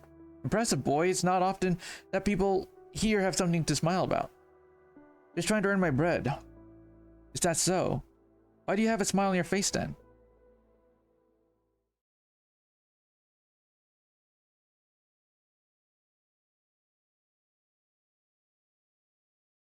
The probe guides the Corazonics, drawing a river of stars in the air. More and more sailors gather, pressing their faces to the window. The thirst, hunger, and exhaustion on their faces temporarily replaced by awe and wonder.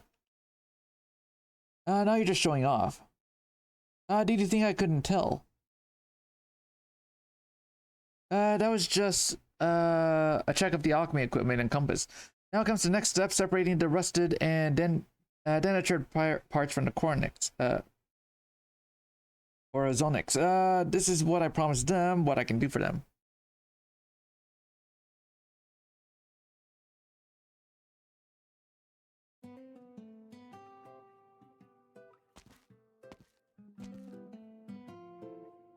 You just sure spent a long time chatting. Well, it's been a while since we last saw each other. Were you just sitting out here this whole time, boss? You can stop calling me boss. All my friends call me Eludita on account of how fluffy I am. Oh, so we're friends now. Of course we are. Could you have ever found your old amigo without the help of yours truly? How about twisting the truth? So what should you call me now that we're friends? Anything you like. More importantly, what did Senor Isidro say about, putting me under his protection? Oh, I forgot to ask, but maybe I'll remember tomorrow if you ask nicely. Please, oh honorable Senor, the greatest, handsomest Liberi of all. Oh, I like that. Keep it coming. You flipping, you flipping bitch. I'm yanking that red bit right out once I'm out of this mess. Well, I guess I do owe you one for helping me find my good buddy. At least you can pass the girl on the head. Her youthful, childlike exterior belies the maturity, even cruelty lying beneath. You sure keep some choice company for a girl your age. Well, come find me if you ever squeeze yourself into something you can't squeeze out of. I'm as kind-hearted as they come, after all. Who'd believe a show-off like you? At the end of the day, the only one you can trust is yourself.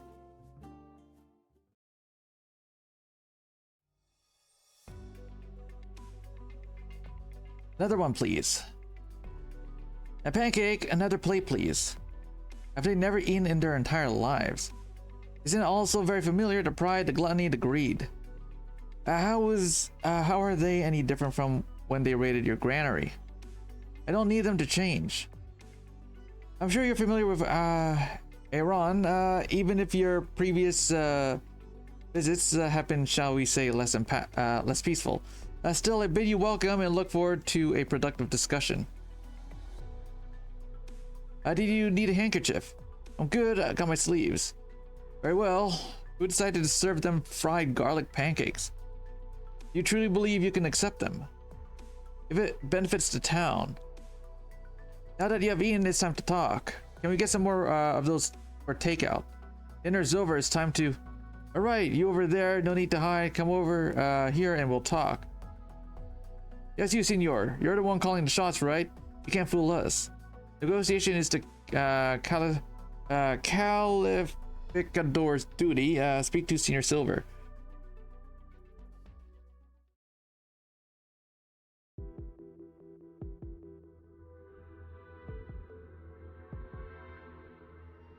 How long have you been here, Hobby? Since morning. Didn't Teach tell you I had private business I needed to attend to? In all my time by your side, you never had private business even once. Do you even have a life outside this fleet? I never said I did. So why were you looking for me? Would you give up the compass if you found another way besides going out to sea? I'm listening. The mates who got back from Aaron said we'll be pardoned if we hand over the compass and the thief, and that they let us live in town or go wherever we want. And you believe them. I looked into it, the offer's real at least. When and why wasn't I informed? I didn't want to bother you bother you while you were recuperating. And who asked you to be so protective of me? How else would I treat the woman who raised me? It feels like it was only yesterday, now you're taller than I am. When I was little, I used to pray to grow faster, taller, and stronger so that I could share your burden. Guess my wish came true. You'll always be that little boy to me, no matter how big you are. But what about my thoughts? Will you still treat them as the ideas of a little boy? No, Javi, I won't. I know it's a feeble concession, the kind that only an adult can make. But I'd sooner die than surrender to them. How many of the friends you grew up with have already died at their hands? Never forget, Senora Iwana. My crew and I did everything for them when times were the hardest. Cruz, myself, and our crew fought the Seaborn to protect them.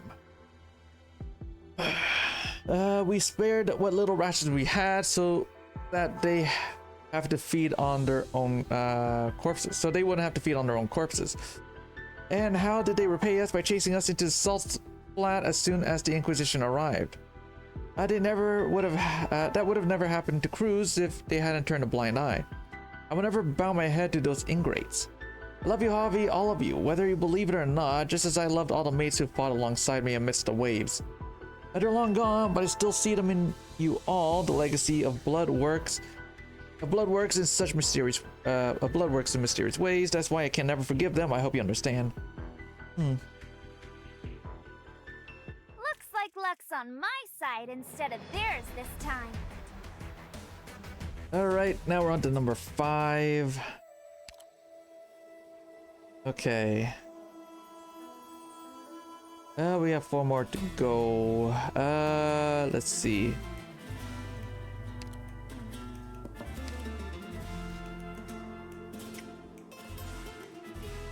No cannon. Okay.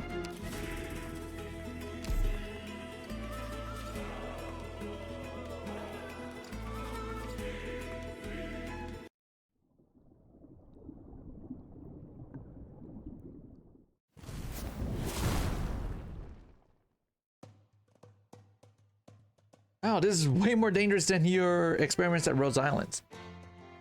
You used to blow up your lab like 3 or 4 times a day at most. Now you're doing it once every 15 minutes. It's not the kind of data I want.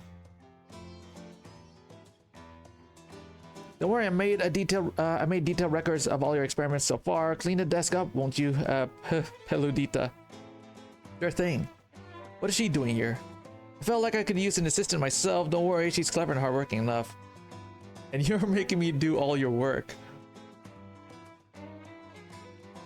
How about you go fetch some fin oil and Orion from the warehouse? On it. Alright, she's gone. Now, what's the problem we're dealing with? We're not making much progress. The samples that I've managed to construct are well below the required standard. Really, they all look good enough, nice and shiny. There's a reason Corazonix is so rare. Its incredible powers and are supported by an extraordinary complex feat structure. Either I'm not doing this right, or my understanding of Corazonix is completely wrong. I'm not ready to manipulate true Corazonix, not even close. So why not make more samples until you're satisfied with them? Our resources are limited. I can't use them all. If I fail, I at least want to leave some behind for them.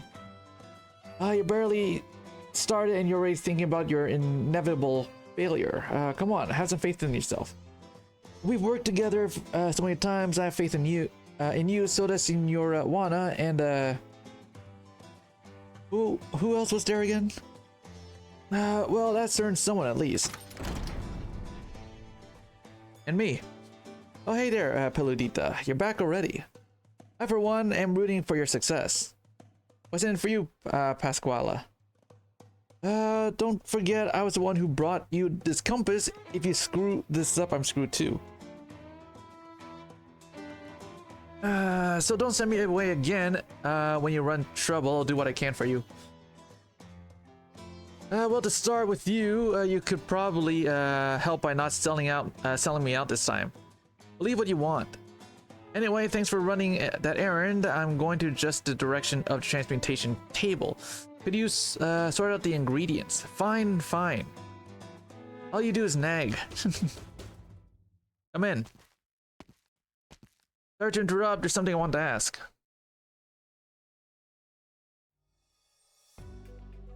Transmission core on one of the salt ships just broke and we couldn't find any material strong enough. I get that the boss gave you those materials for the compass, but we just need a little. How much? 100 grams. Pasquala will fetch it. Are you kidding me? That's everything we've got. Go. But just go, we don't need it for the experiments just yet.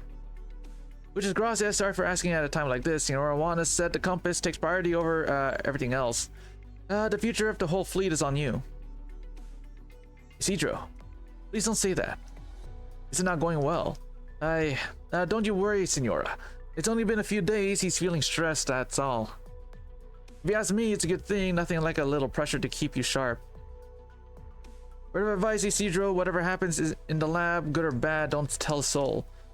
Our resentment towards Juana has been growing for years due to her radical decisions. Many are watching closely, waiting for the slightest slip-up. Waiting for the chance to take the leadership from her. I didn't realize there could be so many complications when I agreed to repair the compass. What about you, Senora Teach? Are you one of the people watching? Of course I'm watching you, Chaval, but I don't give a sandfin's ass about the compass. I only care about Juana. If you fail, it's up to me to keep her safe and what? And keep you all from being torn to pieces by a horde of hungry pirates. This is a pirate ship, and don't you forget that.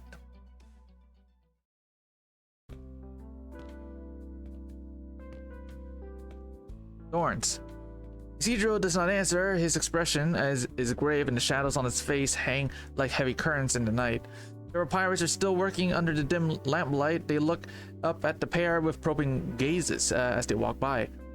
Isidro has never felt so intently that His every move is being watched.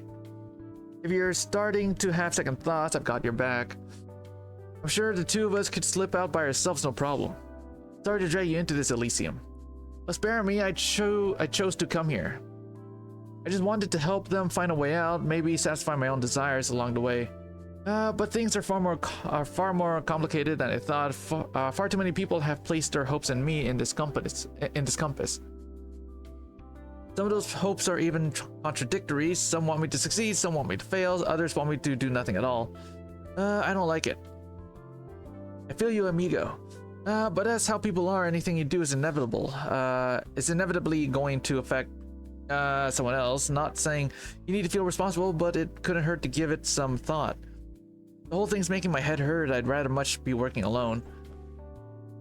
You haven't been alone for so long now, buddy.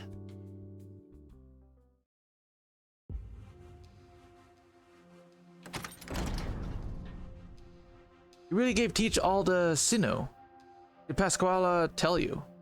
Oh, you needn't worry about that. I certainly didn't order her to show up at your lab. I realize you'd rather not be bothered. Just felt compelled to check on your progress. You need more Sinnoh. Unless my eyes deceive me, that wasn't Sulfin Sinnoh. That was taken from Seaborn. But I thought you wiped out the Seaborn on the Salt Flat. Wait, are you going to kill it? But come with me. Cruz would have done the same. I told you Wana wouldn't listen. I know. I did it to keep her from learning about your conversation with the shipwrights. She was going to talk to them yesterday. You simply talked about work. What's there to hide? Teach may not have realized, but I have. It doesn't take much to Sinnoh to fix a transmission core. You knew all along. What are your next plans? The compass repairs will grind to a halt without enough materials. Wana won't stop just because of a little material shortage. You'll go get more with the kid. I heard it was taken from sea monsters Captain Cruz killed, but there aren't any sea monsters around here anymore. No, there are. I've seen it. So the rumors are true. Doesn't matter anymore. What matters is what we can do while she's gone. Hey Peludita, have you seen Thorns? Did he head to the lab already at this hour? No clue, he didn't come back last night. You waited all night for him. Not me, Nene. It laid down at the door and didn't budge all night. That's odd. I'll check out the lab, go get some sleep. Can't work without sleeping, no point trying to play it tough. I'll wake you up if there's anything. Did you really think I could fall asleep at a time like this? That guy's loco. Excuse me, are you looking for someone? It's Pasquale here.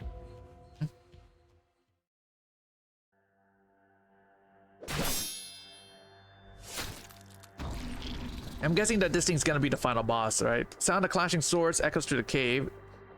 Isidro slices a sharp arc in the air, cutting clearly through the Seaborn's flesh. Yet the creature is relentless, its appendages flailing wildly. Blades embedded within its limbs streak across the air. Like, Ranch, I hate Seaborn. No one likes a Seaborn, dude. not since that one mission. Not since that, like, one event. Yet the creature's relentless, its appendages flailing wildly. Blades embedded within its limbs. Yada yada, I think I read that. Where was I? Fencer's rapier, blade caster's sword, wand, a knight's great sword, an assassin's dagger, samurai's katana. One after another, they rush towards Isidro, threatening to overwhelm his vision. Finally, there's a pirate's cutlass screaming as it cuts through the air, as if battling the wind and waves like in the legends.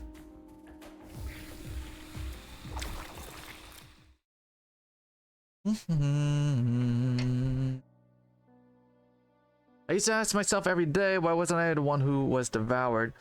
This was your burden to bear, so why leave it to me? You were the one who should have sat in the captain's chair, and I should have been your helmswoman. Drenched from head to toe by the ocean spray. Oh, how I've loathed you for this cruise.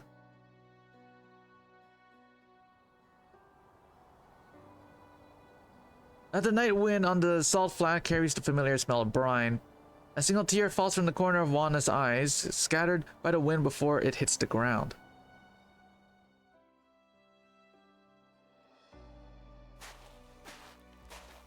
Your play has already improved tremendously. I thought it would take more time. Sorry. For what? I'd have joined you in that cave if I weren't recovering from my injuries. Were you crying? What did I tell you about asking a lady questions she'd rather not answer? My apologies. There's no need to feel bad. I was planning to ask you to kill it eventually, once you were strong enough. We just moved up the schedule. You must be incredibly talented with a blade to accomplish it so soon. It had a sword with the name Cruz on it. I thought you should have it. I still haven't delivered the killing blow. You can still say goodbye if you want. Gracias.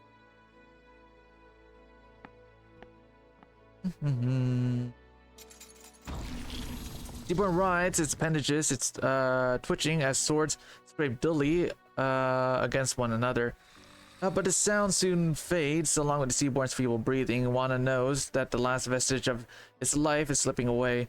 With its last bit of strength, it lifts itself from the ground, using the swords impaling it as a support. I'm sorry for imprisoning you in this cave for so long. Your suffering will soon end. I'm glad I met that boy so you could meet your end by the sword in an honorable duel, rather than being put down as a monster. Many have failed, but he succeeded. If he's willing to go out to sea with us, surely he would be your equal as captain. When approaches the creature, places his hand upon its smooth face and gazes into its clouded eyes. He struggles as it senses her approach, but its one strong appendages betray it, and it falls to the ground. Anna holds its head and places it upon her knees. The light-emitting organ on the forehead dims. Wanna is reminded of that night many years ago when she was a tiny sailboat from beneath the surface. On that boat stood a young man, gazing curiously into the water, lamp in hand. May your soul be freed from the salt flat and return to the ocean with the clouds and rain. May we meet again on the boundless ocean. Farewell, my love. Anna feels a stinging pain in her chest. This is good. It is a sign that she still lives and she has not been numbed over the past century. Deep in the ocean in an Aegir city, the years pass like a single day. Deep in the salt flat in the Iberian settlement, life is as bland as water. It is only upon waves and strife and struggle that her blood flows, that her heart beats. It is only then that she feels hunger and the desire to take a bite out of tomorrow and cough violently at its taste. She will bite out the shape of the future, one mouthful at a time, and down it with bitter brine.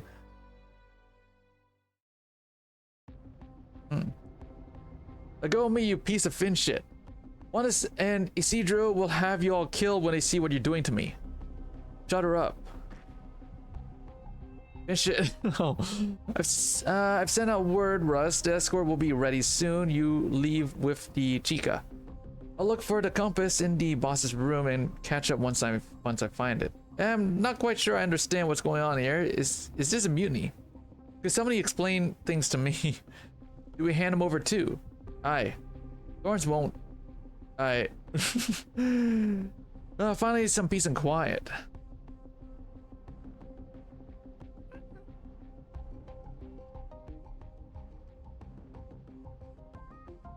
Come on over here. She tries to signal it with her eyes, but Russ and Javier's footsteps send it back into hiding.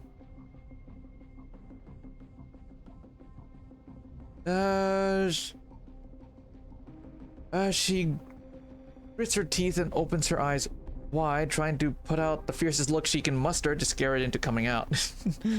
What, sulk on your eyes? I just leave her be. Wish I could, but the way she's crunching her face is an eyesore. Nothing. Let me take a look. As Rush approaches, Pasquala struggles even harder against her fetters. That is until she catches a glimpse of Elysian slowly edging towards the table and the Sulfin beneath. She stops struggling and keeps her gaze firmly on the duo in front of her, doing her utmost not to avert her eyes even a little bit.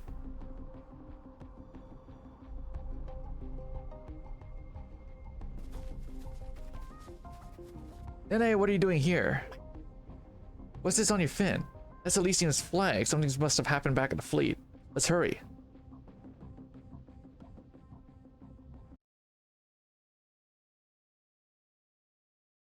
Alright.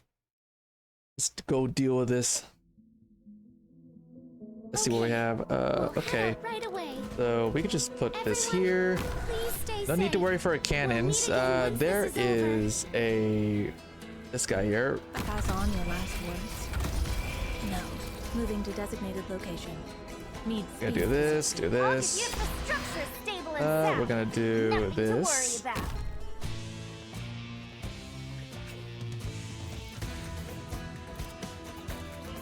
Okay, cool. We're gonna do this. Bad luck.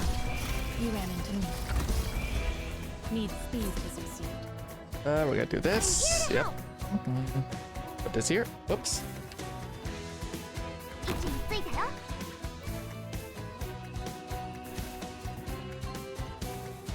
Wait, what? Explosion Chaser. In reform, charge attacks, dealing heavy arts damage to all nearby units with a stun effect. Oh, great. Okay, that's fun. Okay.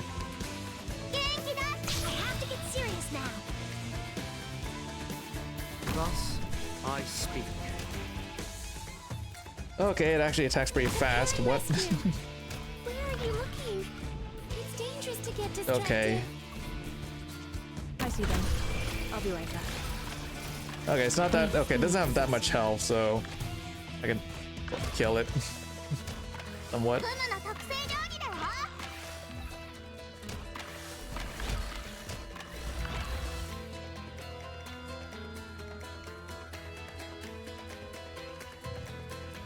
Okay, put it back here. Do this. Stable and sound. Nothing to worry about.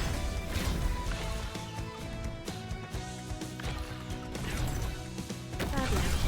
You ran into me. Moving to designated location. So okay, so it rides those things over there, huh? Need All right. speed to succeed. Okay, we're gonna put this here.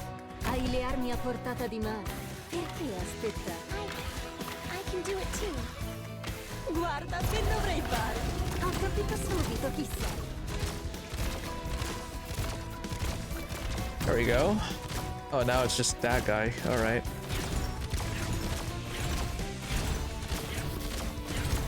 Mission There we go. accomplished.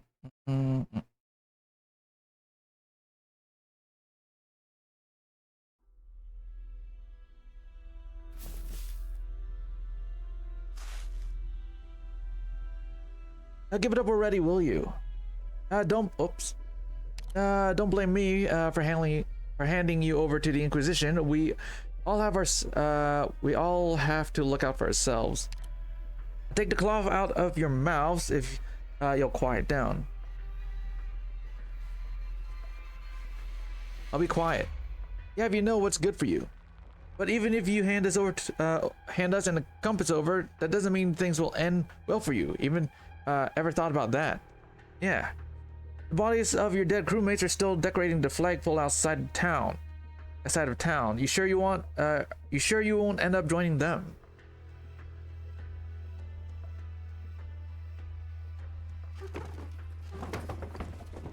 No, not here either. Where is that blasted compass? The Cheval puts it back here every night. Is this what you're looking for, Javi? You shouldn't have come back so soon, Wana. On the contrary, I think I returned at precisely the right time.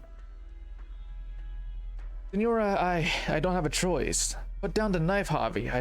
I taught you how to use it. You don't stand a chance. You're injured. Might not even be hard.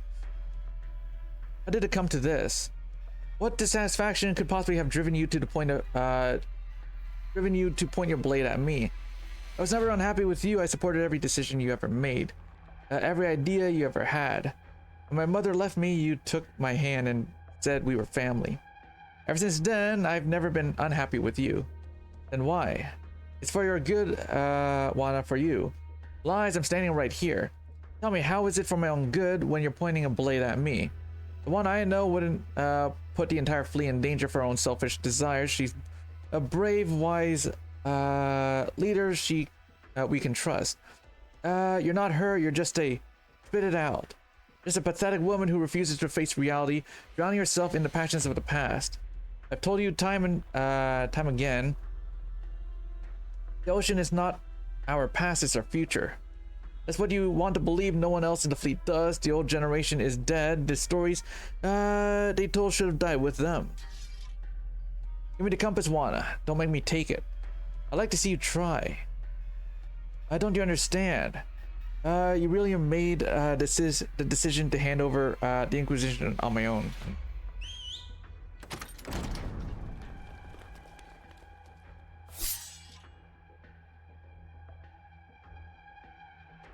Immunity, so this is what was waiting for me.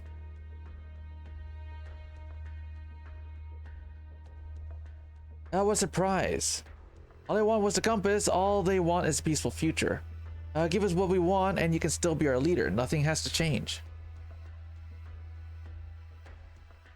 Nothing will change. Don't tell me you actually believe that, Hobby.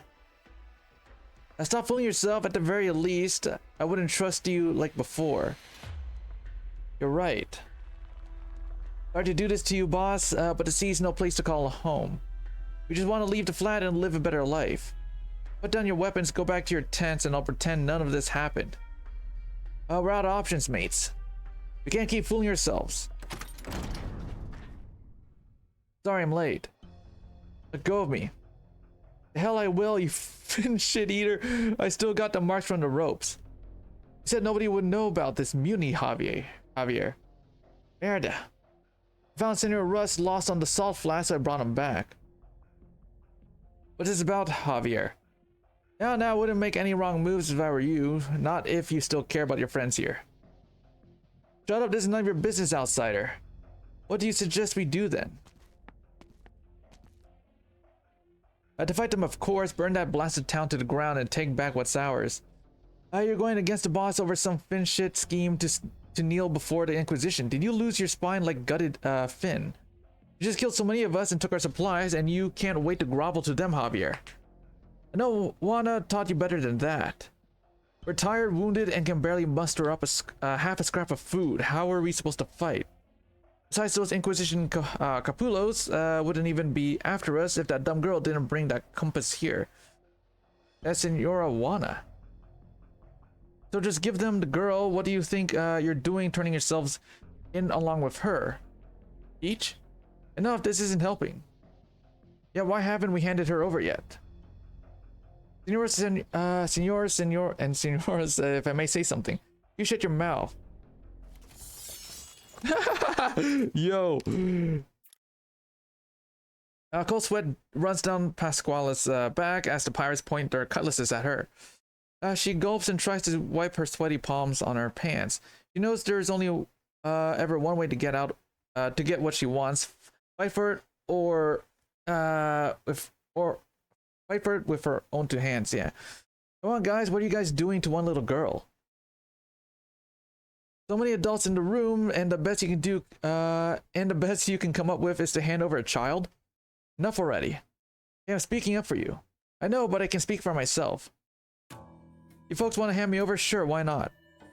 I get why you want to beat the Finn shit out of me, and I'm sure you get why I scammed you. Violence and deception, that's how we survive, that's all we know. But you know how they do things in town. Do you really think handing me and the compass over will help you even one bit?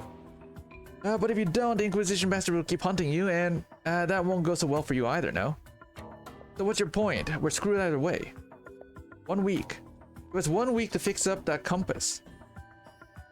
Yes, I just need a little more time.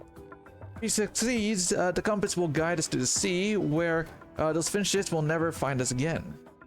If he doesn't, well, it won't be too late to hand me over and see how well that goes. Not like we could escape with the whole crew watching our every move. What difference could 1 week make? In Iberia, you escape one barren hellhole, only to end up in another. Outside the country, your life isn't your own. Without cold hard cash, it belongs to whoever's paying you. Your Awana isn't taking you out to sea, just to die. What do you think she's trying to do? You should know better than me how smart she is. She'd have been way better off leaving your sorry asses behind years ago. She could have held your lives in her hands and made you work for pennies, but she didn't. She just wanted you to be free. That compass is your ticket to fame and fortune, just like your forefathers. How could you call yourselves pirates when you've never even seen the sea? Pasquale feels like her heart's about to leap out of her chest. Her clothes are soaked with sweat. The room is completely silent. She forces a smile and turns to look at Juana, teach Isidro, and Elysium behind her, who answer with approving eyes. Still letting all that sink in. I got no problem waiting a week, but someone will be watching you the whole time. Fine by us. Anyone else? I object. I said I object. You're letting a teenage girl make a fool of you like this. You think she knows the first thing about compasses or sailing? I promise you, if we just get that compass and give it to the Inquisition, then... Sorry, Javier.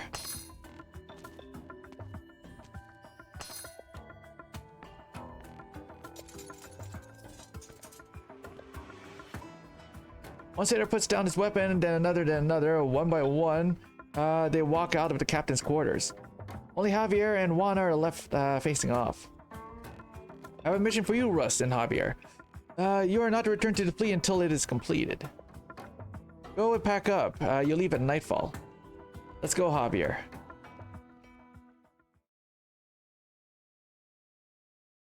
One week later. Oh, okay, we're already immediately going into a time skip. Cool. How's it going? We've almost reached the deadline. If, and I mean if, we fail. How about you just don't fail? Senora Juana gave you her full support. Think of everything she's done for this. Exiling Javier and Russ, two of her most trusted crewmates. She even killed her own. That's enough, Pasquale.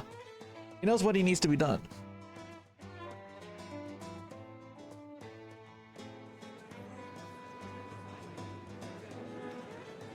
Stop sighing your heart out. Today's the day, aren't you anxious? What's the use of worrying? Just think about the life life would be like if that compass really paid off. Aye, but what if he fails? Man, they're really packed around the room. Not even a grain of salt could slip through. I have a bad feeling about this. Come on, don't jinx us like that. Still, he's refused to any help these last few days, holding himself up in his lab. He wouldn't let us participate, not even today. Said the experiments require precise control. Said that he didn't want to be disturbed. But if I know anything about him, and I definitely do, he's doing this because he doesn't want to drag anyone else into it. What do you mean? Well, he's preparing to fail. But the repairs aren't done yet, are they? That's just how Thorns is. He always expects the worst and braces himself for it. What was that? The laser arts energy field on the transmutation table collapses in an instant. Metallic substance that had gleamed with a shining glow a moment ago is now a pile of charred mud. Isidro pulled the probe back just in time to avoid damaging it, but the compass parts he had assembled now lie in pieces. Isidro runs his fingers through the black mud, trying to figure out the reason for the failure. The mud holds no answers. All the clever ideas, the well-laid plans that he had put into it are nowhere to be found. We're out of time. Why did I think I could replicate it in such a short time? I should have known better. Master said it took even the most skilled alchemists decades to create Corazonix. Or was it Corazonix lies still in his pocket, still mocking his incompetence? What happened? She needed no answer. Broken parts litter the ground. The young man sits with his head hanging. I'm sorry, Juana, I failed. It's alright, Isidro. This was my own choice. I'll face the consequences.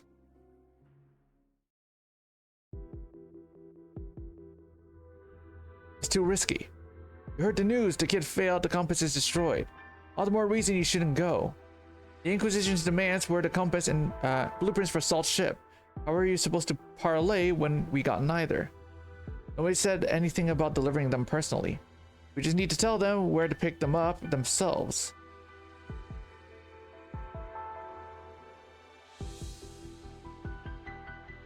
You look like someone who can be reasoned with.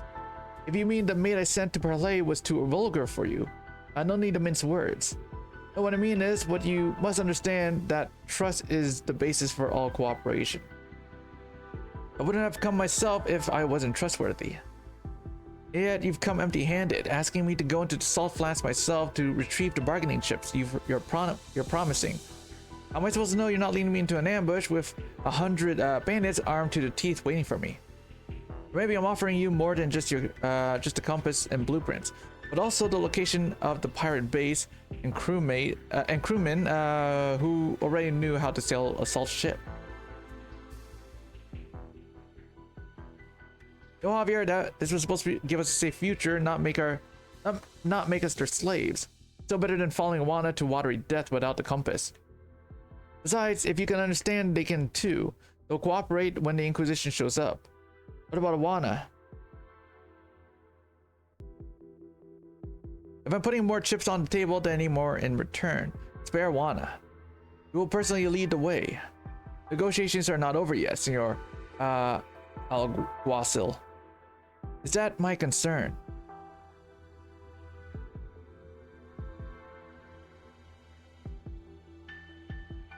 What are you thinking?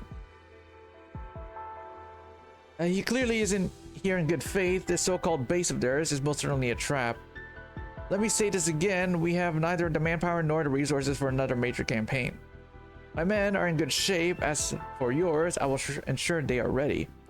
I do not doubt your ability, but even if you do defeat the bandits, we cannot afford any more casualties. We will lack the manpower to build a ship. Even if we acquire the blueprints, Aaron will remain trapped in the salt flat.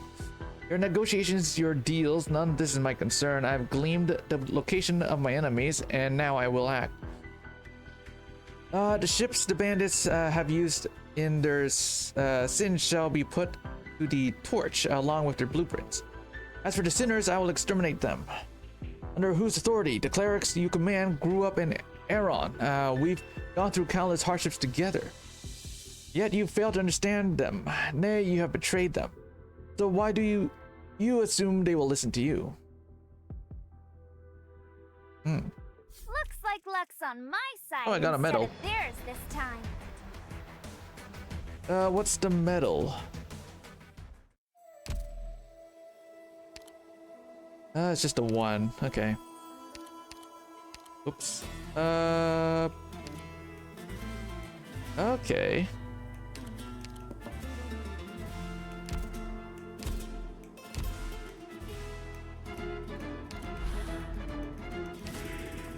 There's a 6. Let's see here. They got no cannons. Okay, that's fine.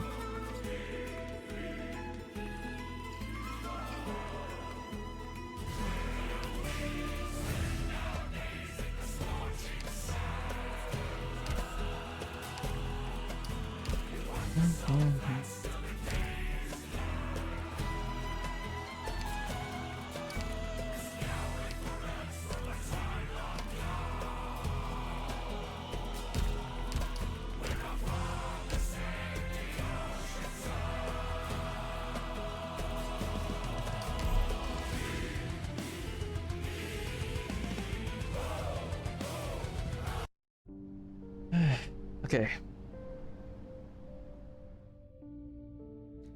I can't believe she'd let us leave. I thought for sure we'd be tied up and handed over to the Inquisition. I know no amount of apologies will make up for your loss. I suppose this is the end, Isidro. You needn't worry, I don't blame you, it's not your fault. I accepted the consequences when I made my choices. I know it was you who bore the brunt of your crew's wrath for us. I know who... I know it was you who saved Pasquale's life. Maybe you could come with us. You would certainly be in grave danger if you stay, Signora. Go, weren't you discussing how you'd escape earlier? Here's your chance.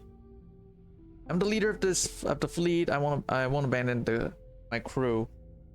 This was my oath to crews, and one which I will never turn my back on. Signora Juana, there's something I need to return to you. You can keep the clothes and the sword. Consider it payment for your troubles. No, not that. What else is there? Young man reaches into the pocket and suddenly it stops. He lets out a slow breath. Takes out the object.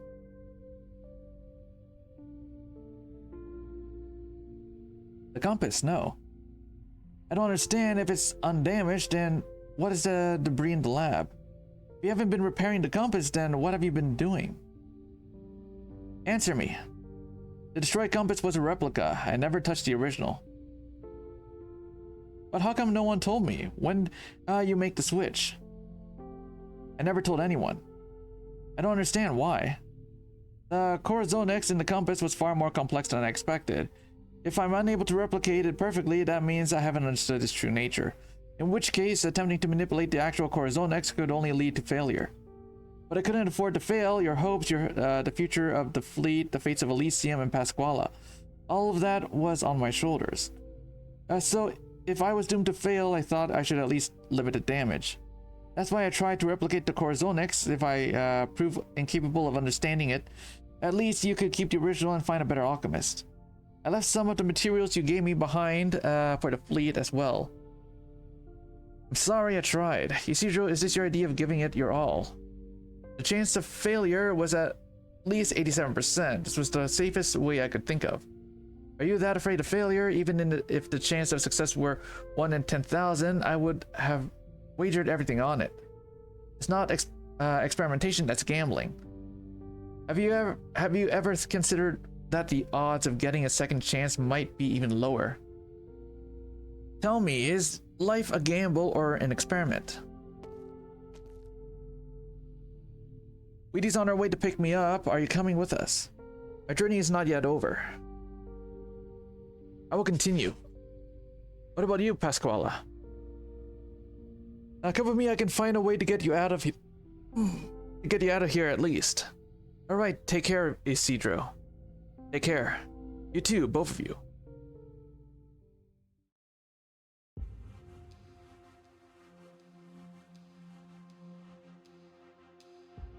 Senor Silver. You're willing to stay? Good, very good. Have you forgone? I've got a bad leg. Can't go. No, I haven't. You weren't injured during the second raid, correct? See, you have forgone. It happened on the day of the execution. You treated the wound yourself, but it ended up infected anyway. If hypothetically, if I were a better doctor and fixed your leg, then would you have come with us now? Of course. I see.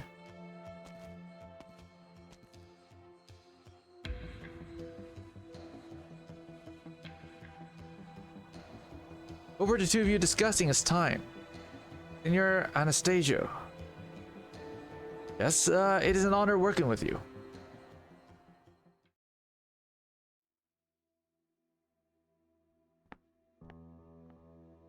Now, where were you, Senora? Saw the kids off. I did what you told me to. Take the crew and Nene, lie low in the salt flats for a few days. Can't leave you here by yourself. This is an order, Teach.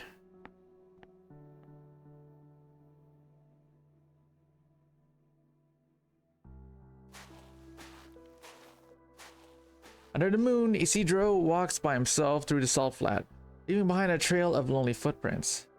He does not know how long he has waited, the entire night probably. He feels like he has let a lot of people down, but does not know what he did wrong. Only he feels lonely and wishes he were with a friend.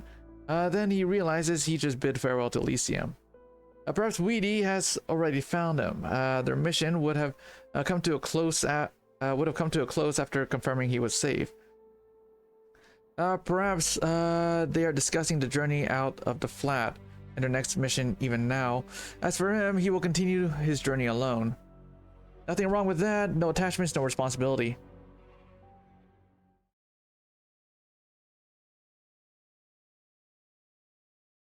I shouldn't have those extra swigs of sulfin garum.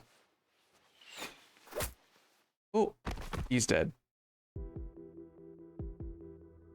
The guards have been eliminated. Inform the Alguacil that the intel is good. Prepare to advance.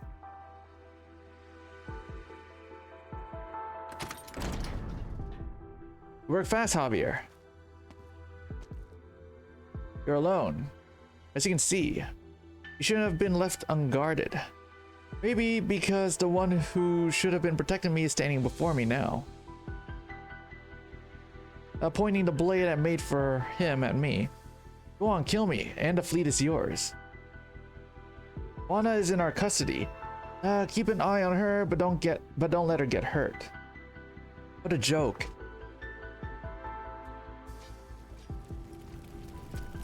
How did you find this place? Which Finshit sold us out? Even now you think of vengeance. Meet your end, villain. What of the compass? Have you learned anything? Nothing, Senor Alguacil. It's all rank and file thugs who can hardly string two sentences together. We won't find anything unless we go deeper into their base. Do not stop without my direct command. Everything here must be cleansed with fire. There's no reason to allow such tools of sin to continue to exist, sir.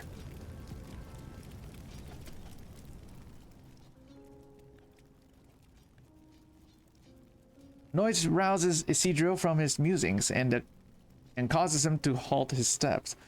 He turns around and sees dark night lit up to the horizon. It is the light of raging fire. No. In the direction of the fleet. How could it...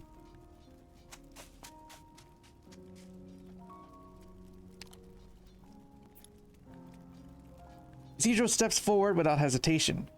It is a decision made not with reason but pure impulse.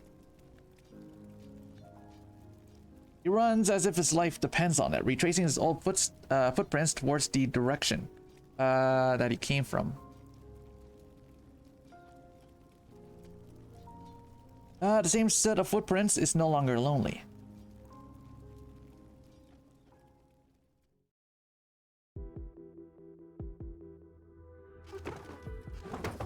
Don't bother searching, you won't find it. Sailors told me that the kid screwed up, the compass was wrecked, it'd be of no use even if you found it. Don't think to presume whether it's of use to me or not, Bandit. Yeah, pardon. I have safeguarded the compass for nearly a decade and slain all who reached for it. Even if it becomes dust, I must see this dust with my own eyes. Where was your leader? We had a deal. Juana will be spared. And how does your agreement with Silver concern me? Surely the woman fled with the compass, yes? This tale of alchemical failure, a ruse. A lie to protect a woman for the sake of your own desires. You too ought to be cleansed. I'm not lying, Juana doesn't have the compass. Whatever's left of it is of no use to her. It's the alchemist and his lab you should be looking for. And where might that be? Second 10 in the back row, there's a secret door leading to the lab. More lies. Do not make me cut you down where you stand.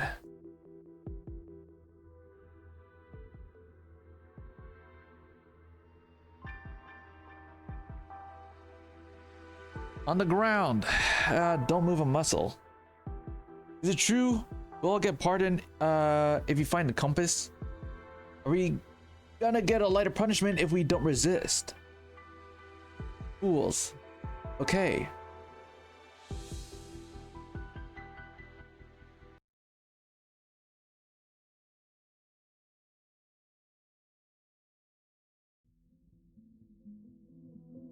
Let's go! Ooh, okay. Speaking of which, What was our objective again? Good scenery Okay. here, Doctor. Oh my, yeah, we're just gonna do this. 油断しないように気をつけろ If you need me to, I'll wreck this place without hesitation. Oh my, that goes fast. What is he? ついたよ。フムの特製料理だよ。Load capacity calculations complete. Got a problem that needs solving? フムの特製料理だよ。 Moving to designated location. Okay, put this here, and then we're gonna do this, The and rest is up to you then guys. yep. As long as I can muster. I have to get serious now. Preparing rescue. Genki datte.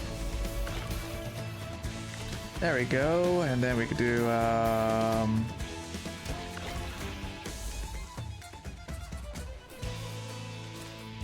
For them, the bell tolls. フムの特製料理だよ。 Hai le armi a portata di mano. I'll give you enemy cover demolished. Gather around me, guys. Request acknowledged. As long as I can hang in there, the treatment will be done in no time.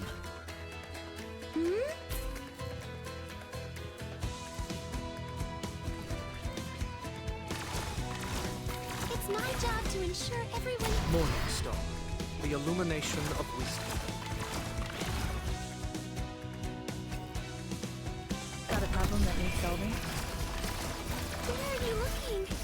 It's dangerous to get distracted. Guarda, siamo sotto i riflettori.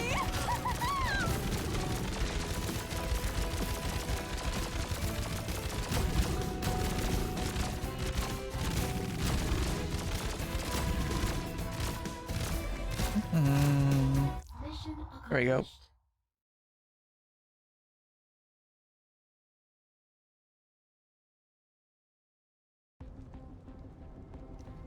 I'm gonna be right back. I'm just gonna grab another drink. My throat's getting dry, so give me a minute.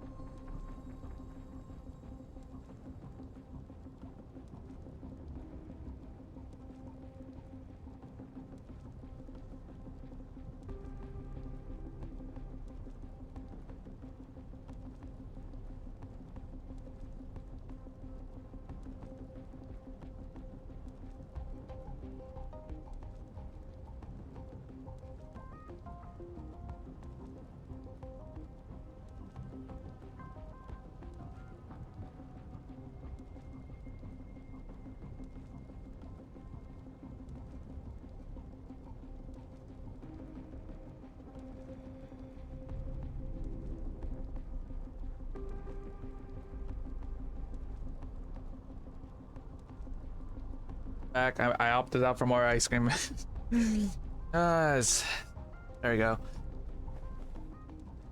Chaval, teach, what's going on? Javier led the Inquisition to us, Senora. Juana is being held captive in the captain's quarters. Why did he come back? I don't know, same reason as you, probably. Wait, is that one of your friends hiding on the opposite deck? Is that Isidro? I guess he really did come back.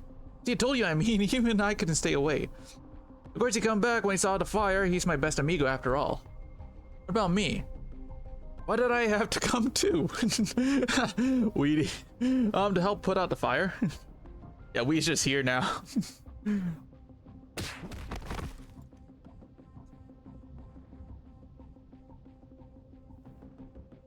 Wake up, Senora. Relita, where's Nene? You shouldn't have come back. I said it free in the flat. It may be weak, but better out there than getting killed by mutineers. I can't just leave you here. You don't look well. What did they do to you? Nothing, just gave me some drugs. You could have fled, you would have lived. I didn't take you for someone who would give up so easily. Now that we're all here, don't we have better things to do than just talk? You know Salt Flats better than anyone else. Senora, is there anywhere we can go? How big is your group? 24. Excelente, enough to commandeer a ship. Which one? La Conquista. That's the oldest one, slower than the newer salt ships. But I didn't know it best. Besides, because they consider it an antique, it will be lightly guarded, all the easier for us. I'll take 8 men up to the deck and get rid of these sentries. The others will go in through the side with Elysium and deal with the rest. What about me? Stay with Senora Juana. She's not at her best and she won't be able to move as quickly. Okay.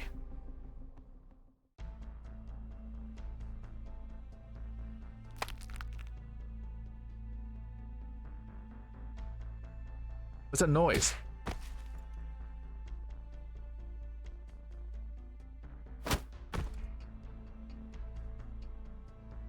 My aching bones. Maybe I'm getting too old for this. The guys on the deck are all cold. I tossed them overboard. Good. Climb the mast and be ready to hoist the sail at my command. We'll need full speed on the double. You done over there? We got the ones below deck. Hand, please. Now we wait for the boss.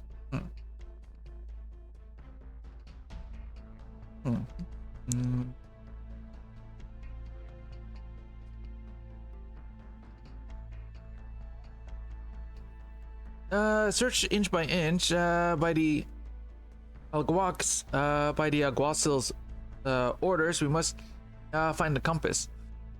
We've turned every room upside down, but I haven't found anything remotely like it.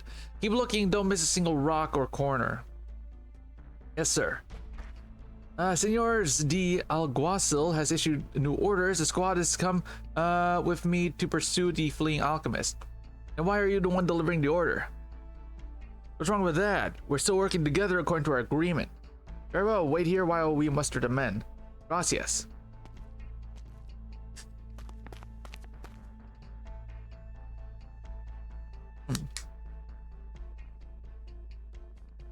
What is Javier doing over here? No idea, but he's gotten rid of the warrior priest for us. Even if he didn't mean to.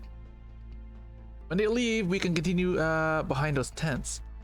They won't be able to see us from any of the salt ships. I can see you've become an expert at sneaking around through our base. Hang on, we're almost there. Alright.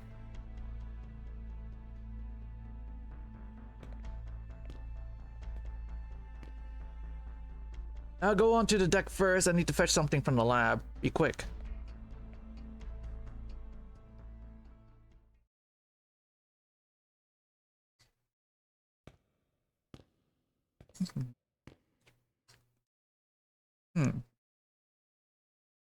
A ship from the old era. Does your desire for the compass point towards the source of the calamity, the ocean? Where did I leave it? You. It is you who has been leading the raids, and it is you who has been repairing the compass. People always tell me to look for the good in others. The truth always proves them fools. Now, when first we met, I knew you intended to take the compass for your own sinful alchemical research. I was right. The compass is no more. I'm still trying to scrape what's left of it off the transmutation table. That black mud, no, that's not the true compass. Your lies have no purchase here. Once the Inquisition spills so much blood for for each thing it loses. You know that the compass corrupts the heart. It's nothing more than a tool for sailing the seas. Sailing the seas. Those who attempt to elude both judgment and the veins of morality often seek out the thorny paths that few have walked and distant shores that none have reached, as if their accomplishments could offer sanctuary for their sins. I don't recall sinning, harboring a thief, feeding upon the remains of the townsfolk, assaulting a cleric of the Inquisition, associating with bandits who menace the town. Is that not enough? Pretexts and framed crimes. Now you begin to deny your sins. All who have sinned will desperately deny it. I was no exception. But I learned to accept my sins and thus discovered the path of atonement. My life was born from the evils of cannibalism. My very being is a sin. I am unworthy of the liberation of death. But you were once pure and upright before desire corrupted you. You have the right to die. I will free you. You're insane. I don't have time for this. Strange, why isn't Isidro here? It's alright, he must be somewhere on the ship, so everyone's accounted for. Just waiting for your order, Senora. Hoist the sails. We sail.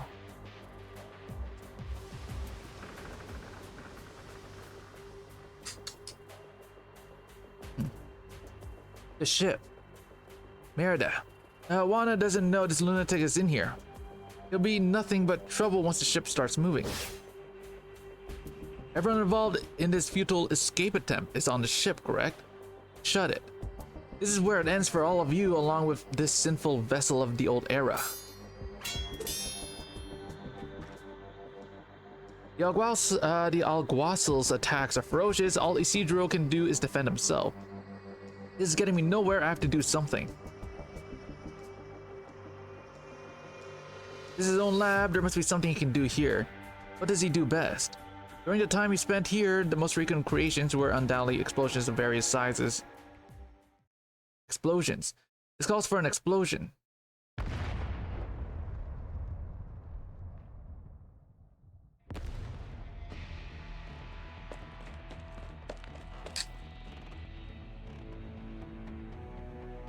Thorns? Finally, you were starting to scare me when you went down to the lab and didn't come back. I ran into someone from the Inquisition there. I thought we cleaned out the cabins. I don't know how he got there. He just came in all of a sudden looking for the compass and wasn't in the mood to negotiate. I had to blow up the lab to eject him from the ship. Him and half of this ship.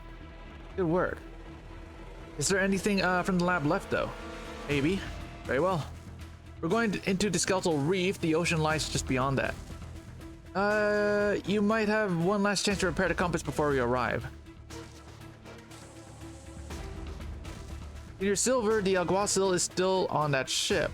We must come to his aid. No one could survive an explosion like that, but the Alguacil. I said no. We will let this martyrdom go to waste, sacrificing the living for the sake of the departed. But what if he's still... Iron needs you now more than ever. Take inventory of the confiscated supplies and round up the prisoners. This is an order.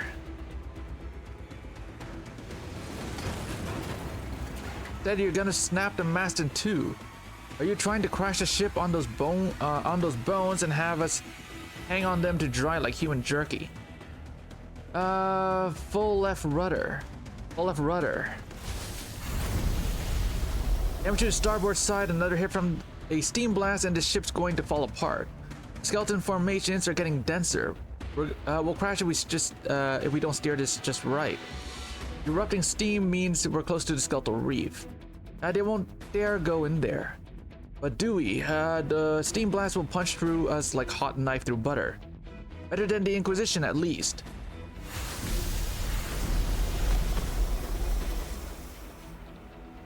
Boiling steam shoots out through the gaps of the skeletons and tears to sail apart with terrible force.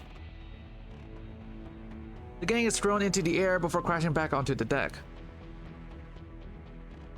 The helm wheel spins wildly out of control, gushing steam, sends the ship crashing towards the massive skeleton more than a dozen meters tall.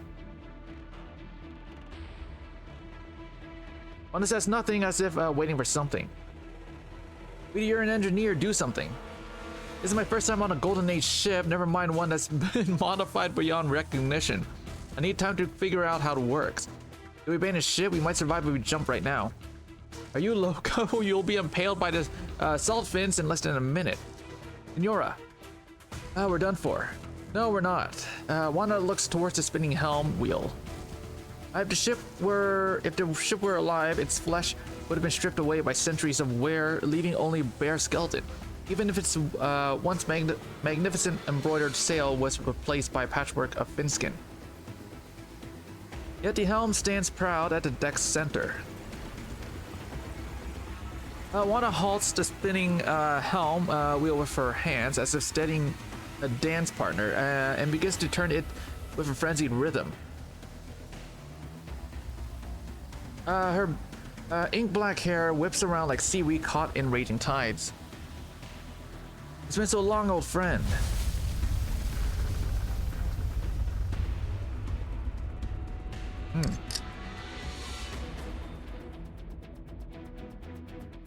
La Conquista brushes past a massive skeleton, banking at the dangerous angle. Only by hanging onto a rope for dear life did the passengers avoid being thrown overboard.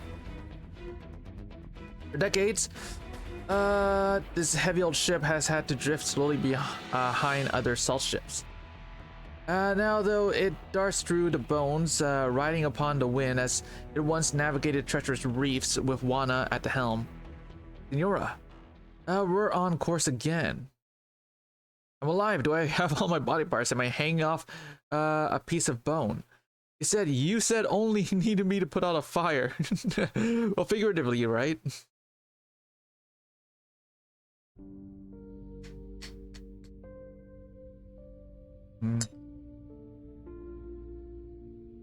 What's the situation, Thorns? How much of the lab is left? They stand in silence before the carnage. I'm ready to salvage the transmutation table. The outer casing is gone, but the output's stable enough. As for the probes, this is the only one left, pretty worn but still usable. And we still have a little bit of alloy and originium scavenged from the antiques. I don't know if it's enough though. Anything I can help? Are your fingers as thin as a probe needle? A long rumble interrupts the conversation. Elysium places a hand on his belly, looking embarrassed. At this rate, they might be soon. We don't have much food on the ship. Let's go find some. Flawless victory! I was pretty good, wasn't I, Doctor?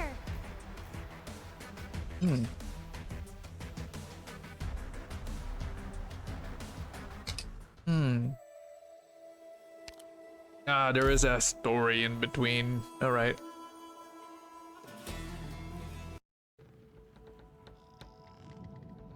The sun sets, the crew shivers in the cold night of the salt flat. They had to practically turn the battered ship upside down to find an old pod and some even older dried fin. The pod begins to emit a sliver of warmth with the help of Wheaty's bionic sea dragon. So Cole, we've used up the wood we scraped up. Leaf will have to do as a makeshift brazier for now. It was only designed for warming hands, though this is the best I can manage in terms of cooking. Getting something warm to eat is more than enough.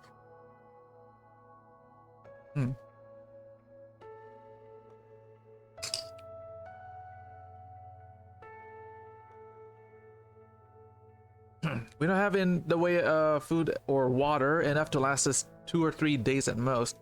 We have snacks for gathering rainwater, but weather on the salt flat is unreliable at the best of times. Then we make use of the steam outside. It's unsafe for drinking. It carries microorganisms from deep underground. I could distill it. Focus on fixing the compass first. Anyway, our priority now should be finding a way to last through the night. Night on the flat is no joke. We're low on food and we've got injuries. Get too cold in your sleep and you might never wake up. Really, it could be over just like that. What if we run into a saltfin? It'll be fine. I can use my expertise to send it a message telling it we're here to prepare to die. How can you be so absolutely awful at reading the mood? You'll learn to live with it. He's the only one who can run his mouth in a situation like this. Look out. La Conquista runs over a bone and gives a violent jolt, sending a pot flying with the food inside. Elysium leaps out to catch it, but screams as it burns his hands. Isidro steps forward and throws his sword through the handles of the pot, saving their dinner. The heat from the bionic sea dragon has dissipated. The heating function just broke. Give me a second, I'll fix it. It's cold. I can synthesize something that emits heat. It shouldn't take too long. Save the materials for the compass. I'll worry about the heat. I'm sorry, can I have a little more blanket? I'm really freezing. Stop worrying about who's is whose. Everybody huddle up. Isidro, stop sulking over there and get in here.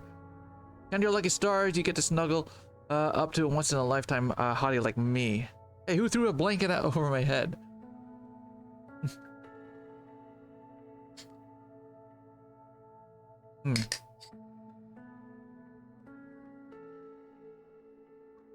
Rhonda blocks the opening with her body. Teach helps Pasquella wrap herself tight with only her face peeking out, grimacing over from the cold. Alicia and Weedy are struggling to move their stiff fingers to pick up the food and put it in their mouths. Isidro wants to go back to the transmutation table, but realizes that his frozen fingers are of no use when he picks up a probe. La Conquista sails aimlessly with the wind. Where are we going? No idea. Deeper in, I suppose. So we don't know where we're going. We don't know when those fin-shit creatures will catch up to us. And we don't know if we'll freeze to death in my if I'll freeze to death in my sleep, or if the ship will hit something again. What's gone into her? I thought she'd be the first to find a warmer spot to lie down, maybe steal our blankets when we're asleep. She's just a child. She's asleep with a bit of a fever. See if she has any useful herbs in her pocket. If I'm gonna die here, I want to sleep in my old home one last time. A big house, my bed, my blankets, my bathtub. My prettiest clothes all lined up. All the food I can eat, all the money I can spend. No more getting kicked out. Getting kicked hurts so bad. Rolling from one end of the street to the other. I just want to go home. Want to live a better life. Don't want to die not here. I'm sorry, Weedy. I didn't think it'd be so dangerous. I really shouldn't have brought you here. Don't worry about it. I came to help. If you make it back to Rose Island in one piece, I'll give you a month's worth of my pay. I promise. No need for that. Go to sleep. We can talk in the morning. Okay. Thorns, what are you up to? Fix the compass. Otherwise, we'll never make it to the skeletal reef. The way the ship's shaking, I need to build an arts field of sufficient complexity to stabilize the corazonics. Otherwise, the entire compass could fall apart the moment I try to disassemble it.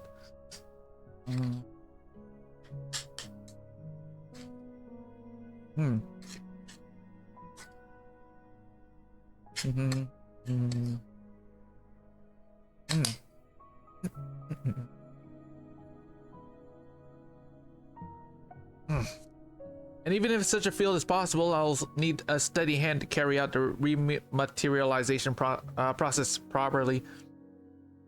The slightest trembling when etching the liquid originium circuit into the corazonics could ruin the whole material. Plus, when tomorrow comes, I'm not sure if we could. It's no surprise he's tired. He's been learning the helmet on the fly all day. He's never done anything like this before. No, his training was in communications. Get closer, the temperature's still dropping. It'll be warmer if we huddle up. Perlita, do you want to? Senora, yes? Papa said you used to sail the seas. Is it really blue? Papa will take me to see it when I grow up. I want to sail the sea. Perlita, you. Anna had told that story while holding young Teach in her arms so very long ago. He places a hand on Teach's forehead. There are wrinkles on it now. Teach has a fever too. Isidro, do you have any herbs left? Let me see. Here. In the quiet cabin, the sound of rustling punctuates the low breathing of the sleeping Isidro. Places both pot and rack on top of the repaired bionic sea dragon and prepares to boil the herbs. Anna gazes at the bare bones interior of the cabin with soft eyes seemingly recalling sweet memories. She puts the herbs into the pot. They make a soft splashing sound, rocking along with the ship. Have you ever seen the sea, Isidro? Water is bluer than the sky, waves foaming white, lightning strikes from the clouds like they could cut you in two. Will you sail out to sea with us, Isidro? You make a good captain. Anna's eyes glow in the dark, cold starlight shines in through the ship's frame. He opens his mouth to answer, but closes again without a second thought. There is a light in the horizon in the direction of where they came from. It is their pursuers. Oh.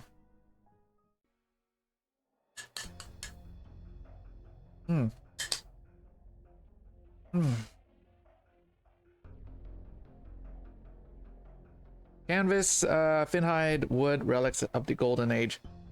With virtually no food or water, you were desperate. It always takes such dire straits for man to understand the value of order. Maybe. Subservience in order has brought you food, water, and shelter. Do not forget this. And mates understand parlay. They'll keep to the agreement. Very good. You will make a fine privateer. One who answers to me. Log the confiscated supplies, record the names of the bandits, then bring them to the abandoned houses on the edge of the town. Take care not to draw the townsfolk's attention.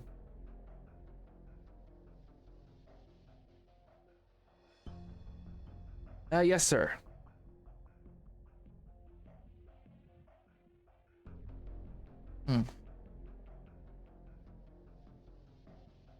And I want those ships of theirs that traverse the salt flat to be brought back without a scratch. They are the town's only hope. Understood, Senior Silver. Anything else? We tried looking for the alguacil, but found only a fragment of his clothing left it on your desk. Very well. I'll take it from here. Now go. I wish to be alone for a while. Anastasio, I thought you would save us all. But you never cared for anything other than yourself, did you? The piece of cloth leaves soot on the desk that had kept so pristine. Silver picks it up with 2 fingers and stares at it. Finally, he throws it into the fireplace and starts wiping his desk clean. The same way he climbs the clock tower every day, gazing upon his town that has survived calamity before natural and both natural and man-made. You don't understand about this country, this town, or these people. That's why you'll never understand. From the moment, from the most prosperous harbor to the poorest fishing village, every settlement in Iberia that survived the sea went to collapse into chaos that followed. Iran was no exception. I am the one who devoted half my life to this place, who saved it from tragedy and of cannibalism and terrors of tyranny. And I am the one who will bring it salt ships that walk the land, who will liberate it from the barren soil. All you can see, Anastasio, is a stubborn archaic faith. You will never belong to Aaron. You will never interfere with Aaron again. Bye, Aaron.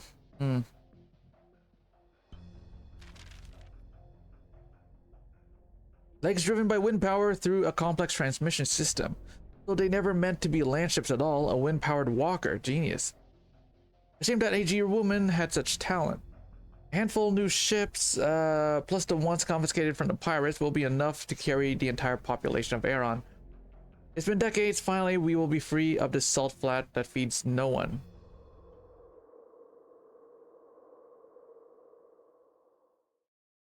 Oh. Where did that sudden wind come from? Oh? What is going on? Is this house really that drafty? I couldn't even light a fire. A few small tiny sparks fly out at the end of the match, only to be extinguished in an instant.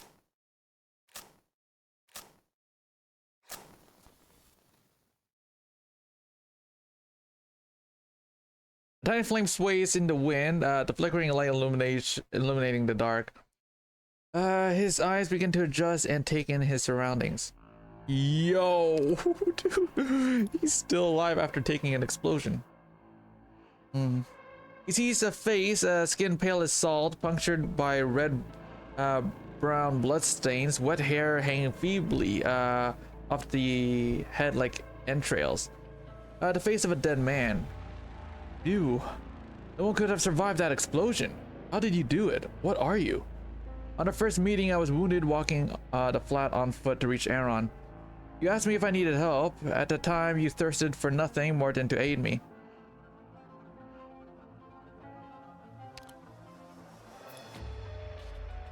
Now, when you halted the clerics coming to my aid, when you gleefully imagined my death, what was it you sought? You were also corrupted by the desires just like the others, no? Yeah, dude, that guy's like, oh, he killed him. Now the word comes out of silver. He grabs the air as he collapses, but only manages to pull out the drawer. Flower petals pour out, covering him in them. Dried flowers, rotted flowers, flowers that had turned to dust, flowers from a few years ago, from a decade ago, from decades ago. The flowers that that the townsfolk had offered to their Cador in gratitude over the years all poured down on him. Flowers.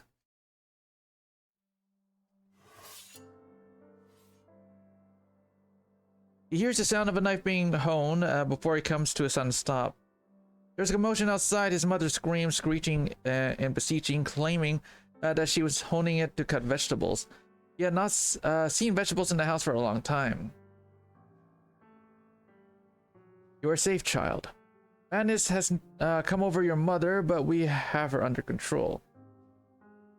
By the lantern, what is that he's eating? No. He screams hysterically like his mother, waving his hands wildly, trying to cover his own face.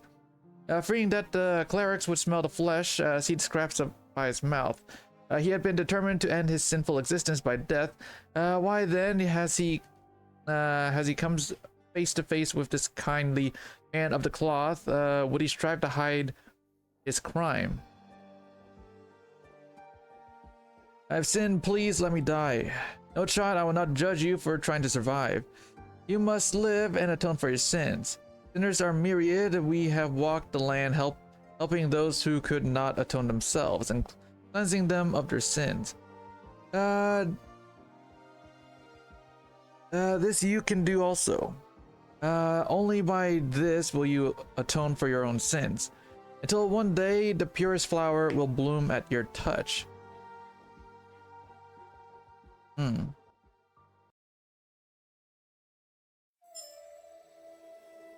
Okay. Give me a minute. Hold on. Be right back.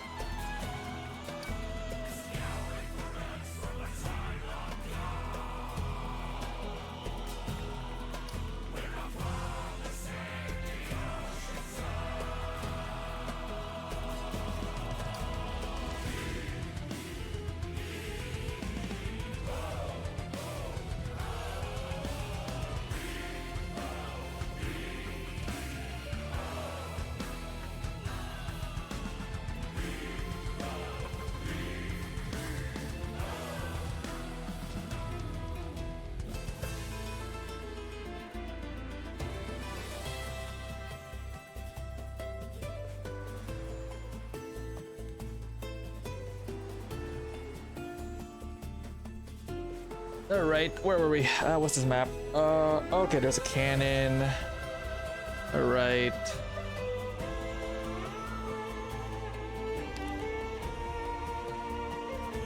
Let me do... Oh, there's only 2. Yeah, okay, yeah, okay. No, we can do this then. Hold on.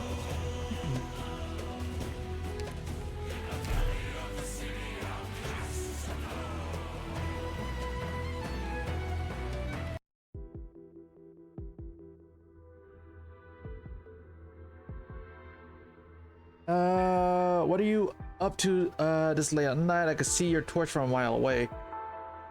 Hey, watch. You forget we're in a town. No salt fins barging into the camp late at night, and the roof above your head isn't getting blown away by the salt storm. I know, I'm just not used to it. Room's too hot. Bed doesn't shake. I can't sleep. Besides, something's not right. Here, that Fekador Silver brought us here, but where is he? Probably just thinks he's too good for us.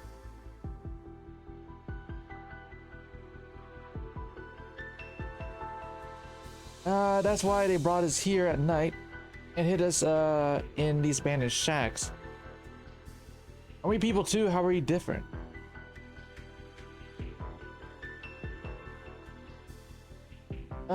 Give me the torch if you're worried. I'll keep watch.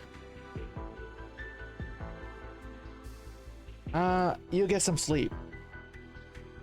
You'll need to get used to being civilized. I see you're still eating the jerky from your ships. In your Javier. Yes, jerky. This kitchen hasn't seen use in quite a while, but Silver had it specially prepared. Repaired, the utensils should be readily available. I hear that you're always wanted to be a cook, so why did you not cook when you finally have a proper kitchen? I just can't, not today. However, it's just still not enough. It's enough, I assure you. Never seen so many kitchen tools my whole life.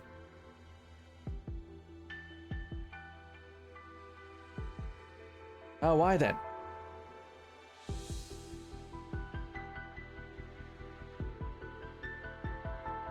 I insist on knowing, Senor Javier. When you cook, it's not like a knife in your hand, and you're thinking about, but the people who'll be eating.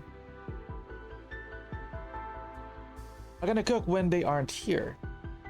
Your crewmates are here, if you mean the ones who obstinately continue to resist. Neither of us need regret their poor choices. You've attained so many things, precious things, kitchen, food. Silver gave us this stuff, not you. Why are you the one preaching at me? Silver's dead. You killed him, didn't you? I did. What about us? You're gonna kill us too. No, you are to walk the very path I did, the path of atonement.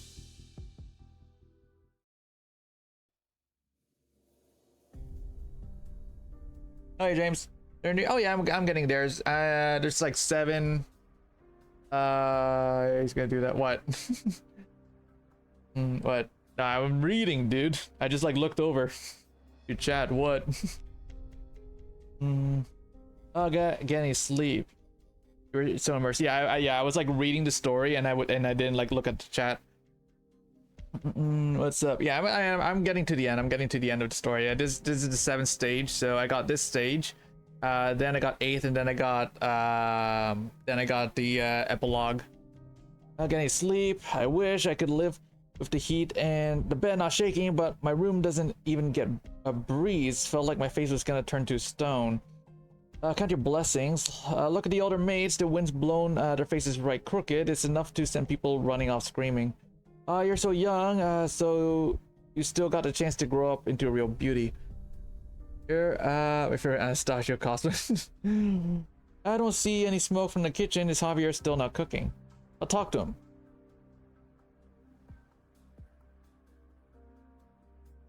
Our clerics have searched every corner of your den. There was no compass. Guess it got burnt to ash. The key figures in this affair: the girl who stole the compass, the grave-robbing cannibal, and your former leader. Anyways, Mormon's daily recess was 1 hour ago, or is in 3? I can't remember. Okay. It was 1 hour ago or in 3 minutes. Okay. All have entered the depths of the salt flat with their ill-gone gains. You want to go after them? You know better than I how to navigate the flat, and you know the fugitives well. How much you paying? Excuse me. We work, you pay. Isn't that supposed to be how things work around here? Last got 1,000 ways to kill you. Massive salt fins, dozens of meters long, could tear you apart just by shaking their heads. Oh, thank you for drinking, Sammy. And you redeem dreams. The skeletal reef is the worst of it. The steam blast there can punch a hole right through you. Hold on a minute. Be right back.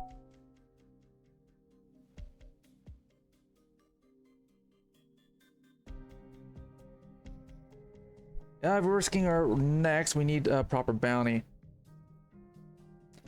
Quiet, you fools. I'm sorry, we don't need. What don't we need? We've only been here a single night, so how are we supposed to put food on the table without work? Calm down, that's not what he meant. Is he Senor Alguacil? The caravans under inspection were carrying both coin and trade goods. I have no use for such worldly possessions. I knew they were hiding the good stuff from us. Wait, it's not what you think. You heard them, mates. Do the work, get the loot. Now quit yapping and start moving. Sammy's eating breakfast. Yes. That's a lot of food that Sammy's eating.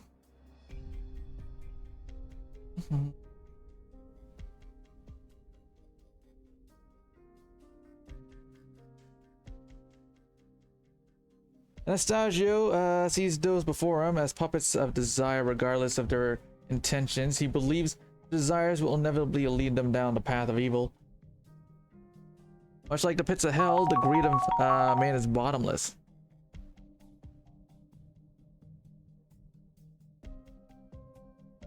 Are you an idiot? What do you think happened to Silver? Church conspiracies are above my pay grade. Best I can do is play the fool. There's no conspiracy. Russ Silver's dead. Anastasio killed him. He's no schemer, but a complete lunatic, and now there's no one to keep him in check. You got a better idea? You know how the others see you. The word, your word as the leader isn't even worth a hot meal. Not that you're even cooking anymore. I can only defend you for so long, Javier. Fine, let's board those ships. You dreamt of... I can't remember.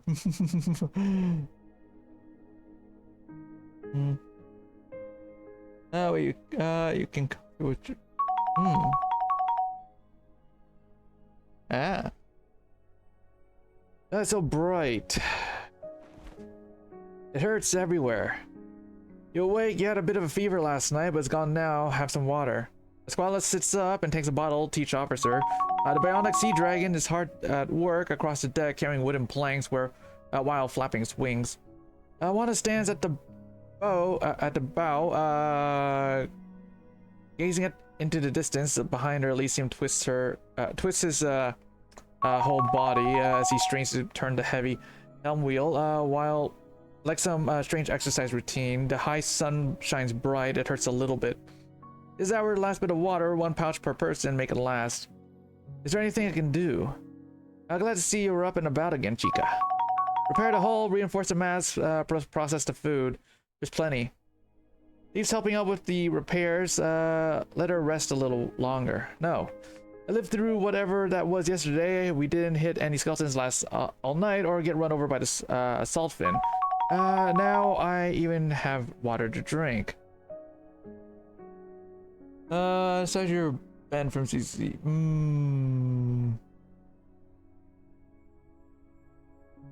Definitely Anastasio. Definitely Anastasio. So I'm gonna do my part to get out of this alive. Give me your hand, I'll help you up.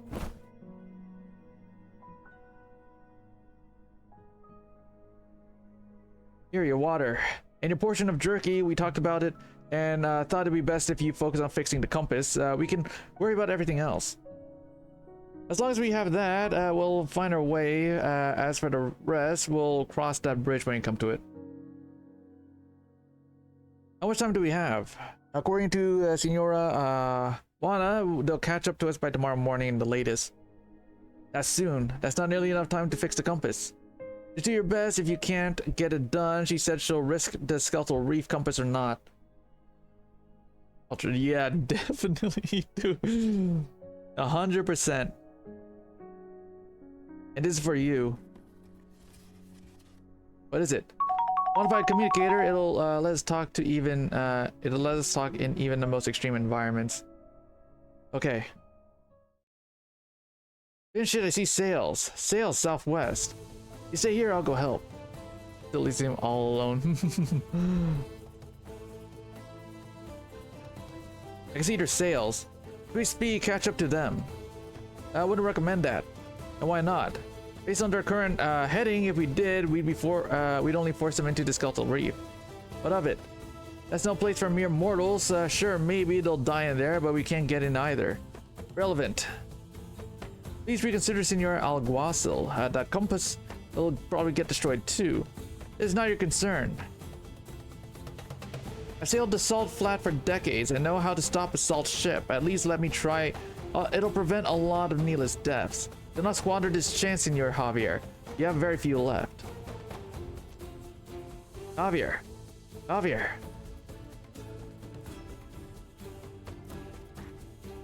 What are you thinking? It's been years since we pulled off something like that, let alone against Juana.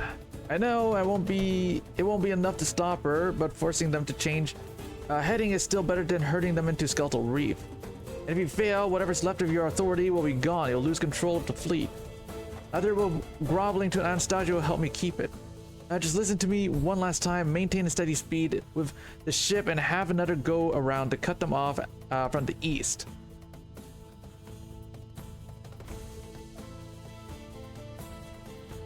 Are you down a ship? Did it hit a sulfin or something? No one taught by me would make a mistake like that on flat land, no less. I sharp every last one of those salt ships is faster than this antique. They could easily cut us off before we make it into the Skeletal Reef. What happens if they do? We're at a disadvantage in both numbers and equipment. We wouldn't stand a chance. Then we won't let them. The ship tailing us is going to slow and not even raising its flag. They want us to let our guard down, so another ship can go around in front of us. Did you really think I would hesitate to sail into the Skeletal Reef at this point, Javier? Full sails ahead. Set course for Skeletal Reef, maximum speed. You're accelerating, Senor Alguacil. This is far from the scenario you envisioned, Senor Javier. Raise the flag, hail the other ship, tell them to go full sail. And what of us? I will take the helm. Senora, why are you turning? This is inviting them to open fire. If they do, they'll have to slow down to find an angle for their cannons. That's our chance to lose them. Gunners at the ready. Sailors heave heavy balls made from salt and fin dung into the cannons. Fire.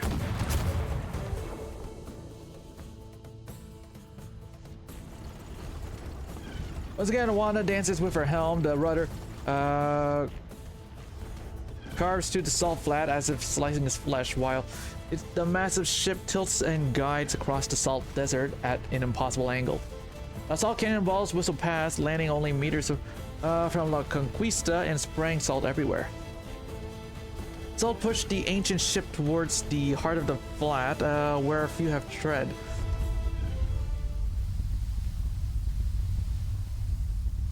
A rumble stirs within the salt cloud. Pasquale peers through the blurry spyglass, straining to identify the source, only for a wind-filled sail to suddenly consume her view. It is a salt ship that has disappeared from the pursuing squadron.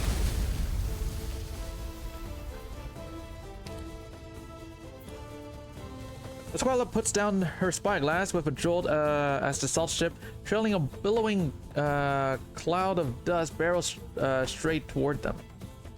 It's gonna hit. Evasive maneuvers, evasive maneuvers. No, that's not what they want. No, that's what they want for us to slow down or turn.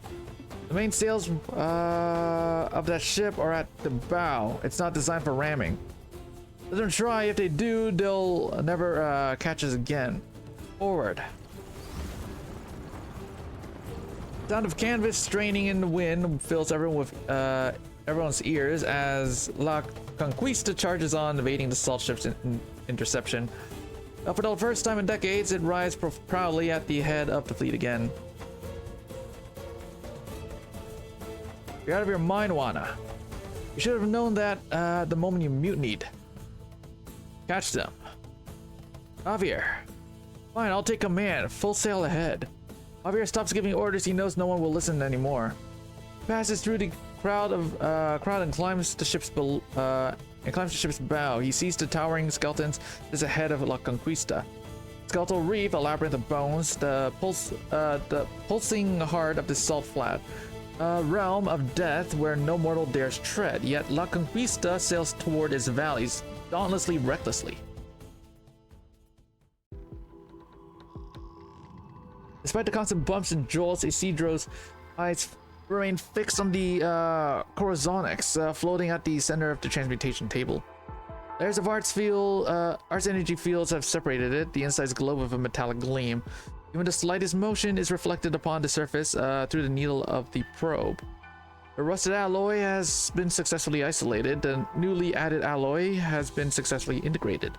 Now for the last step, to etch a new originium circuit inside the Corazonics. I can't afford to make a single mistake. There's no time to test the effects of the circuit. We have only one chance. Steady, steady. Hard to do it with a moving ship. Another jolt sends the dismantled compass components on the table spilling onto the ground. With one hand holding the probe, Isidro draws his sword with the other side and stabs the cabin wall with it to steady himself. El Domino de Mar. If the pirates can fight in the wind and waves with this technique, then I can use it to steady myself amidst the turbulence. With each tilt of the ship, Isidro counters with a thrust of his sword. Soon the cabin is in chaos. A pot covers one of his feet, while a piece of canvas wraps around his leg.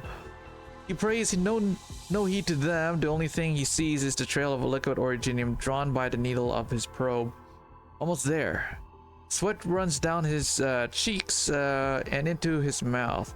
He feels control slipping from the hand holding the probe as his strained muscles verge on spasming. I did it. Now all that's left is to insert the shape Corazonics back into the shell of the compass. Isidro forces his eyelids open through the blood and salt and sees the arts field beginning to go out of control under some kind of powerful arts interference. His probes lies on the other side of the cabin. The needle broken into several pieces. The components of the compass are nowhere to be seen except for the outer shell. Under the pressure of the overloaded arts field, the newly formed Corazonics begins to tremble violently. Thorns. What did that fin shit Anastasio do? An Inquisition hand cannon, he fired it through the cabin, into the cabin. Heavy from the alchemical equipment is out of control because of interference from the hand cannon's arts energy. What are you doing, Senora Juana? Who has the helm? Don't worry, it's in good hands. Teach, where's Teach? She's over here. She's got a piece of broken wood stuck in her leg. Damn it, I can't stop the bleeding. Thorns, say something. Isidro opens his mouth, but his tongue does not obey. He forces himself to sit up. There's no time to think about how many ribs he broke. On the transmutation table, the Corazonics starts to bubble as if it's boiling. A moment of hesitation, and the last Corazonics of Iberia, their only hope of survival, will turn to dust. He must retrieve it. Isidro looks around desperately, but sees none of the compass's components, not even a working tool. No. Isidro stumbles to his feet. He cannot feel his arm, but he can move his right arm. His left arm, yeah. He can't, yeah. He runs towards the transmutation table.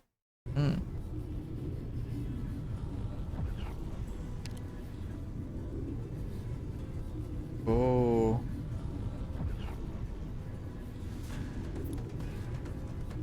I'm sorry, yeah, there you go. The resistance from the arts field is much stronger than expected. It feels like putting his hand into boiling magma. His glove offers no protection against the rampaging arts energy. Isidro quivers as the energy corrodes his arm. What are you doing, Thorns? This is my Corazonics, my compass. The Corazonics dances in his palm, though it has gained life. It flows through every gash and hole of the art's energy left upon his arm. Isidro has gazed upon his substance so many times, seeking a connection with it. But now, in this very moment, he understands that it has become one with his flesh.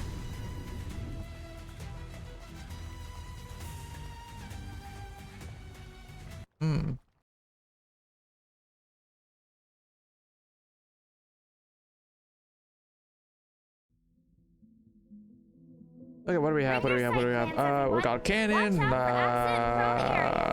What's the range of? Good scenery here, Doctor. Okay, we're gonna do. Gather around me, guys. Okay, yeah, we're gonna put this here. I'll do my best to keep everyone safe. Put this here. Mind hammers, Genki daste!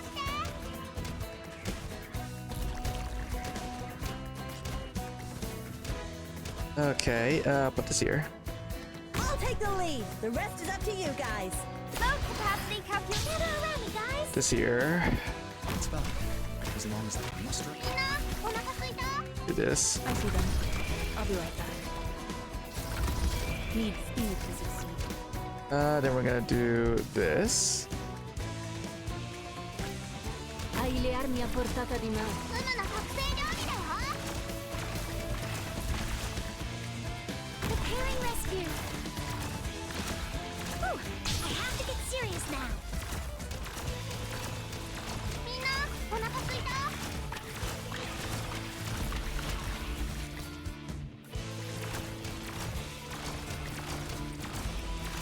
Lo spettacolo. Oh, non deludetemi stanotte, amici miei. I can do it too. Need speed to succeed.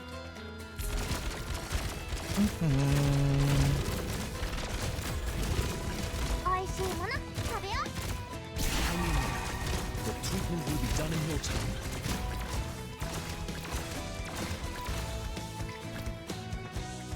I see them. I'll be right back. Oishii mono, tabeyo.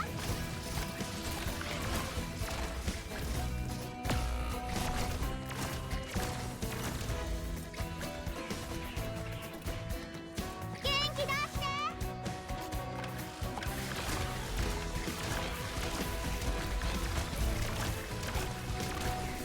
Guarda, siamo sotto i riflettori. Genki daste! Oh, Charge, face me! I see them. I'll be right back. Moving to designated location. Where are you looking? It's dangerous to get distracted. Mission accomplished. There we go. Okay.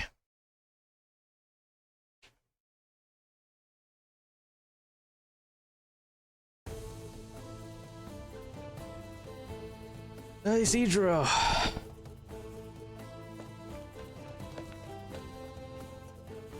All hands on deck. I'll take the helm. Pasquala and Weedy take care of Teach. The Inquisition ship is catching up. Wake up, Isidro. Stand up. What happened to your arm?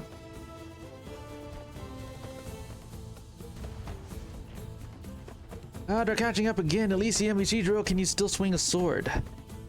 Mine broke, but I can pummel them with my flag. But who can use a flag as a weapon on the battlefield? Isidro grabs his right arm. The searing pain has not yet subsided. My left hand is all I need. Good. Look out, they're loading. The wind carries the cries from the salt ship behind them. Fire.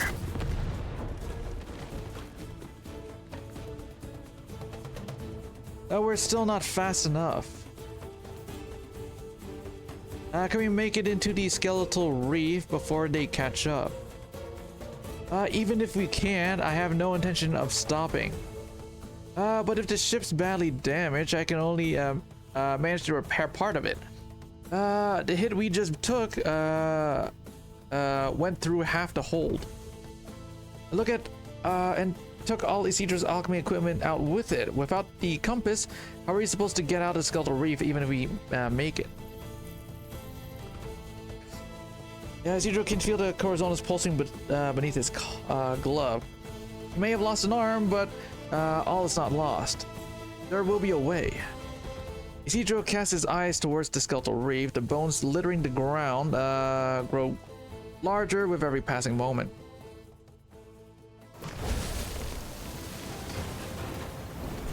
One kilometer. Turning is no longer an option for La Conquista. Juana grabs the helm wheel with such strength that the wood creaks under the pressure.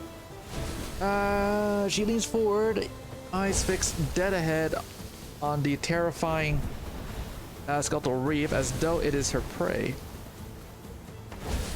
500 meters. The sharp grain of salt brushes past her cheek, leaving a mark. Pasquala squints into the wind and salt, but can only barely see massive sails approaching from behind.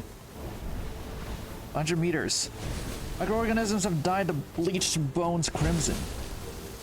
This land had never seen such vivid colors, even before the sea came. 50 meters. Steam gushes through the holes in the bones, powerful and dense, and their end is a crimson mist of the color of blood spraying into the wind. 10 meters. All breaths are held. Ooh.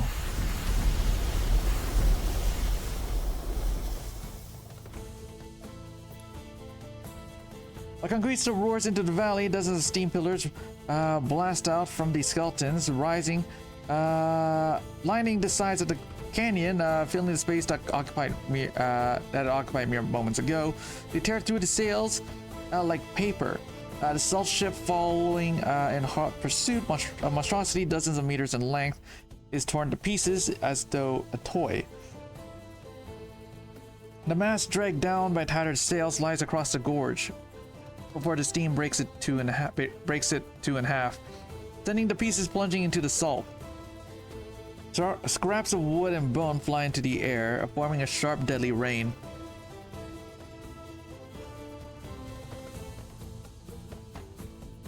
Her ship was destroyed by the steam.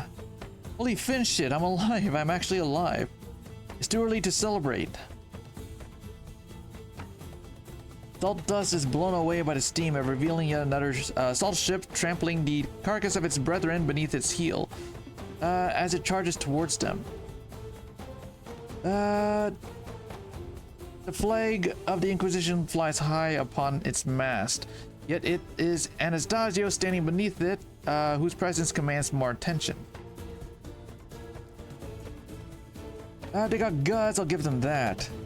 Let this be their burial ground then.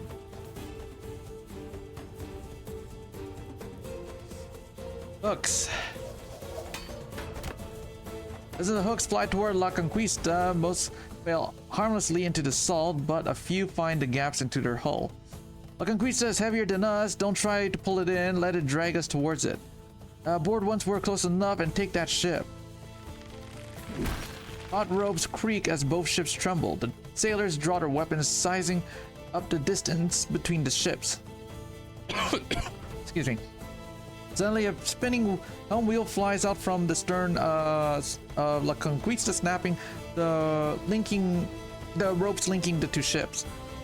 The sharper-eyed sailors recognize it immediately. It's Juana.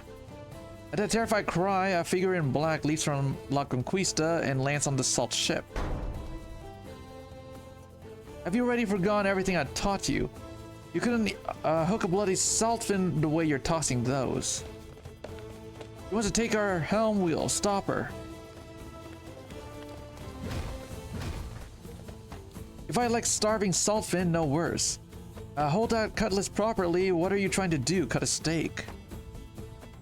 Don't kill Juana. All we need is the compass. Open your damn eyes, Javier. He's here to kill us. It's us or her. We gotta kill her for the reward. I was right all along, Javier. You're just her little pet. Well, I'm not. I want to live. I want to live good. If you don't want that bounty, I'll take it. Juana swings her helm wheel into the charging pirate, who falls to the ground in a heap. But the rest keep coming with even greater fury. Javier is left in the back, or he grips his weapon tight but does not move his feet. It takes a while before he cries out. I said don't kill Juana, all we need is the compass. But I'm going to kill you, Javier. Quit giving orders, Javier. Who do you think you are? Kill Juana, her head will make us rich.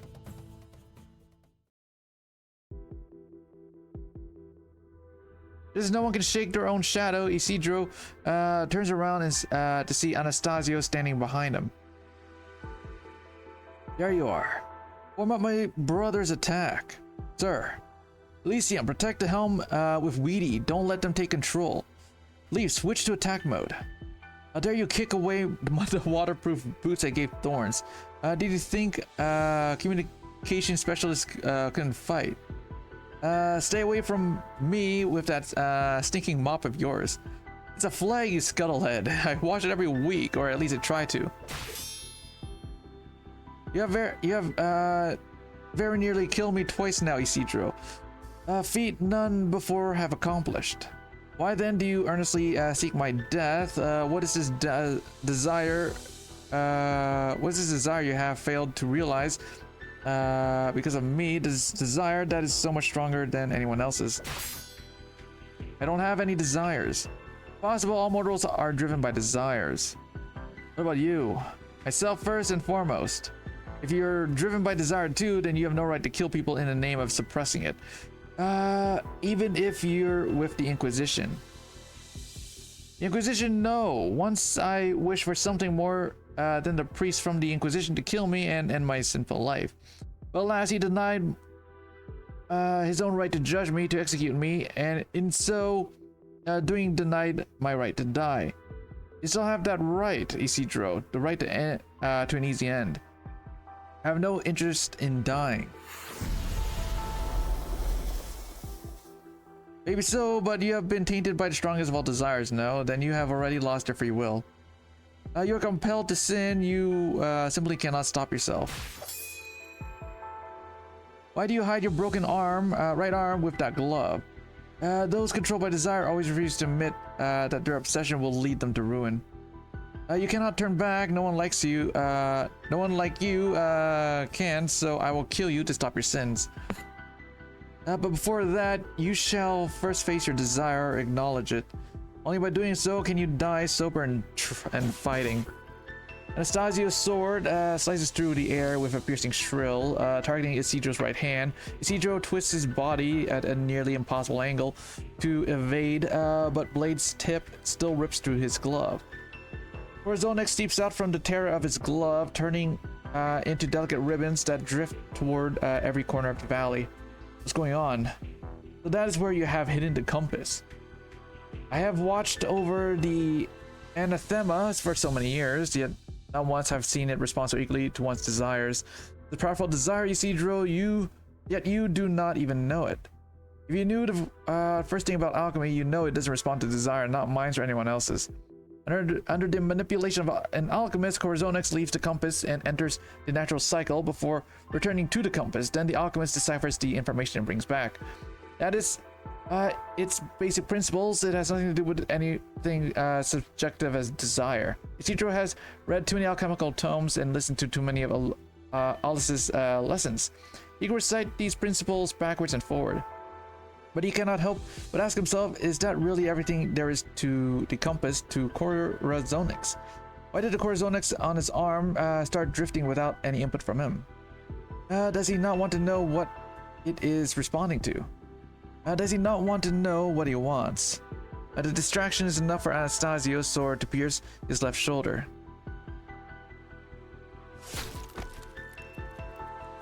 Where's your desire, Isidro? The most powerful desire that compels you to kill me. Will you die as the puppet of that desire without even knowing what it is?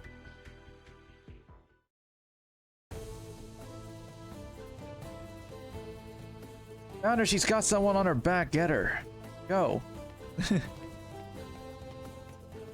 Can't run so heavy. Put me down, go on without me. Pasquala?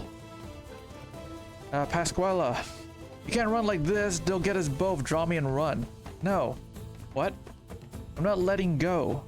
You gave me your blanket, your water, and you put me to bed. I'm not letting go.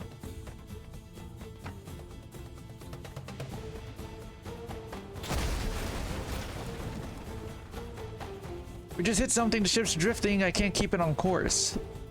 Out of the way, let me handle it. Ow. Trust in the liquid nitrogen cannon, but I may not get the output exactly right, so keep your hand on the wheel. Got it.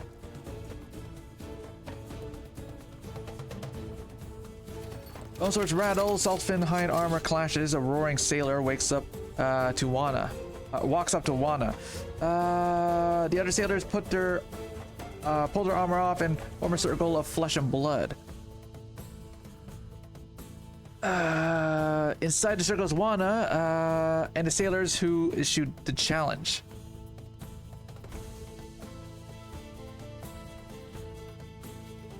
Wana's taken back for an instant, then laughs as she understands.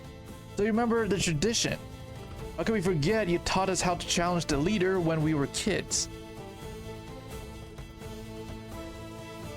But now your life is worth big money, enough to set me up for life. Come at me then. Wanda swings the helm wheel with a whoosh and slams into the man's bare chest with a sickeningly dull thud. His chest collapses and he falls onto the deck without so much of a gurgle and wheeze. But the others step over his blood, crying in fury as they rush toward Wana with weapons in hand. Die.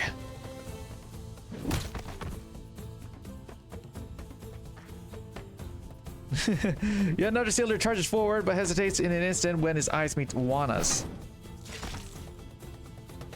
His axe slows for a split second and for enough time for Wana's helm wheel to connect first. Last thing he sees is the pale salts filling his eyes, even as his lower half of his body clings to the deck. There's no place to get cold feet. A moment of hesitation is the difference between life and death.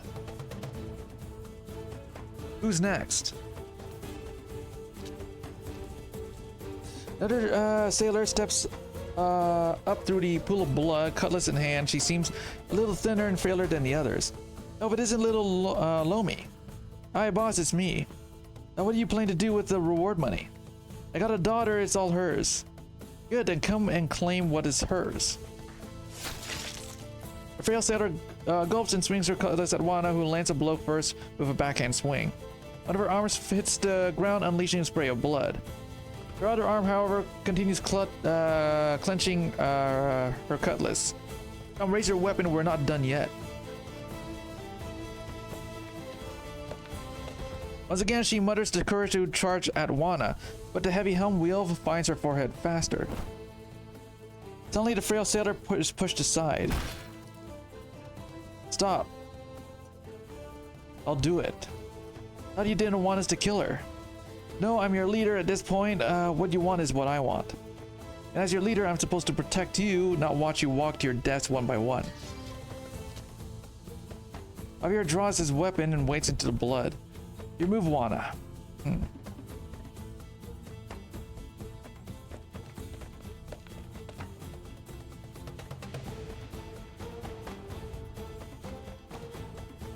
You put me down here. I'm feeling better. I can fight. These chupa medias. They're like salt fins who smell blood. Can't shake them. Finally, stop. How many times have you taken what doesn't belong to you, dirty little thief? You've got the nerve to still be talking here. Catch the thief and the bandit. Bring them back to the Inquisition. Thief. What doesn't belong to me? Pasquala picks up the fallen cutlass and charges at the warrior priest before her with fury. Hey, Rising, how you doing? Red with fury. Ooh. Blood-sucking fin shit. I could have lived a decent life until you people came after me and threw me out. How dare you assume I've become immoral just because my family has fallen on hard times? What's she going on about? She's gone mad. Kill her. Hey, Ringo, how you doing? Welcome back. All I wanted that day was to go back home and get what was mine as a kid. I wasn't stealing. My abuela made that bracelet for me. What's wrong with taking what is mine? Who do you think you are, branding me a thief? No matter what I did, no matter what I said, I even begged you. Begged you to let me find a job in town and live a decent life, but you people called me a thief and kicked me out. But now I'm a thief. Are you happy now? Are you happy?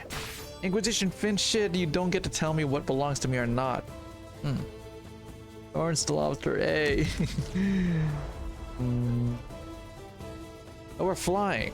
Objectively speaking, the ship did in fact go airborne for a few seconds. I may have overtuned the Ellen cannon a tad. Don't worry, I also have a smaller water cannon to help slow it down. We're going too fast. I can't avoid that bone up ahead. Do something with that cannon of yours. I don't know if I can knock away a bone as big as that. Brace for impact. Wait, yeah, she's part of the story. What do you mean, how'd she get in here? She was at the beginning. She was technically at the beginning. She showed up to town and then she came here to help us like 6 episodes later. What do you mean? 6. It's not fair. I just fixed the ship. There's someone here. Didn't we just get rid of you? Alright, I'll deal with them. Weedy, you fix up the ship again.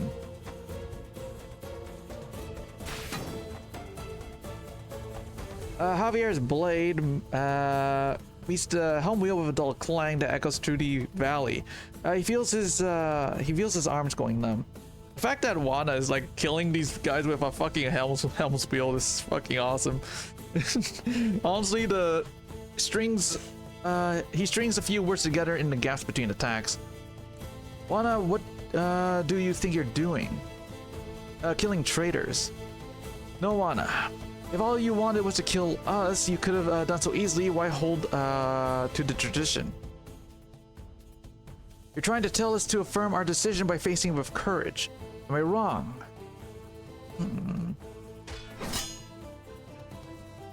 Juana. Javier, if you've realized that, why are you still holding back?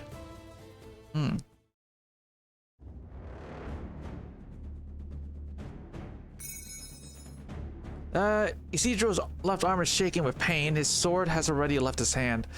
Under Anastasio's incessant interrogation, he finds himself overcome by an even sharper pain.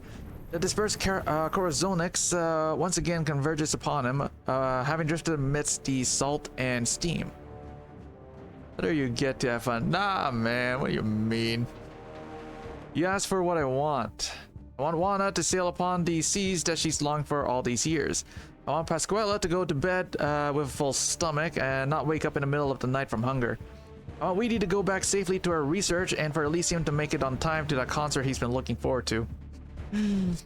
Yet all I see is how you people tear each other apart as you hasten to your own demise. Who precisely did this tragedy begin with? Juana, she who has forgotten the pain of the profound silence, she who is determined to ride to her doom seeking thrills that live only on her, in her memory. It was her desire to drag Pascuala into the abyss. The girl who wanted nothing more than food on the table was made to steal the Inquisition's forbidden relic, blinded by greed and promises of riches. And then the rest of your fellows, when you say you wish for their lives to return to normalcy, have you given any thought as to why they fell to abnormality? It was because of you, Isidro. Juana's desires infected you, and you in turn have infected more innocents. I know. People are affected by one another. There's nothing wrong with that. Everyone I met at Aeron kept their head down and the windows shut. No one spoke a word to each other unless it was absolutely necessary. Maybe it's the teachings of the Inquisition, or maybe the trauma of the Great Calamity that's never faded from their hearts. I couldn't say. What I can say, though, is that no one should have to live like that. Anastacio pulls his sword out of Isidro's shoulder. Carrying the red glow of the steam, the Corazonix returns to his place inside Isidro's glove and once again flows upon his arm. For an instant, he can feel the gushing heat of the entire skeletal reef converged. Go on, Isidro. If you have finally decided to expose your true nature, then I shall hear your confession. Because my mentor, for a very long time, I thought the ultimate end of human interaction was consumption and assimilation, just like the Seaborn. I thought I could be consumed by others just as I consumed them, that there would always be people compelled by someone else's desires, held hostage by someone else's decisions, ultimately losing sight of their own selves. In the years before I joined Rose Island, I did my utmost to avoid something like that happening, like what happened to the people of Aeron.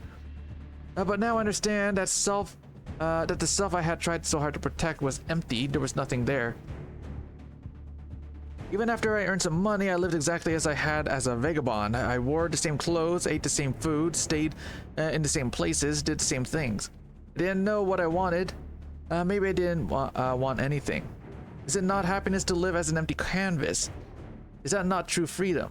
Unlike your current self, the one forced to drag but more innocent souls into the abyss as you have done. Wana gave me a chance to leave. I chose to stay, and neither of us regret our decisions. So if I indeed drag Elysium and Weedy into this, then I should give them a chance to stay or leave. If you want to kill them, then I'll just have to kill you first. Isidro senses the once chaotic movement of the Corazonix becoming rhythmic. With each pulse on his arm, steam bursts from nearby bones. It dawns on him that Corazonix, salvaged from the transmutation table, is now fulfilling its intended function while attached to him. He wants to lead his friends out of this deadly skeletal reef, so it is guiding him by indicating the direction of the searing steam flowing through the bones. Hey, oh, he's a cool kid. Isidro tears his glove off. Flowing Corazonix has filled every gash and hole that the art's energy had left upon his flesh. It is now one with him. He picks up his sword with his right arm and points it at Anastagio's face. There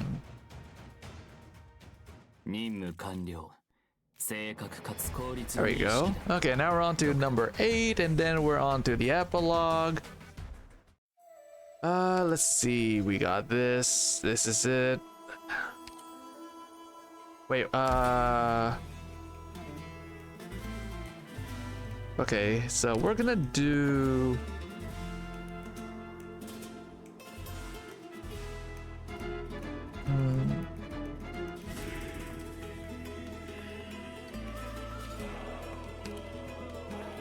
let's do...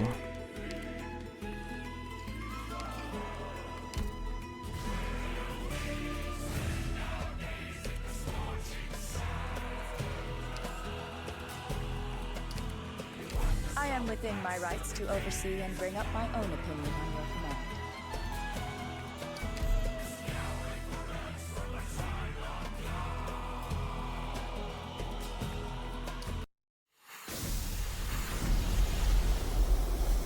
Well, we did it. I actually took them out. Need any help, Weedy? No, I'm done here too, as long as you don't crash the ship again. Your thing. I don't think I can ever ride a roller coaster again. Wait, Elysium, where did all that blood come from? Did those bone fragments hit you? Blood? That's fine. Happy to take one for a friend. If Thorns knows what he wants, then what can I do but support him? At least let me wrap you up a little. And what exactly does Thorns want again? Did he say? He can tell you himself when the time is right.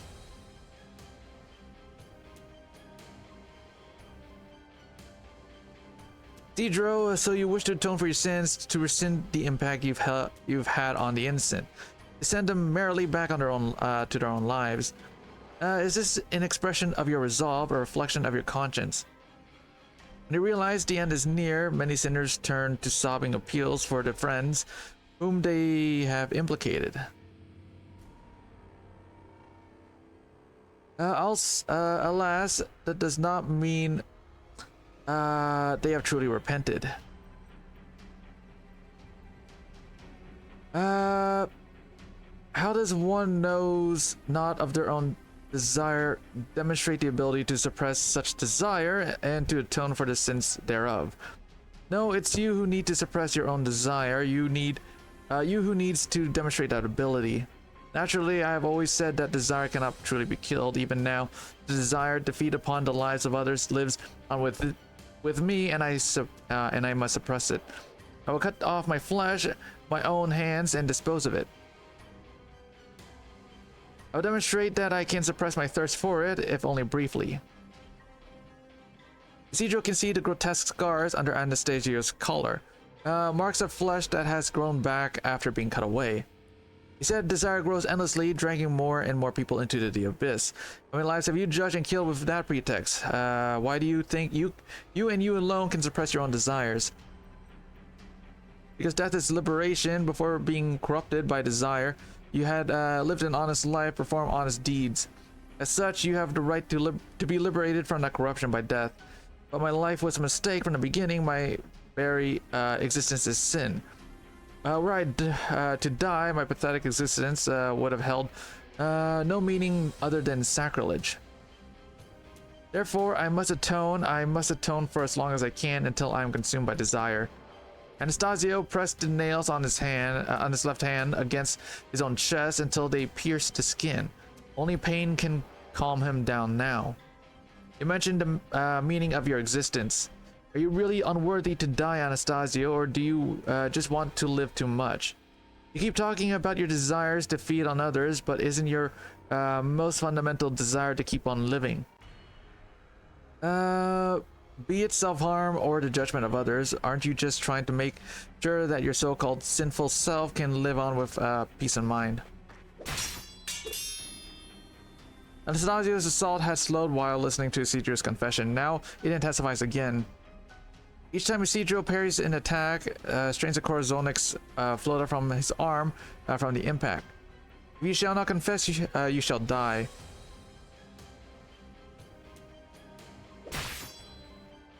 Look out! Chupa medias, cojones fin shit. Don't you have an Iberia to save instead of coming after us? All for a damn compass nobody cares about. All I ever wanted was enough money so I wouldn't have to do this stuff. You think I like living like this? I hate it as much as you do. Why do you have to come after me? You have no right to judge me, none. Pasquala. Stop, they're not fighting back anymore. Stop, we need to move. Oh, Teach. No, Teach, hang in there. If you pass out now, I'm leaving you out the next time I buy a round of saltfin garum for everyone. Now you're starting to talk like Elysium. Really? Was it funny? Do you feel any better? Let's find a place to hide. Teach. Teach.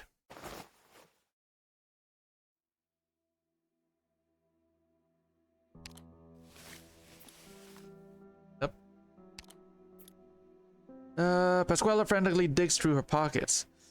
She has many pockets, very little in them belongs to her. Very little in them belongs to her, most was stolen. Finally, she finds a few herbs. She chews them into small pieces and puts them into Teach's mouth with a trembling hand. Last thing Teach did before she passed out was to protect Pasquala's head with her arms. Pasquala presses her cheeks against Teach's arm, trying to feel her body temperature.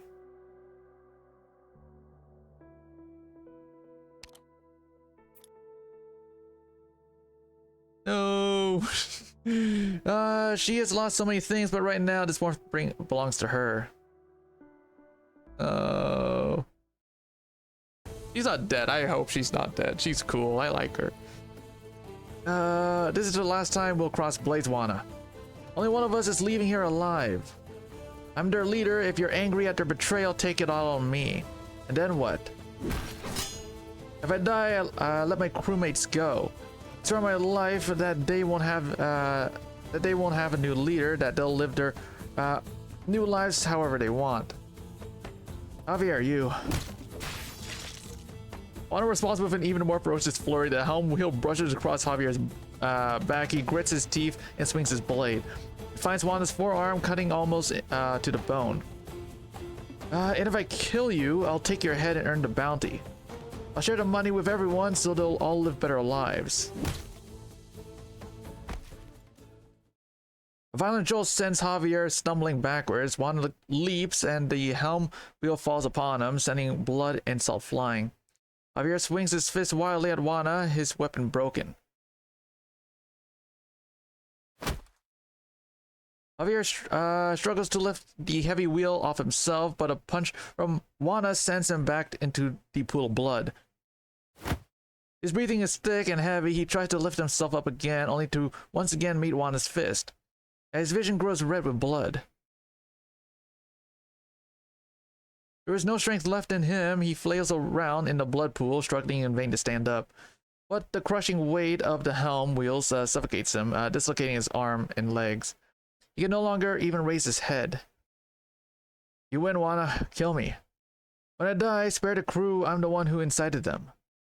Kill me and this. Javier gazes into Juana's eyes. He has never done this.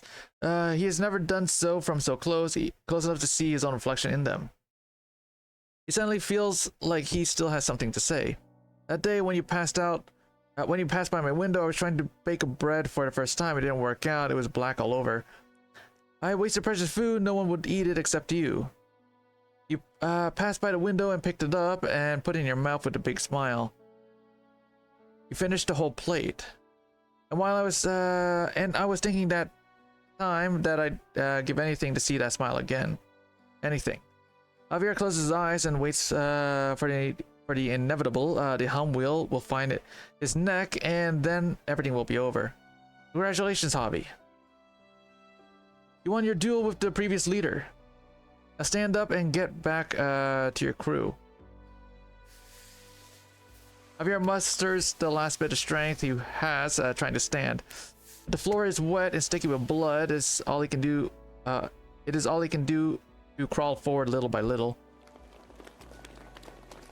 The stairs come one after another, lifting their new leader from the blood, the one who fought with them to the bitter end.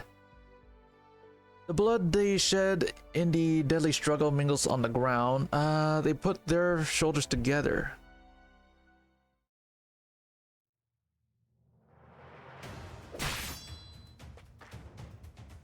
The Corazonix on Isidro's right arm pulses. He swings his sword around him and dodges towards the right. Anastasio follows closely, his blade pointed at Isidro's throat. Isidro knew that the boiling steam would gush out from the hole in the ship, stopping Anastasio's pursuit. Isidro takes his stance again. He sees how Anastasio's sword holding hand is scalded by the steam, yet it doesn't tremble in the slightest. The burns do not face Anastasio. He thirsts for pain. Isidro thrusts into the steam. Anastasio's sword falls from his hand with a clang, and his hand cannon is now pressed upon Isidro's brow. Anastasio is silent. He will not say another word until he has pulled the trigger. Isidro is forced back to the edge of the ship. There's nothing behind him but empty air. Once you were just a pitiful child struggling to survive. But now you've become a killer who's drowned his hands in blood on your so-called path to atonement. You're the only one who deserves death here. Isidro leaps.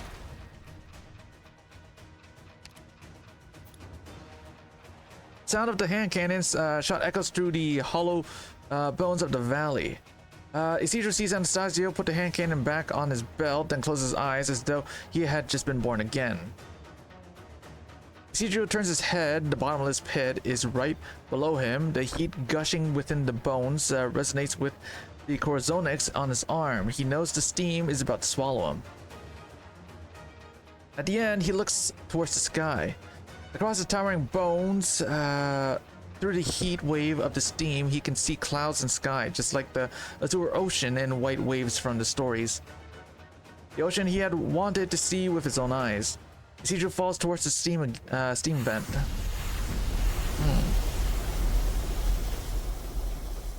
Oh, and now we're into battle. Okay, who's the boss? Who am I fighting? It's Anastasio, right? It's 100% Anastasio. So I thought I was gonna be fighting the fucking thing, right? No, yeah, it's definitely him. Okay. Alrighty, 2 cannons. We're gonna do this. Good scenery here, Doctor.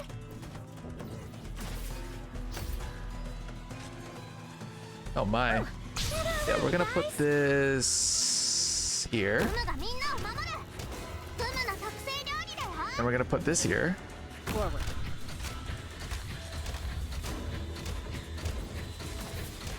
Okay, then we're gonna do this. Rescue Team Mulberry in position. Solidify. Holy, okay, wait a sec. Okay, we're gonna need to do this because you need to clear some of them out. Okay, that's fine.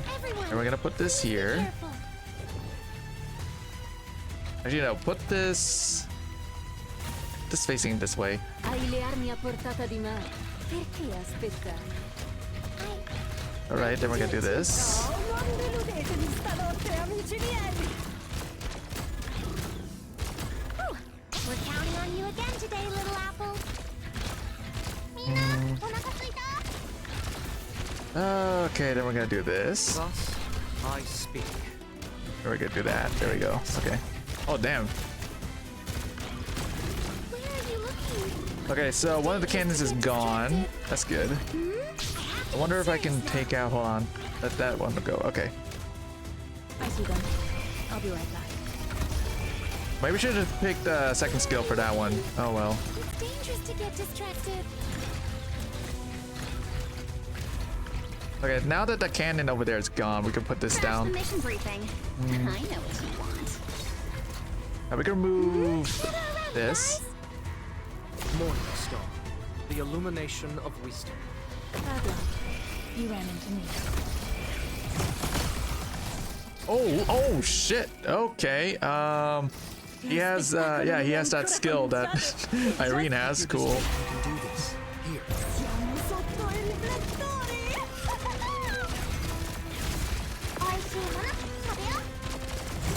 Moving to designated location. Damn, okay. He has 2 phases. That's fun. Put this here. Yeah, he has the fucking Irene skill, dude. Oh, that's fun. Okay. I see them. I'll be right back. Oh, there's a cannon there now. Great. Yep. Fuck. Okay. Yeah, no, the fucking Irene Irene skill is so annoying. Holy. Okay, this is fine. The Revenant's battling. Always so focused on the ground. But having Okay, forgotten. we're up. Shit, that thing's in the way. Oh boy. Okay. Okay, this is fine. Just who are you Shit. weaklings Okay, gonna do stop this like then. that? Oh wait, nah, that's I pushed her by accident. Shit. Okay. Rescue. Jesus Christ, dude. Okay. I was on your last words. No. He's affected by fear by a little bit, I guess. I'll take the lead. The Okay, rest is up the to moment you he guys. uses his... Yeah, there it is. Holy dude. Moving to Does he just like go designated straight for location. box? Does he just go straight for box? Right? Yeah. Yeah, just go straight for box. Jeez, okay. I might need... okay, so we're gonna do... È solo la fine Okay, del yeah, primo he's atto. a bit annoying. That's fun. Okay, so let's see. How about we... Yeah, I don't need Virtuosa. We'll take Golden Glow. Doctor, are you We don't need sure she Whistle. really Whistle's gonna die. There's not really many good places for Whistle.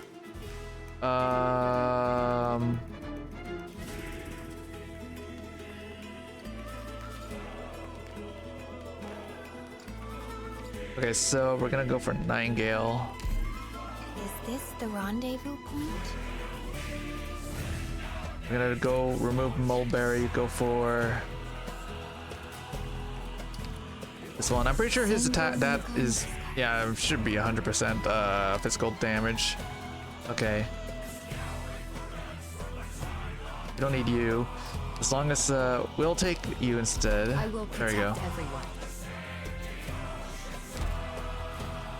Okay, yeah, use second skill. Order confirmed. Crystal clear. Okay.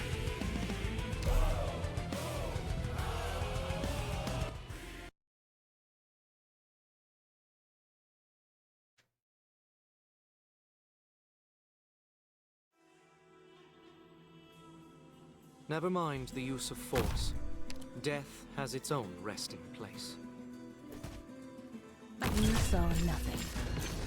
I have to get serious now.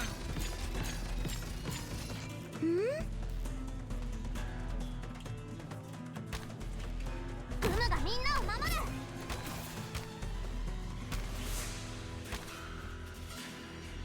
Forward. ふむの特製料理だよ。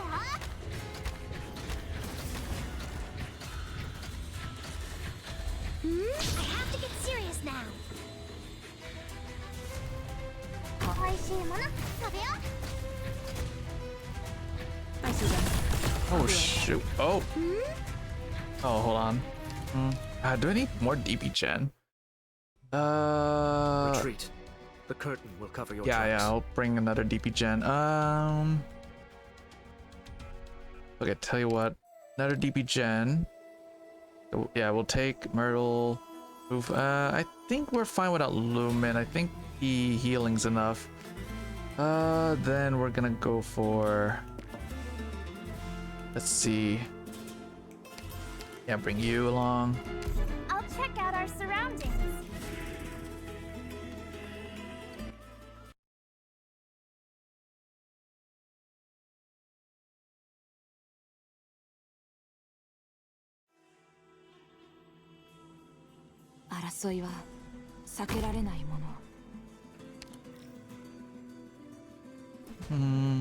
Do this. You need me. I have to get serious now. ふむがみんなを守る。ふむの特製料理だよ。I'll give you both capacity calculations complete. Vermin. Got a problem that needs solving? Whew. We're counting on you again today, little apple.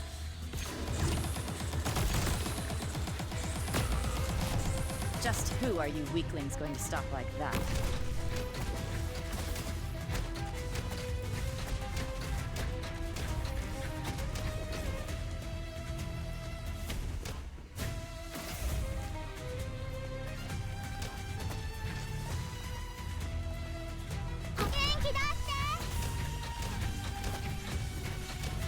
Whew. Gather around me, guys. Got a problem that needs solving?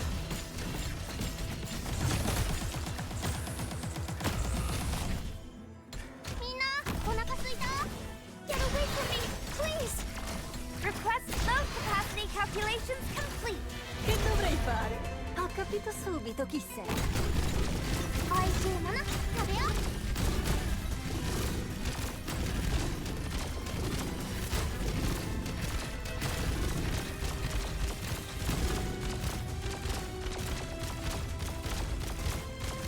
Almost dozed. Request acknowledged. Ooh, almost dozed off. Gather around me, guys. Solidify. Got a problem that needs solving? Doctor? Can I see the distance? There!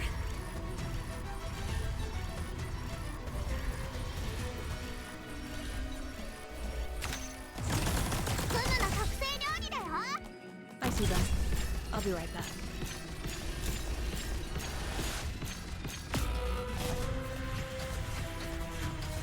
Ti stai aspettando?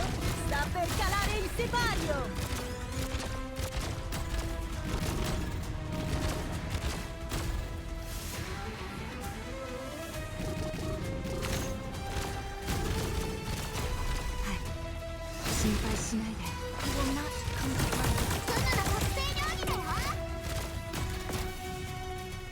Got a problem that needs solving? Stay back! I have to get serious now.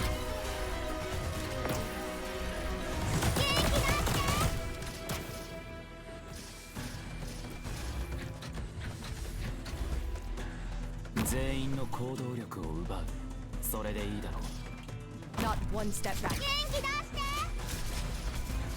Whew. We're counting on you again today, little apple.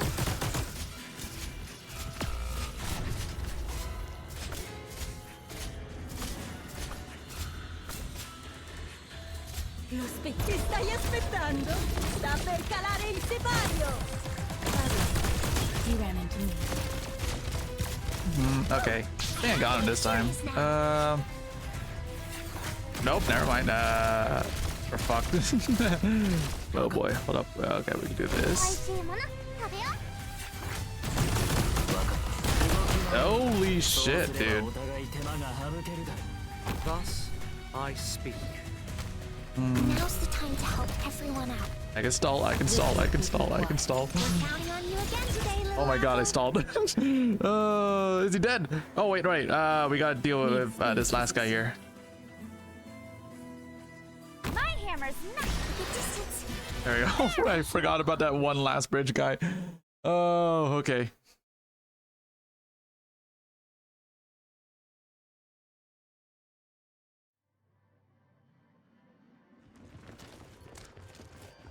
I found them over there. They're over here. They're here. Raise your shields, form up. Don't let them get away. All this just for a little old me. Besides, why do you think I'm trying to get away?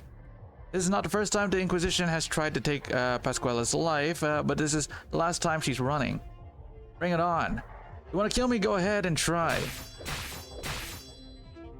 But she is no warrior. It is all she can do to dodge the attacks of 2 warrior priests. Soon even that is becoming difficult. Shield-wielding clerics blocked the way in front of her. Behind her is Teach, too weak to even stand.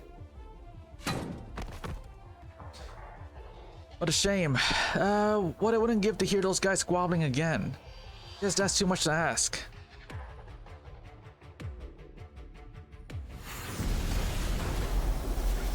Hold on, hold on. Have you seen Thorns? He was fighting Anastasio just a moment ago. It's just Anastasio over there now. Stop Elysium. You can't steer and use high-powered arts at the same time. Elysium. I have to find him.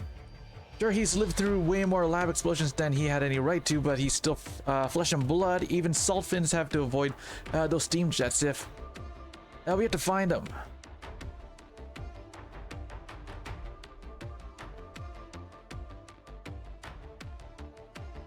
Long last, have you tried to... long last, have you tried to... you have ended his suffering and brought salvation to the souls of those he tried to drag into the abyss along with him.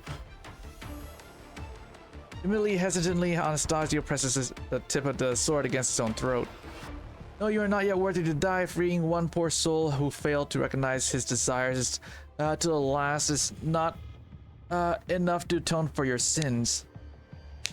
Reality lies before you, Anastasio. You have yet to eradicate the blight of desires plaguing this land. You are not worthy to. Senor Alguacil, are you alright? I'm fine. Regroup, slay the remaining bandits and capture both ships. I'll take one on myself. Senor, you promised to pay the bandits. They saw the reward from me like a ravenous tusk beasts, the saliva dribbling down their chins. Did you truly think they could live honest lives in Aron after being paid in such work? False kindness is but the worst cruelty. Just as you say, Senor Alguacil. Anastasio can hear the soul-wrenching cries and wailing. He knows he should board the ship, kill Juana, and end this struggle. But he does not move. He feels an emptiness, but does not know what is missing. It is as if Isidro had taken part of him with him. He turns around to look at the vent Isidro had fallen into, but only gushing steam answers him. When steam bursts into red mist, Anastasio turns around to leave.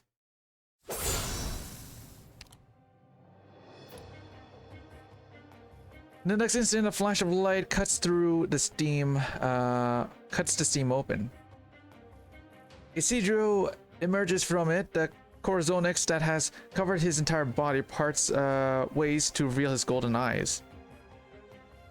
Anastasio sees nothing familiar in them. They are eyes of one who thirsts to kill another, just like his own. Many people have told me many things about Iberia and the ocean my entire life. Some say the sea is Iberia's treasure, some its bane, others say it's the final destination of the Iberians, their grave. Some have told me it was the people like me who destroyed Iberia. Others say that its revival depends on people like me. Some have advised me to stay away from the ocean and live a normal life. Others tell me that I can never truly escape it, for it is only my home. My only home. You've talked a lot about my desires. I admit I want to go out to sea. I want to see it for myself and conquer it. Then I will define what Iberia means to me.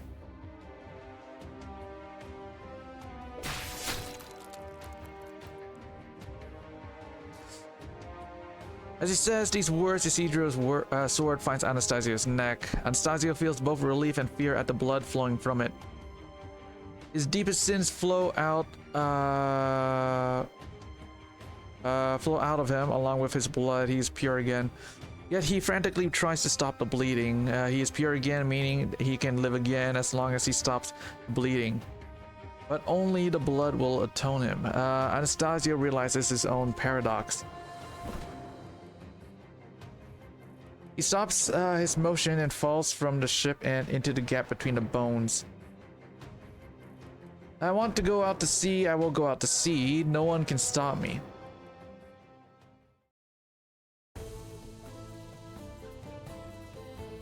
Put down your weapons and let go of the wheel.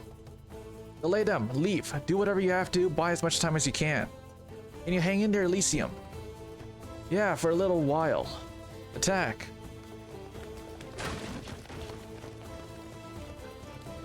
You broke the ship again. I just fixed it. Get out.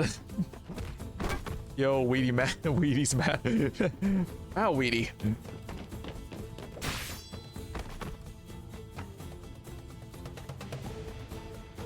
Thorns, you're okay. Dios mío, I can't believe I can see you again. Don't ever do that again. Did you break your arms, legs? Strange, everything seems fine. Is your head screwed on right? Straight? Well, I guess it was never really screwed on straight to begin with. How Terra are Weedy and I supposed to write our post-action reports? Whatever, just take this bottle of seasickness medicine. Or stuff. How much have you given me on this trip? Besides, isn't it a little late for this? Oh, this one's different. It's extra strong. It'll come in handy. Throw the old one overboard. If the little one fidgets, tie her up. We need to learn how she stole the compass right from under our noses and whether she had someone on the inside working with her. Don't move. I'll bandage your wounds now.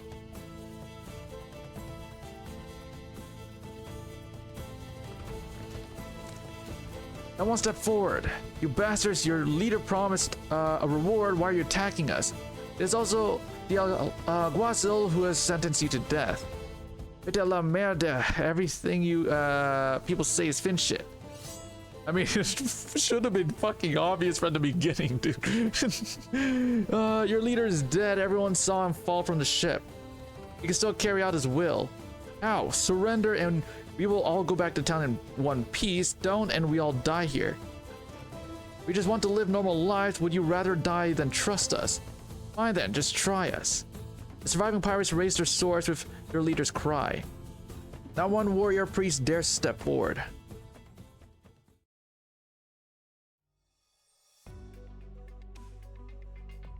By the way, Jovenes, I'll have the helm. I said I would take you all out of this reef. No, I'll do it. You're hurt. Besides, I have the compass. You do? My arm is the compass. I'll explain later. Basically, I can predict when and where each and every jet stream is going to gush out. We'll make it. Excelente. Then we sail. Where are you going, Senora Juana? I can't very well let Javier and the others die here. Already raised their sails. Looks like they're leaving. Everybody who can move to your stations. Is the Inquisition just going to watch? Move your asses and help. Follow La Conquista if you want to live. We'll make it out of Skeletal Reef in one piece.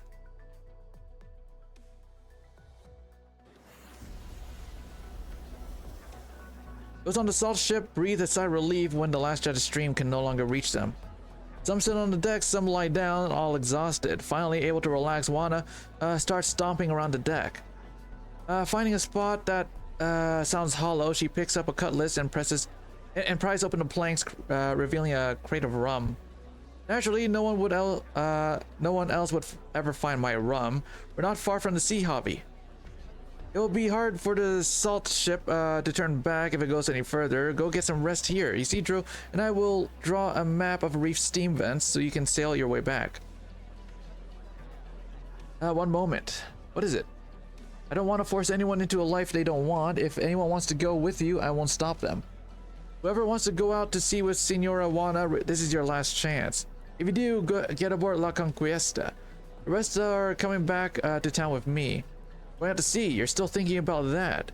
With no supplies and a skeleton crew.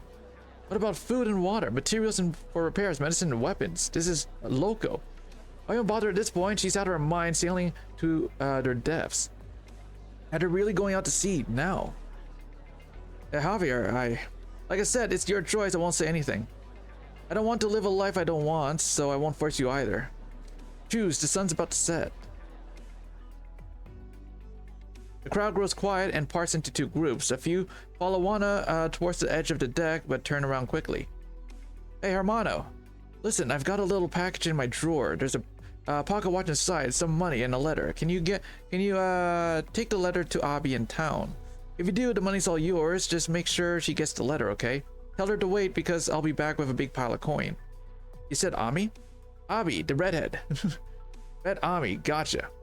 You're not coming. Don't you want to see the sea? I'm just too tired. My back's bad these days too. Can't even sleep in the hammock. The bed was the bed we had back in town felt so good. This is it then. Adios.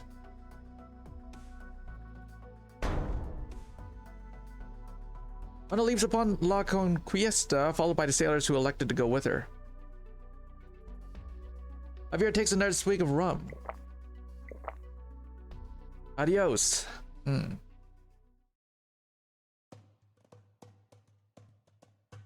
two ships ride off with the wind, sailing across the salt flat at a leisurely pace. Take care of Teach. She's not so young anymore and might need to lie down for a few days, but she should be fine. You're not going with Senora Juana. Nah, why the heck would I do that? I'd rather have a good life with a lot of money. Going out to sea sounds pretty rough if you ask me. But if you had her back this whole time, I was sure. Because Juana promised me a lot of money, which will help me meet new people and find ways to make even more money. Wait, save your breath. I'm just a dirty little thief after all. You won't change my mind with a few words. Okay, good luck. I hope you find what you want and live a good life. Thanks. Yep. Pasquala passes the salt off herself and jumps on the rope net linking the two ships. Hasta la vista, baby. Maybe I'll be rich the next time we meet again. Elysium. Oh, what is it?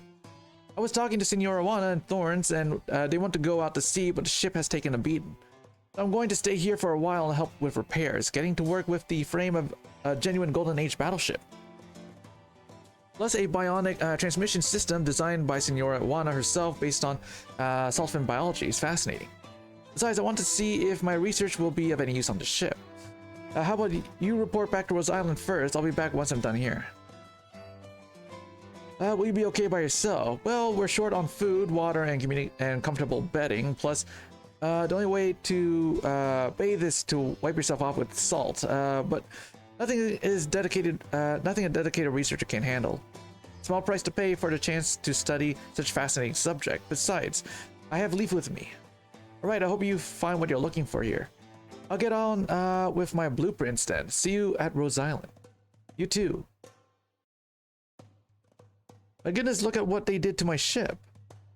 Don't say that. We worked so hard to patch it up. You'll make her cry. You really don't know when to stop talking, do you? A truly handsome man has a way with words. Are you preparing to set sail, Senora Juana? What's with this now? What's this now? Concern for me. We've had our brushes with death together, ate dried salt in together, even slept under the same blanket. The least we can do is bid you farewell before you go. Buen camino, Senora. If we meet again, I'd love to hear all the stories of your adventures on the high seas. Not a problem.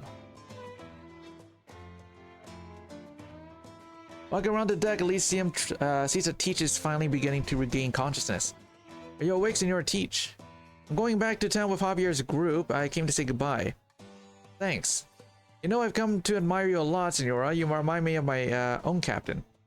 May safe winds take you out to sea, that you may find the battles against the wind and wave that you seek. Thanks, Cheval. Oh, one more thing. Peludita asked me to give you these herbs. It works best when boiled. She said, but can also be chewed and swallowed directly if water is in short supply. Gracias.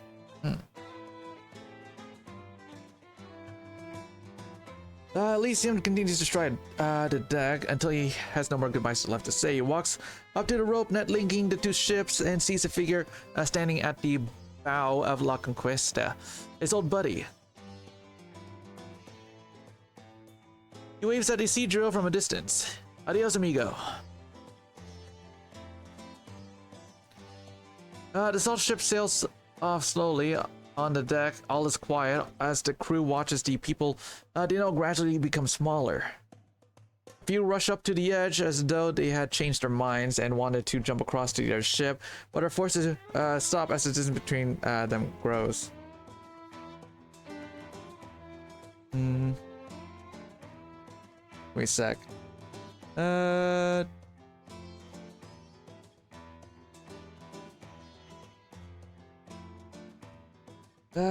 There's a ban evader in here. Let me just like ban them real quick.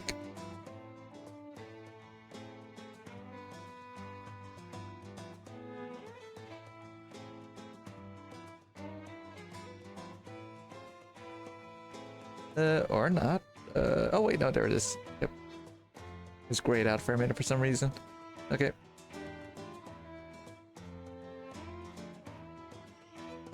They each watch the other go further and further away. Look, Javier, the mast of La Conquista.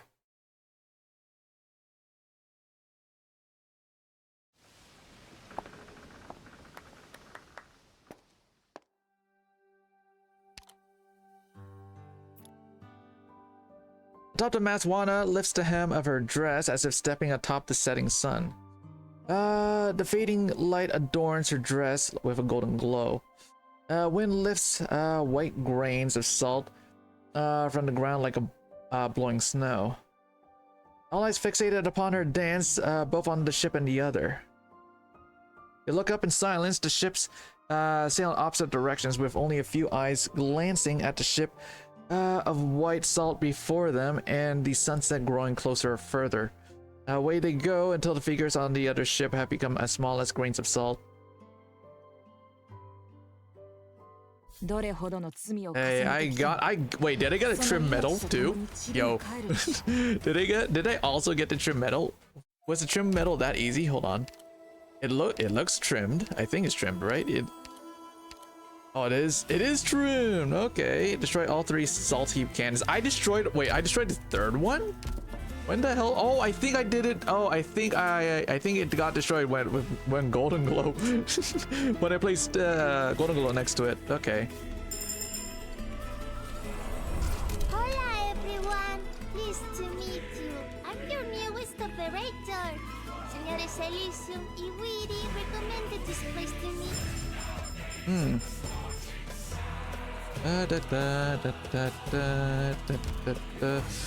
Okay, now for the epilogue.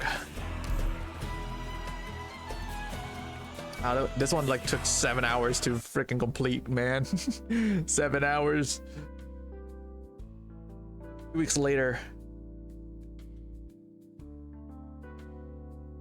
This is the only intact salt ship left. The rest have taken damage, but there are plenty of salvageable parts. These are the blueprints along with the notes on their operations, and here's a map of the salt flat. I'll take everything. Think of the time we'll save if we can travel straight through the salt flat. Name your price. Here, gold, doubloons only, no credit. Deal. Here you go, is this enough? Looks correct to me. Well then, I'll be going. Have a good day, senors. You didn't even hesitate. Did we ask for too little? One second. Something the matter. Javier catches up and climbs up the deck by a rope.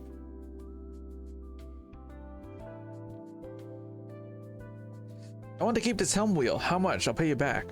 The helm wheel, of all things, it's the most important part of the ship. Well, if you really want it, I'll part with it for this much. Now, don't give me that look. We had a deal. It's my ship now, right? We do honest business here. It's only a question of whether you think it's worth the price. Never mind then. Unfortunate. Well, I hope to do business with you again.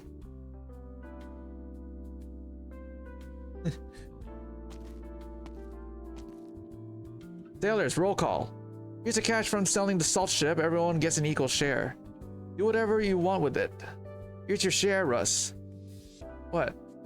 Not sure what I want to do with it. Just make a choice. It's not hard. I wanted to leave Wana for stability, then you turned out to be just as loco as, so I figured we'd have peace under you. And now I'm in this town looking at the folks here, all thin and gone, their eyes like dead fins. This is what peace looks like. And if I go anywhere else, how can I live a decent life when I've only been a pirate? Go ahead and laugh, but I admire Teach.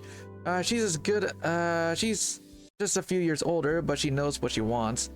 When I saw her make up her mind to go with Wana, even with all those injuries, I wouldn't have had the guts. Oh, forget me, what about you? Probably go somewhere else, open a restaurant. Well, if that's what you want, I'm just gonna finish the smoke and get going. Who can say for sure where the future lies, right?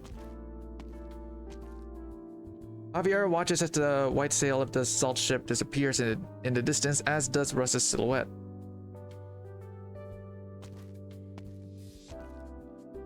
He puts his own share in his pocket and walks down the road.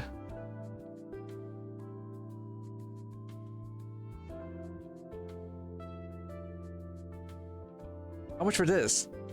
1 silver piece. What about this? Same. Hey, that's not half bad. I'll have this and put them on my car, the one behind me. Sure thing. Where are you heading with all this stuff?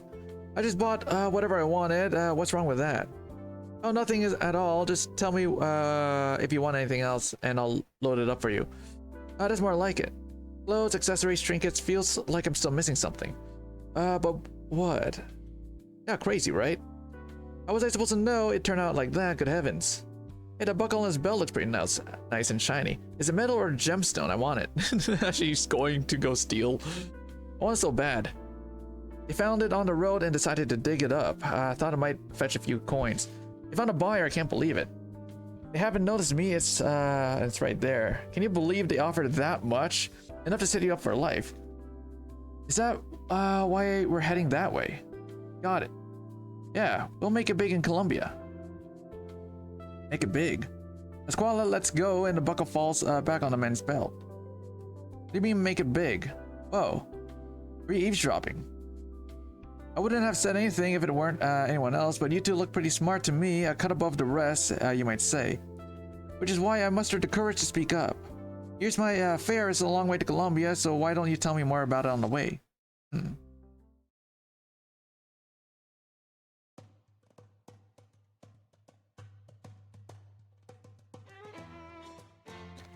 Are we really going out to sea, Senora? I can't believe I lived to see today. Of course we are, Perlita. We're heading out to sea. Incredible. Honor brushes her windswept hair and looks behind her. Now we really have nothing left, Isidro, but my mind is set. Will you be coming with us? Senora Wana, will you be my first mate? Well, alright then, Captain. I'm ready to... Huh? Seems my old friend is a little grumpy. Let's see if we can cheer her up. Oh yeah, I'm on the epilogue now. Hey, Luigi. Yeah, I'm on the epilogue now. Oh, cool, yep. Yep, the boss wasn't that hard. I just had to like switch out. I failed the first one because I wasn't expecting him to do a Irene move on my operators, insta killing them. So I switched out operators. I switched out my healers for Shining, and I added Hoshiguma, and then yeah, that pretty much like stopped any operators within Shining's range from dying. So did you get trim? Oh yeah, I got the trim medal when I completed the stage. So yeah. I suppose the new energy system is a bit much for decades old transmission core. Dude, dude, when my operators immediately died after I saw the fucking boss do a fucking Irene move, I knew I was fucking cooked the moment he took out my first operator, because I didn't have the fucking ops to keep my ops alive, dude. As opposed to new energy system is a bit much for a decades old transmission core. We already went back in her modified bow. Guess we'll have to fix it ourselves. What materials do we got? Isidro, what's in that bulky bag you have there? Things Elysium gave me, I'm not sure how helpful they'll be. We'll open it up and we'll find out. What is it? Isidro opens his backpack and the contents spill out. Anna and Teach leans forward and examine them. Vitamins, certainly useful at sea. So are the radio equipment and waterproof boots. These tools, they'll come in handy with the repairs. Looks like we owe him one. None of these things would be easy to find out here. I'm taking these two, might be able to fix the problem. By the looks on your face, I take it you didn't know. Did he hand you all this on the day we said goodbye? No, we didn't say goodbye that day. He's been giving me things from time to time since a while ago. I just stuffed everything in a bag. He knew. Even before I did. Of course he knew. He's your best buddy, isn't he? Fixed it. We ready then. We can set sail. Heyo, we're sailing, we're sailing. Let's go, Captain. It's time to set a course. Isidro takes the spyglass from Wana, rains of salt stir from the flat like white waves, but he soon turns his eyes from that false sea to the sky on the horizon, to that one little streak of bright blue. Standing on the bow by himself, reaches out with his arm and waits for whirling light upon it to point the way.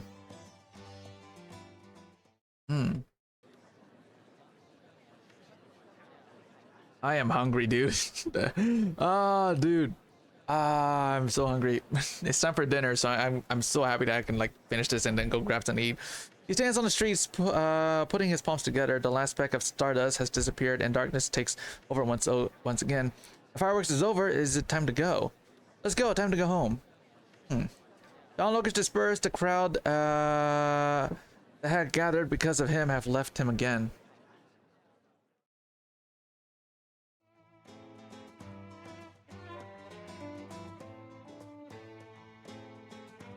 Receiving no answer from him, Wana steps forward with Teach following behind her on the front deck. One by one, the sailors gather, trying to see what the new captain is seeing. The crowd forms around Isidro. Those who have fallen behind have strained their necks and forced their way through. What is it, Captain? What do you see? Have you found which way to go? Which ways to see? Are we sailing in the right direction? Isidro does not answer. His entire attention is focused upon his arm. Why is it spinning? How long does it take? Where are we going? Where will we go from here? Patience, patience. Our captain will tell us the answer. Now, which way do we go? At his question, the light on his arm converges, pointing towards the horizon, straight and firm. He longs to sail towards the boundless ocean together with his friends. Thus, the Corazonix points out the direction for him. Sailors cheer, rum is spilled. Over yonder, the sea. All eyes are upon Isidro. Give the order, Captain. The sailors already have ropes in hand. Wana's hand is on the helm, waiting for his command. Isidro takes a deep breath and takes the eager eyes gazing upon him, filled with hopes and expectations, burdens that he is no longer afraid to bear. He feels the wind of the salt flat. His shoulders are light. Ahoy, sailors! Anchors away, hoist the sails. We sail out to sea. To sea. Hey ho.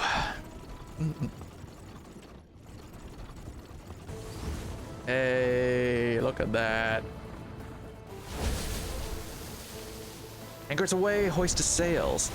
High winds roar our clutches a tour. Rain drowns our drunken haze and lights our hearts ablaze. Ready ho, sail forth, 1,000 ships break port. I will wrestle the waves, I will sail the winds, I will fence the lightning. I want to find the treasures buried at the bottom of the sea, all that shining gold. You know, I've been thinking, we all came together because we want to go out to sea. So we should split up again if we have different ideas. You're thinking that far ahead, Chaval. Whatever the future holds, we're together now and we're going out to sea. So stop thinking too much and grab that rope. Got some rum for you, Captain Isidro. Say something. Isidro stands atop the bow. You can feel the air grow moist. It is an exciting feeling. Into the distance.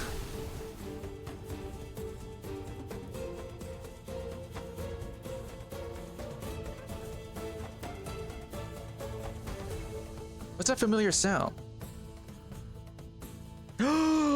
It's Nene! Nene's been on this ship. What? Nene, you're alive? Yo! Are you coming out to sea with us? Oh, my sweet baby. Bro, Nene survived, dude. Nene's coming to sea with us, yo. A trail of blood leads from the steam to the depths of the boundless salt flat. A cold tongue tastes the blood in the mouth. Broken limbs keep crawling, driven by a powerful desire that lives on without its master. A short distance away, an appendage breaks through the salt layer, wriggling towards the sunlight it has not seen for many years. Second, third.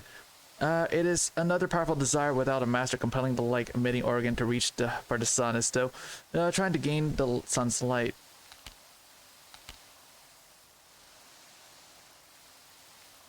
All it wants is to live on. All it wants is to live on, but whatever means, in whatever form. The broken parts of the man in seaborne struggle wriggle hungrily, devouring each other. It will walk this land in perpetuity. Chance to ban a bot. I banned a bot already. You don't have to worry about it. Oh. That's that. That is that. That's that. Yep, that's done. Done. All done, guys. That's it. 7 hours 19 minutes. Hell yeah. I was yelling for 1 hour for Apex. Ah. I just gotta take the skin. Apparently you don't have it.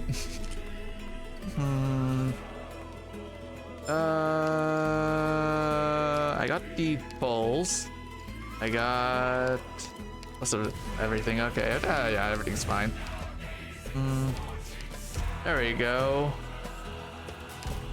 Yay, we did it. So I got the trim medals. I don't have to like worry about looking for the trim medal. That was very easy. It's very easy. The boss was not that hard. Just bring people who are with really high defense to prevent the boss from killing, or to prevent the boss from killing them, and you're fine. The boss has Ringo. The boss has the fucking Irene skill. The boss has the Irene skill, dude. Anyone in its area of effect, it will kill instantly without a high enough defense. I am not kidding. So as long as you bring people with high defense, you're fine. It'll kill your fucking range ops and medic ops in an instant though. So yeah, it has this. It has this third skill. And it will kill any range ops and any any range ops pretty much in a single shot. So in a single skill use. So you just bring people with high enough defense. So just bring Shining to keep their defense up. Bring Shining to bring their defense up. Yeah. There's not really any good places to put Whis on that map, so don't even bother bringing her. So yeah, bring Hoshi, Guma, bring Nyan. If you you have Nyan. If you have you have Shining, so bring Shining skill 3. Keep Ops alive in its range. I brought Golden Glow. So yeah, and you can pretty much like try stall the boss, I guess. But yeah, just bring like high defense to like prevent the boss from killing, and you're good. So anyway, that should be it. Let's see. Yeah, I'm not gonna do any more rolls. No point. I'm not getting that character. The character's pretty good, but I'm saving. 10 more rolls. I ain't doing it. No way. You cannot make me. Absolutely not. Nope, not happening. It is not happening. All right. You can't. Fuck it. You know, screw it. Fuck it. The fucking monsters are like six months away, so it's fine. I'll make up the losses. Oh, look at that. Did it get him? Oh, he's at the very end. He's at the very end. Yo, it's at the very end. Who did they get? Where's a redeem to make you roll? I'm already rolling, Luigi. I got the last one. It's the very last one.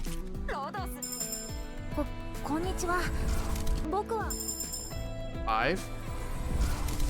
Cecile. I'm from Aether, and my name is Up. Oh, it's Horn. Oh, okay, yep, I didn't get it. Oh, well, I guess Horn dupe. Oh well. What a pity. Horn dupe.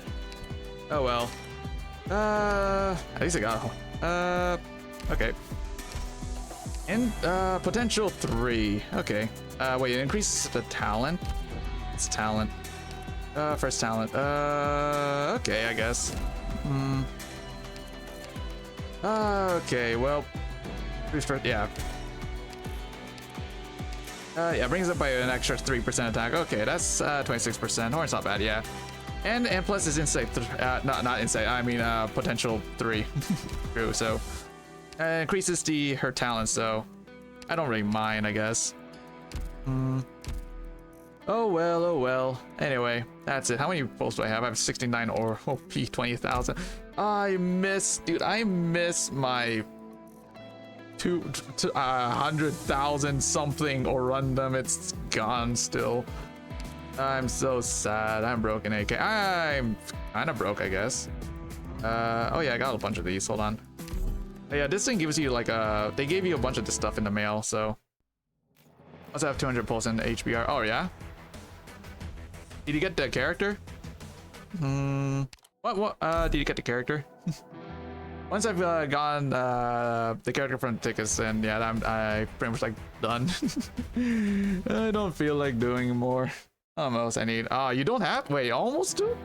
You still don't have the character after almost 200 pulls? Like 6 more 10s. You got time, I guess.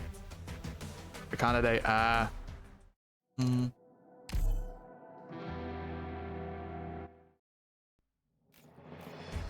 Okay, so let's see. What time is it now? It's almost up. I'm out of. Okay, that's fine. I'll just save the rest then. Welcome home, Doctor. Okay, grab all these. Okay, so let's see. I'm trying to think. So this month it's 6. So Persona releases on the 26th. I'm gonna be playing that on stream. It's gonna be fun. Uma Musume is releasing the day before, I think, or was it 23rd? And then next week we got Etheria. We're gonna be playing. We're gonna do like maybe a couple streams of Etheria Restart. I don't know if I'm gonna be like totally committed to Etheria Restart. So I'll probably do like maybe like a couple streams of Etheria Restart next week. And then I'm going to. Oh yeah, I'm gonna need to finish the new chapter in reverse, and I need to go on to Moriamins to play more events. Yay! And then next week should be they should announce the Walpurgis banner probably next week. If it is Walpurgis, it should be Walpurgis probably next week for Limbus. Anyway, I'm done, guys. I'm done. Hope you guys enjoy the stream.